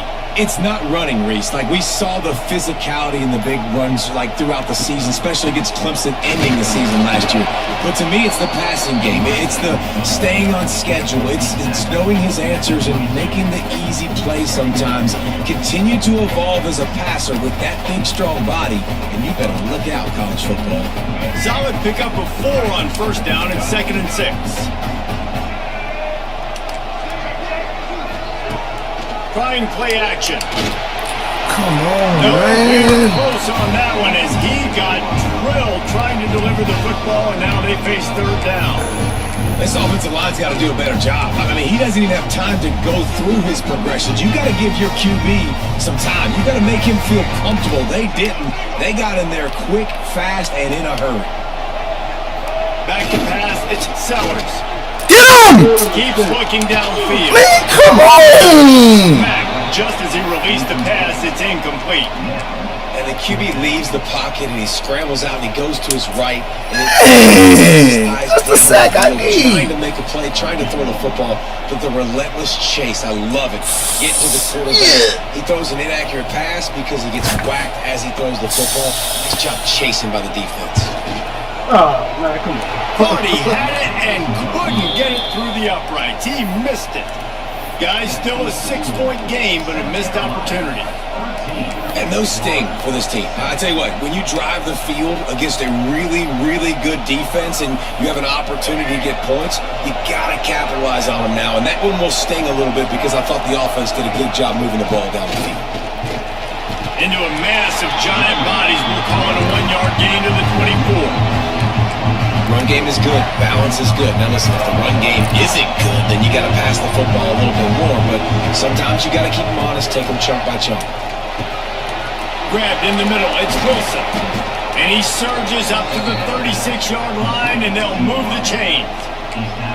Few teams improved over the second half of last season as much as Florida. And Jesse, the biggest reason, the play of the young quarterback, DJ Lagway. He was just unflappable a year ago, Reese, as a true freshman. We saw that on the field, but even in my time sitting down and meeting with him, he just has a poise and a demeanor and a confidence that you don't see very often in college. This is a different type of dude, and they're expecting him to take the next level, and with that, this program carrying it on their shoulders. The big fella in the middle, man. Those defensive tackles, they go such a long way in deciding and really stopping the other team's run game. Just forcing contact with those guards and those centers, owning the line of scrimmage, and getting running backs on the ground. Tired of that, this nigga, man. He puts him in business across the 50 into the 46-yard line. It'll be first down. And there you go. You see, you don't have to throw bombs to get big plays in the passing game. Just screen it to your running back. As soon as he catches it, he gets upfield. And how about the downfield blocking by these linemen and the wide receivers? God damn! And he never had a chance. Just stopped cold as soon as he got it. God And damn. that's exactly what you want to do as a defense, man. You want to get penetration and not let that tank get downhill. Because when he gets downhill that way and that size, it could be a problem for your defense. Get him before he gets started. Lost one on that last one. It's 2nd and 11. Dropping back, it's Bagway. Looking down the middle. Oh, big fella almost had a pick right there. Instead, it falls incomplete. And that was another ball thrown in harm's way. And this young man, here he has one interception. That was almost a second. Just playing a little bit loose with the football. Let's make sure we get that dialed in. We can't make those mistakes. Hard to win games when you make big mistakes. Oh, you bitch. And not much going on downfield. You just get rid of it and move to play another down. 3rd and long situations are really hard to convert. The defense knows it's going to be passed. The pass rushers are getting upfield. You're under pressure. You don't have timing. And as a result now, 4th down. Not able to pop the big return, but they've got the ball back and ready to go with a fresh possession.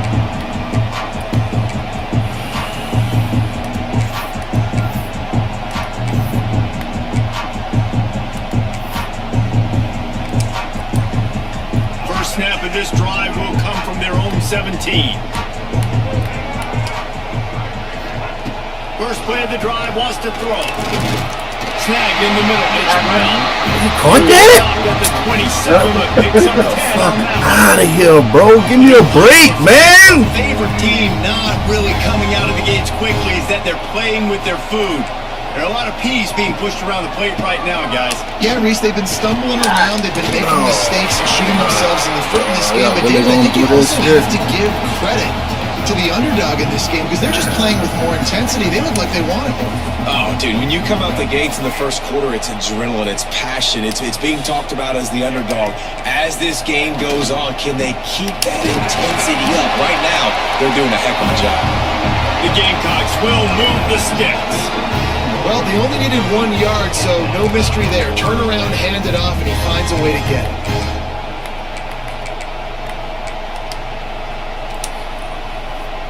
They'll snap it from the 39. 1st and 10. Looking to throw, it's Sellers. Fires. Thank you. Interception. Thank you, brother. Thank you. Like, hey, Really I nice forgot how job to there throw by the the high defense because I think they baited the QB into trying to fit It's that probably one you're probably over the middle of the field. pressing it Remember, down it's a too big fast. zone coverage. They've Like all too got hard their and too eyes fast. on him back there. Like if you want kind of float it, it's kind of like a little finesse. You tap it finesse. Not so fast. They come away with the pick. The give on the option. You'll take this every time. 5 yards on the first down play. Here's a timeout on the field. Tight game here late in the first half. That's a really nice play. It's impressive. When it's first down, the defense thinks you might be running the football. You still can line up. You can get some movement at the point of attack and find a little crease for your running back. Halfway there on first down, it's 2nd and 5. Wants to go up top. Grab near the marker. It's Livingston. And he'll take it to the end zone. Touchdown, Florida! Yeah, like you kind of want to like finesse that thing. Huge, and you could tell they trusted him, and he delivered right before the half. like, a chance to take the lead and take all the momentum. I mean, it probably depends on your throwing thing too. That's something you got to figure out. What type of throwing style you want as far as the selection they got. Like about 6 of them. He'll bring it out. It's Bennett. Not nearly. That's what you got to figure out. When he brought it out of the end zone, he'll be stopped at the 15.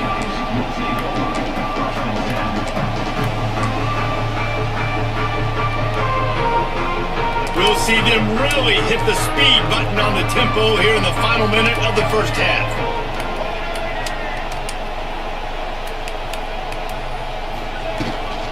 They'll run it out of the shotgun. Oh, come on, man. You got And a lot of times you want those big plays. You want those splash plays, but sometimes you're going to take some losses. You're not going to run the football overly well, but if you continue to run it, you can at least create some balance. You at least have the threat of it.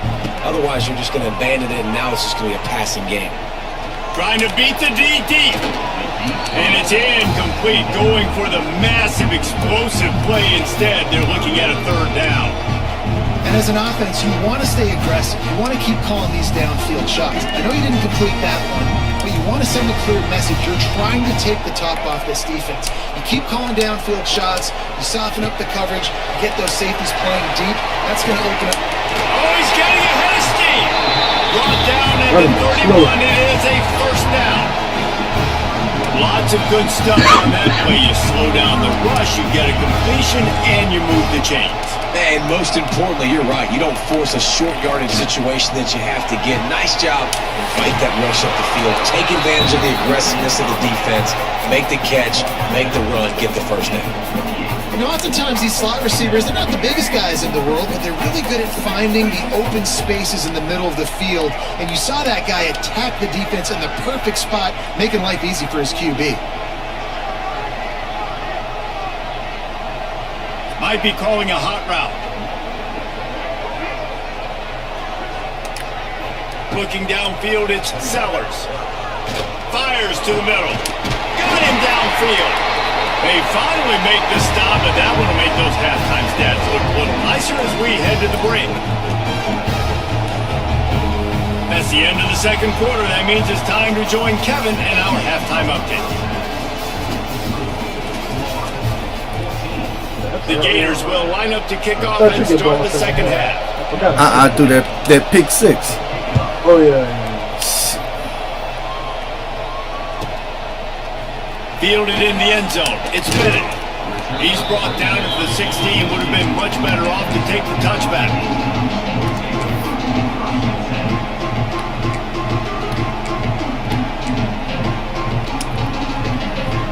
We'll see what they can do on this drive that starts at the 16-yard line.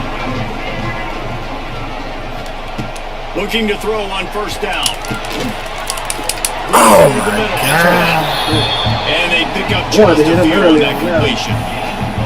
This is a very tough slot receiver to cover if you're a linebacker because of how quick and how shifty he is. You never seem to know which way he's going, and he always seems to create an open space for his QB.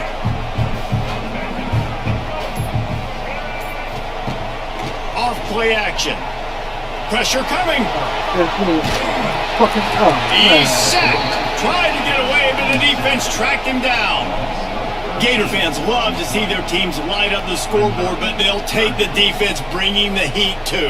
And I think that was a staple, Reese. Back in the day, you had great offenses for Florida, but the teams that really had the most success and that reached the highest mountaintops, they had great defense to go with it. This defense playing well. Now a lot of work to do to move the chains, keep this drive alive after that earlier get sack. it down. On third and long, you'll have to turn it loose deep. Got it in the middle, it's Harbor. He'll get a fresh set down, stopped at the 31-yard line. Well, I think on that play you saw why this guy's such a big weapon in this offense. The receiver, he does such a nice job with his routes. He's patient and he's consistent and he's got good hands. You don't see him put a lot of balls on the ground.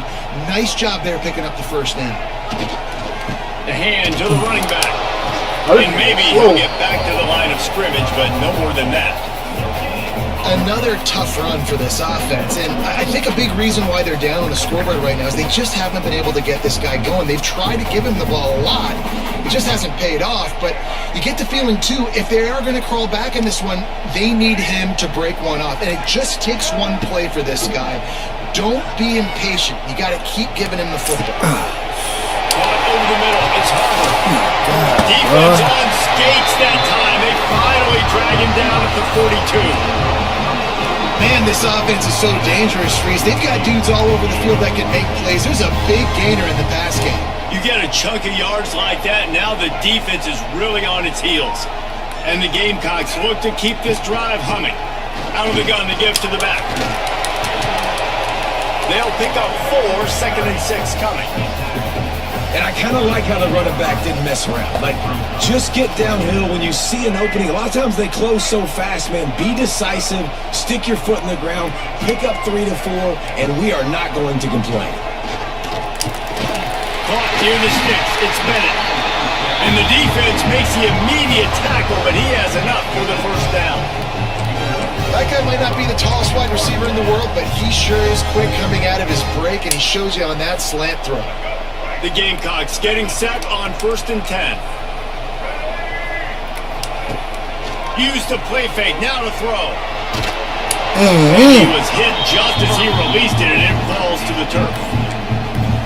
Man, it's easy to play defense when you can do this. When you can get to the quarterback quick and make him make a decision quick, it makes it easier for the secondary, for the linebackers, for everybody on the field. Working well behind the sticks on 2nd down.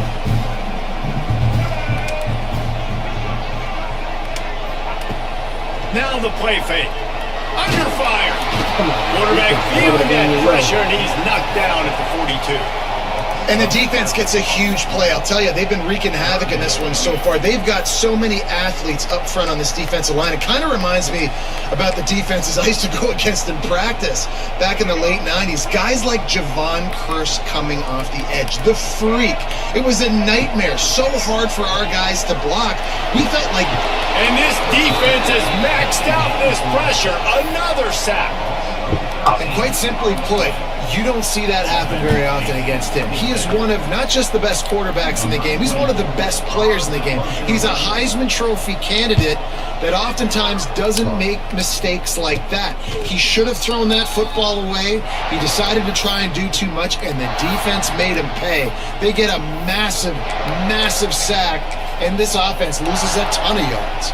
Opening play of this drive comes from the 26-yard line.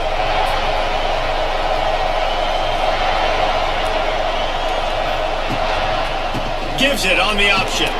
Forges ahead, picks up about 3 to the 29.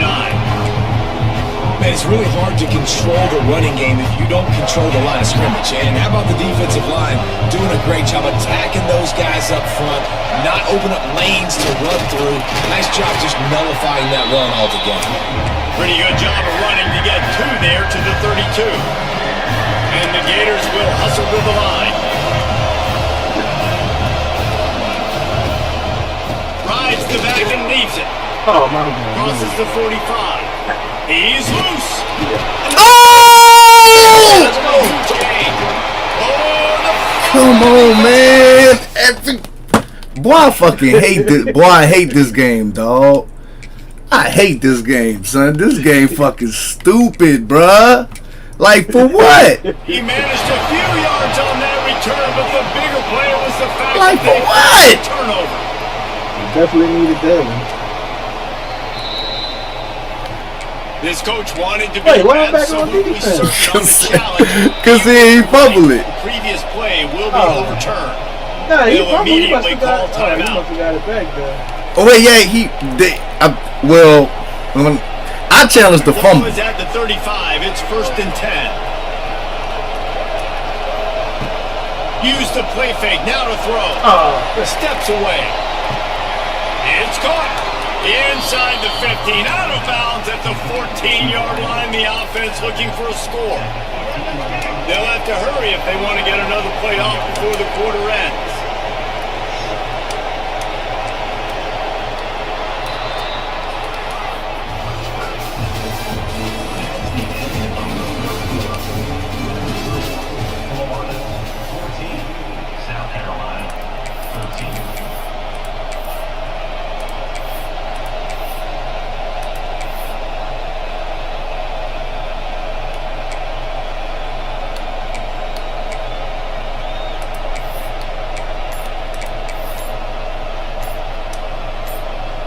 They go back to work in the final period of this one. Timeout called by the offense, and now they just have 1 remaining in the half. On 1st and 10, trying to strike from the 15.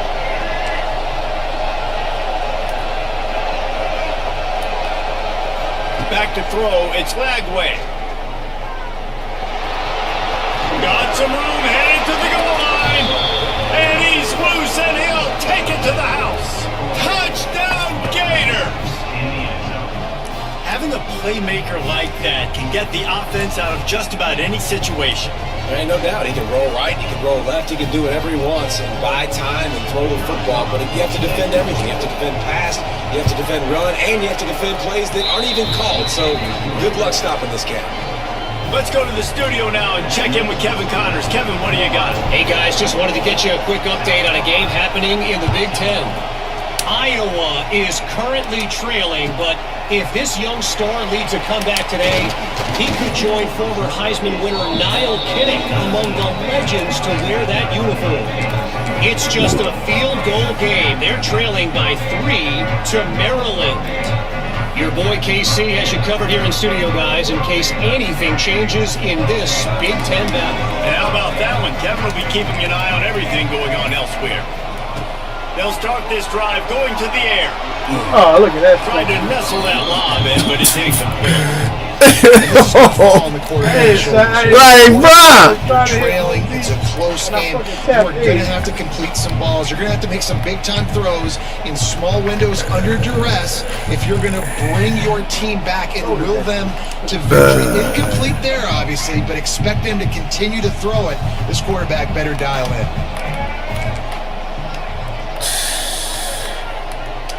Shit. Come on, man. Gonna swing it on second down. He lofts it high and deep down the left side. And they can't hook up. Going for the big play on second down. Now it's third down. That's just stupid. Oh my fucking god, that's just stupid as a motherfucker, boy. Oh. This defense has kept them backed up. Now one more stop and they can get off the field on third and long. To the air, it's Sellers.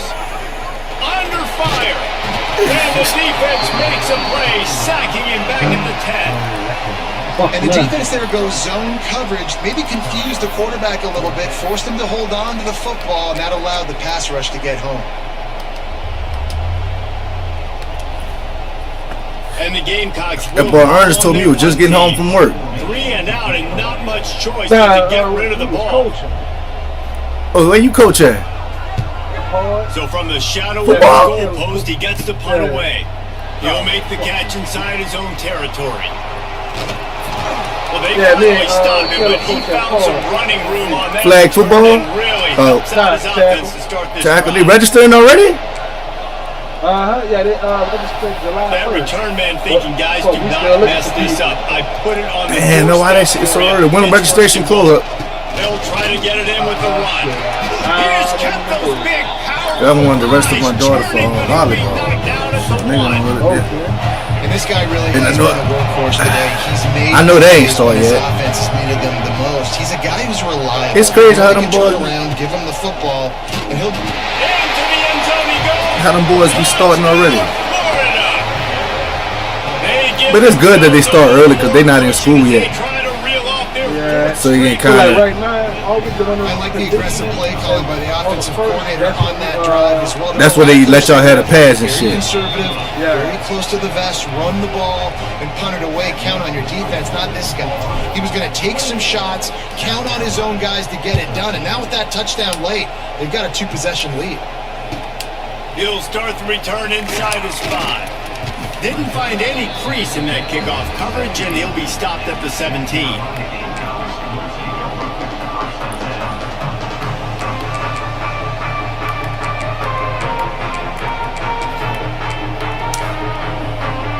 They'll get this drive going from the 17. From the shotgun, the inside give. Really needed a play like that to get out of their own end. They move the chains. They mark it at the 29. And I think that's what you want to see from this offense down the stretch. Like, can you physically dominate the game? You've got the lead. Now run the football, eat clock, continue to feed your dude. Man, get out the See, way. they need more runs like that. It just... Hold on, let me see.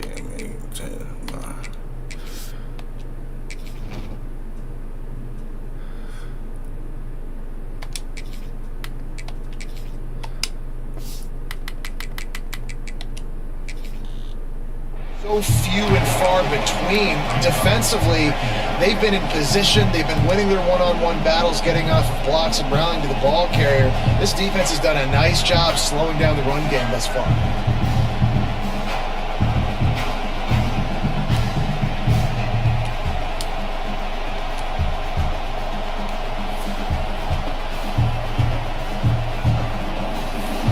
After the productive first down play, it's 2nd and 6.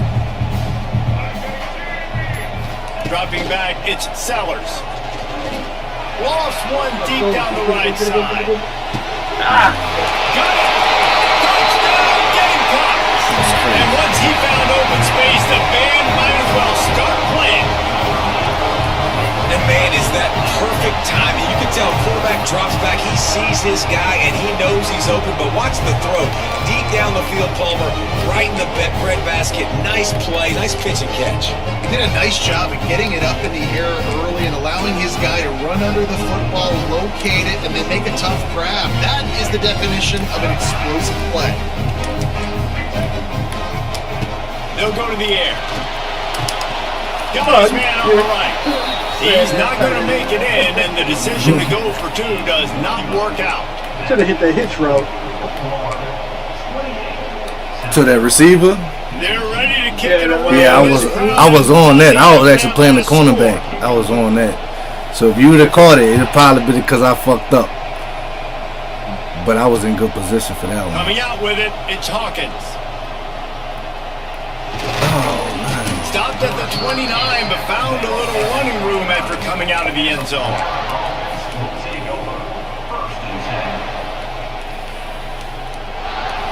They'll get this drive started from the 29.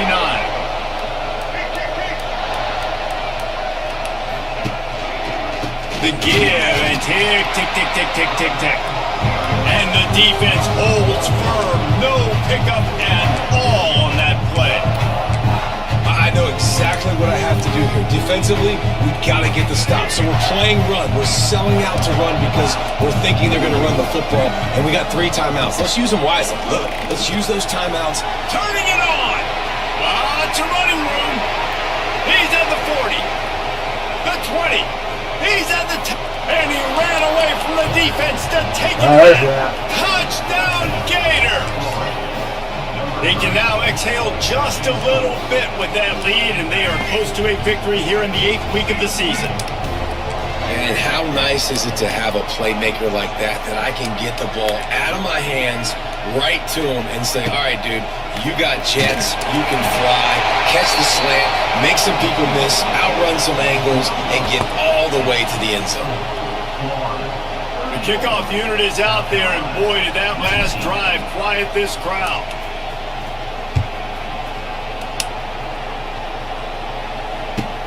He'll bring it back from inside his 5.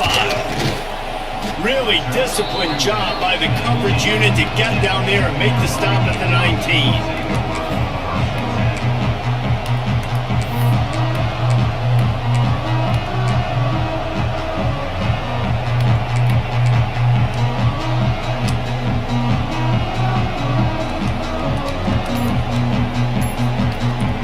This drive will start from the 19-yard line. Looking downfield, it's Sellers. He lets one fly deep. He's got it off the 30. And they were looking for a chunk play, and they got it. The explosive picks up more than 30. And this offense showing off the explosiveness, the big play down the field. This is so big because what it makes defenses do to react now. Now you scare them. Now you make them drop back a little bit. So that big passing play opens up this whole offense. Gets it inside the 25, down to the 22-yard line with a pickup of 4. Halfway there on first down, it's 2nd and 5. 2 minutes now left in this one, and time is running short if they want to find a way to pull this one out.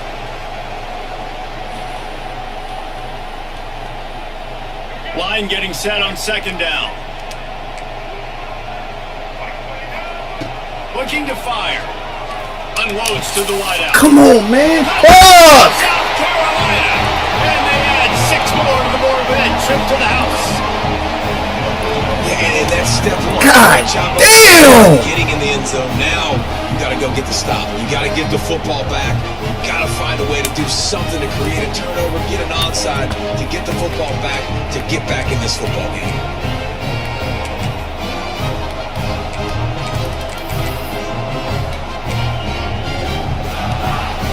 Why not double the try total and go for 2? They want to throw it. Oh, damn. He's got it. Two-pointer is good, and now it's a one-score game here deep in the fourth. All right, this offense now gives themselves a chance, man. The two-point conversion, one-possession game. Need some things to go right. Need the defense to step up, get the stop to get the football back.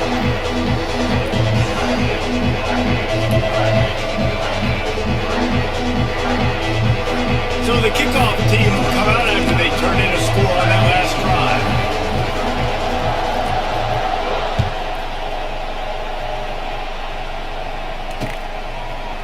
He'll bring it out. It's Abrams. He was looking for some running room, but not much to be found as he stopped at the 18.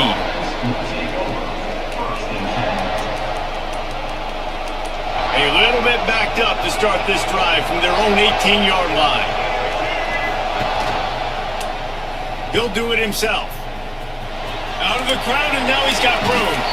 Gets down at the last possible second to avoid getting lit up. Sometimes as a quarterback, you just need to take the game over yourself. You need points to win, and it's going to come down to you throwing it or maybe running it like you just saw there to get that done. They'll try it over the left side. No, Did you like that stiff arm? Get a face full of that as he gets it up to the 34. And I'll tell you what, it's really nice at this point in the game if you can lean on your run game. When you have the lead, you've got the football late in the game, you can chew that clock and start to really make that defense have a little bit of panic. Wouldn't be surprised to see them go right back to the run on second down and maybe put this thing away. The handoff keeps working on that clock. That is a big win for this defense as they were right there as soon as he got the ball. I think if you're offense here, the game boils down to this one play on third down with the lead late. If you get the first down, that's ball game. There's not enough time left for the defense to get it back and go march down the field. So, no! Our best play offensively, let's make sure our best players are touching the football. Yes, indeed. You want to finish it. You want to finish the drill with your offense on the field Huh? and that clock ticking. Nice job. But I respect you because a lot of people would have just let the computer do it, which would have probably been better. But I could tell that was you I got by. So I respect that. Hey, and I wouldn't have, either way, I would have been cool with it. But, like, a lot of people like, I can't tackle this nigga one-on-one. But you gonna become better. You gonna be way better because of that. You gonna be like, just keep doing that shit. They give it to him again.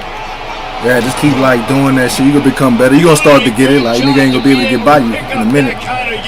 When you're trying to like the gameplay on here don't feel slow. The defense will take a timeout. 25 seconds left to play. I mean, I don't know. 2005 was like my first time playing college in a long time. Like playing Madden or anything in a long time. So I don't really know. It's really I can't really compare it to nothing. And that's exactly what shit, I feel like listen, they're out of timeouts. I want this clock to tick. Now we have seen some college coaches across college football continue to run the football. There he goes. Got enough for the first good game, brother. Good game, dog. But you should throw it up more, like to them dudes. Yeah, that's what you should lead off of. Like that should be your game plan. Cause I couldn't really sit. I knew you were throwing slants. I was kind of cool with that, but I really didn't want you to have them deep balls. be able to execute that pass. Yeah, I really didn't want you to have that. So if I had to give up the slants, and I was trying to predict when the slants was coming, if I had to give up the slants, I was cool with that. But I really wasn't trying to give them up either. That was crazy. I can't. Like you and Ernest. Ernest runs slants just like that too. So I gotta figure that out. I usually have a fire run game. I couldn't even get my run game started on this one. Yeah, that like with that. I think I'm like number one. I gotta be like top 10, top 5 in the nation in run stop and run defense. I know my record ain't good, but I gotta be like top 10. Yeah, Ernest did say that. Yeah, you was at the top. Yeah, I gotta be like top 10. You know, I couldn't get it popping either, like how I wanted it to. But all right, bro, I'm about to just chill, man. I gotta play another nigga. I gotta work in the morning. All right, dog. All right.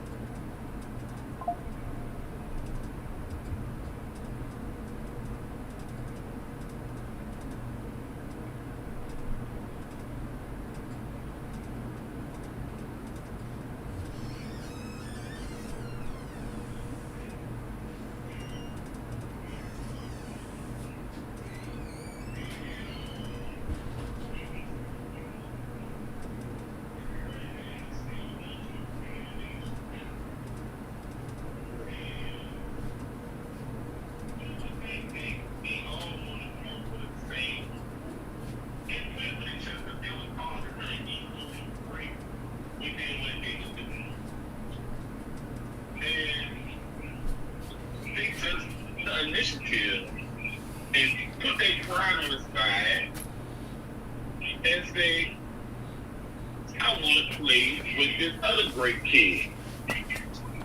Get ahead. And they nicknamed it the Pony Express. Now, the Pony Express came from a Greek word, Athenian, from the goddess Athena. Mm-hmm. But needless to say, fast forward, of course, these three running backs was awesome together. They was like, oh my God, like how the fuck we gonna play them? Like they just the opposite teams looking at this guy like, who we play this week? Oh man, we got no niggas for that. You coming. And they got all the running backs. Everybody was shit.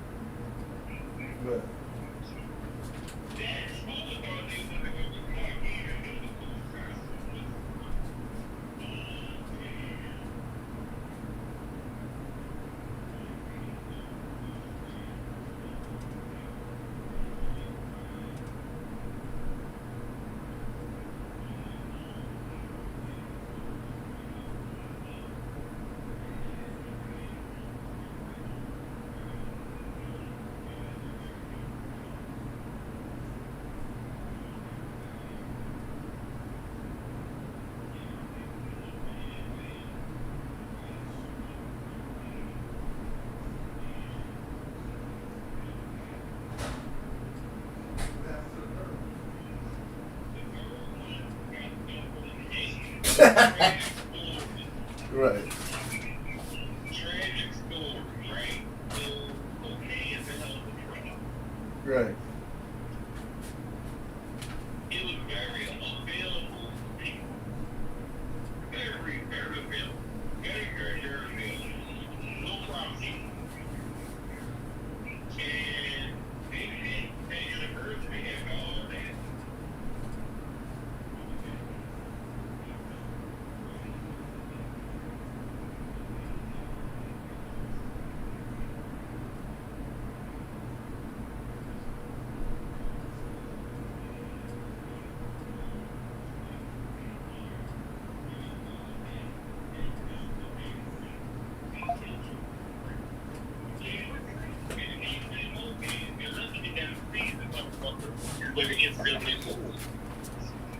And that's the tale of the Pony Express. Okay.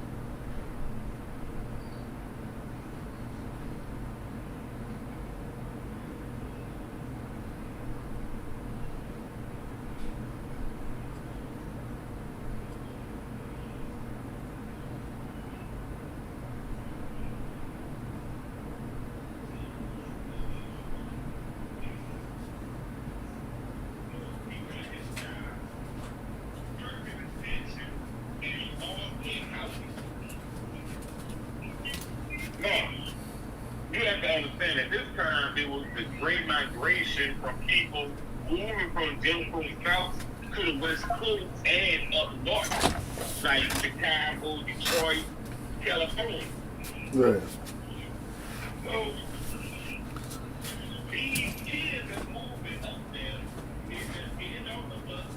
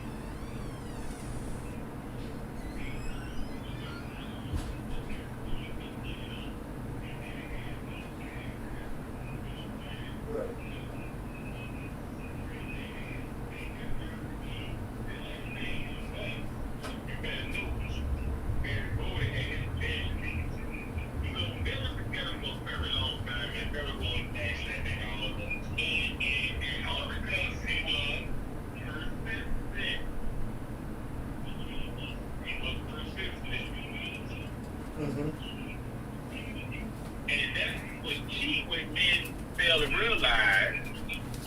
She may not want you right now, but nigga, if you persistent enough, you might wear her ass down. You never know. You never fucking know. But in 1988, Barry Bonds sold his company for $150 million, and he's playing just chilling on the beach, drinking margaritas and paying senoritas. Mm-hmm. And that, my friend, is the story of him, the one and only Barry motherfucking Bonds. Do you know who's the best group in Motown history? Like the best thing ever? Take a guess. The Temptations? The Temptations? Wait, it wasn't even a group. The Temptations? No, I think it wasn't a group, is what I'm saying. Marvin Gaye? Yeah. This guy was 9 years old when he first signed his first record on there. Stevie Wonder? Stevie fucking Wonder was the best thing Motown ever got. A man of genius of music ahead of his fucking time. At that age, the songs he wrote, amazing. Fucking Stevie Wonder will forever be probably one of the best musical genius that nobody will ever talk about. Right. He's the talk that R. Kelly shit, yeah, that's cool. But this Stevie had real instrument in it.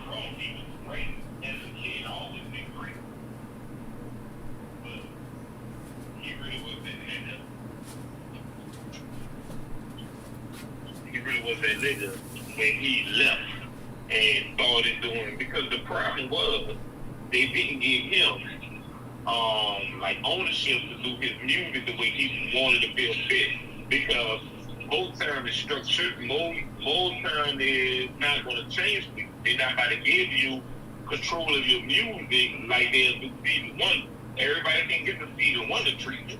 Everybody can get the Smokey Robinson treatment Motown. You gotta be a certain motherfucker to get treatment, and they wasn't willing to give Mike that. So Mike's biggest issue was, I want to do my music where I want to do my music. I don't want to do this now. I want to change my music. I want to go fast. And that's who revolutionized music in another way with Mike, because Mike was bold enough to change his whole image and sound. That's why Mike is so fucking good. One of the only niggas I know to change his sound, and people still ate that shit up. Like Mike Lynchable. Lynchable, my friend. I got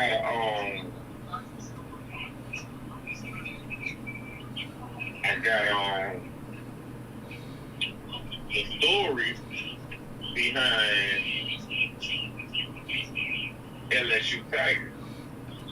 What is it?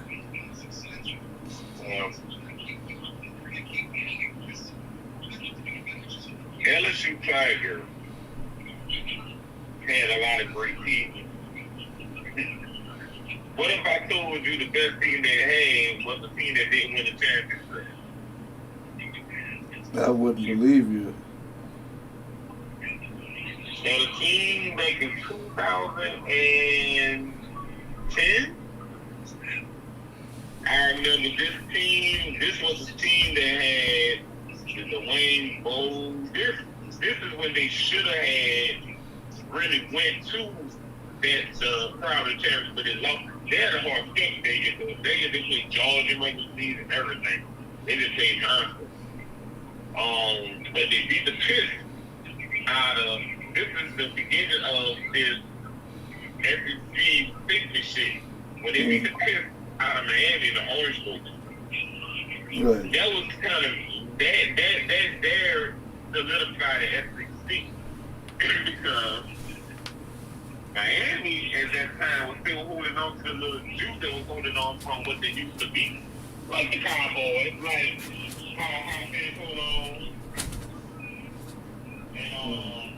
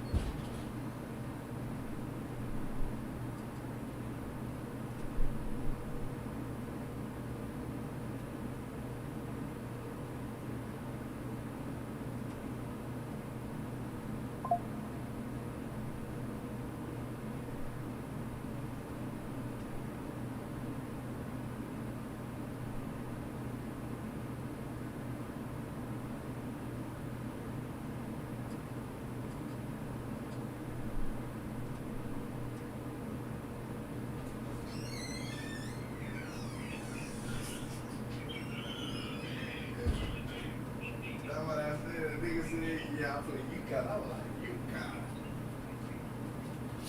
Like, man, how that nigga get the strength of the schedule? He playing UConn mid-year. When you read that, it was the best team to play that week. But you know, I only pick hard games, but I pick my schedule. I couldn't find nobody. Everybody wet. Right. Man, Lindsay talking about she was Crystal with her barber and her baby. She want crystal? She wants you to buy a crystal?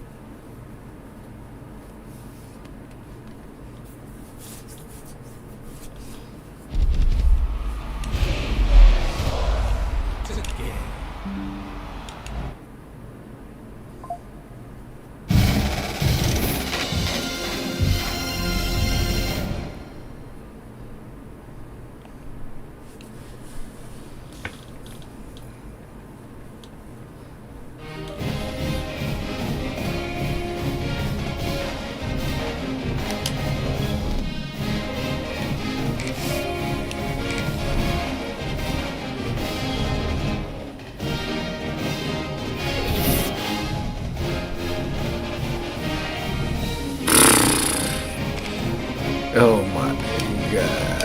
I think I'm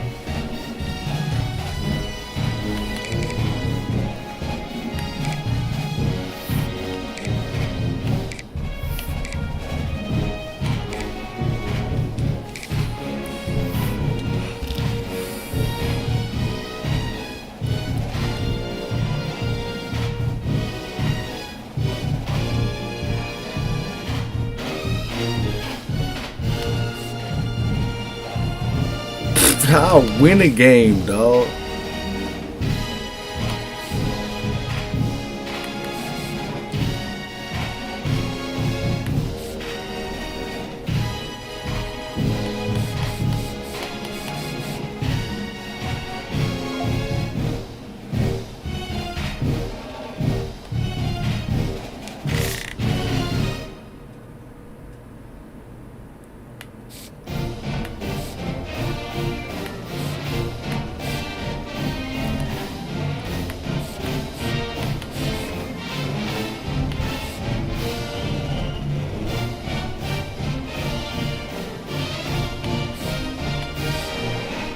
That's crazy, dog.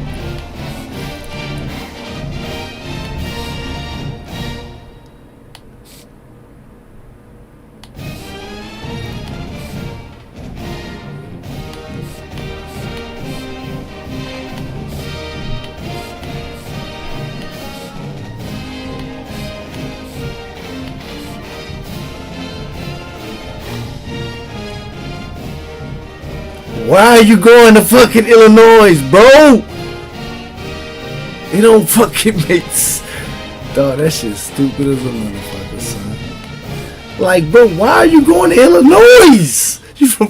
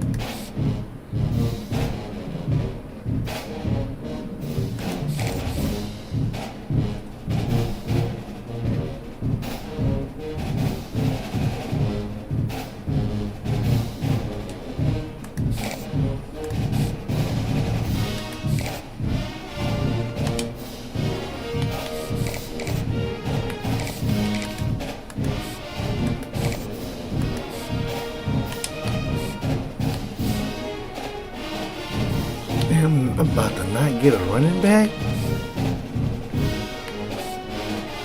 No, I'm still in there. Yeah, that's how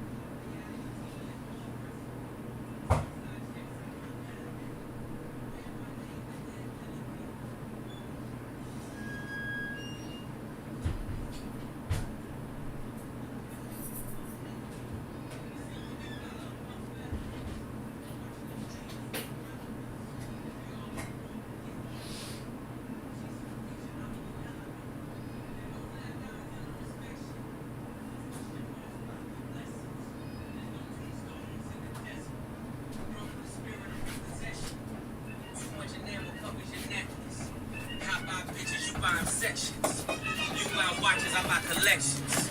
Misery's fueling your regression. Jealousy's turn.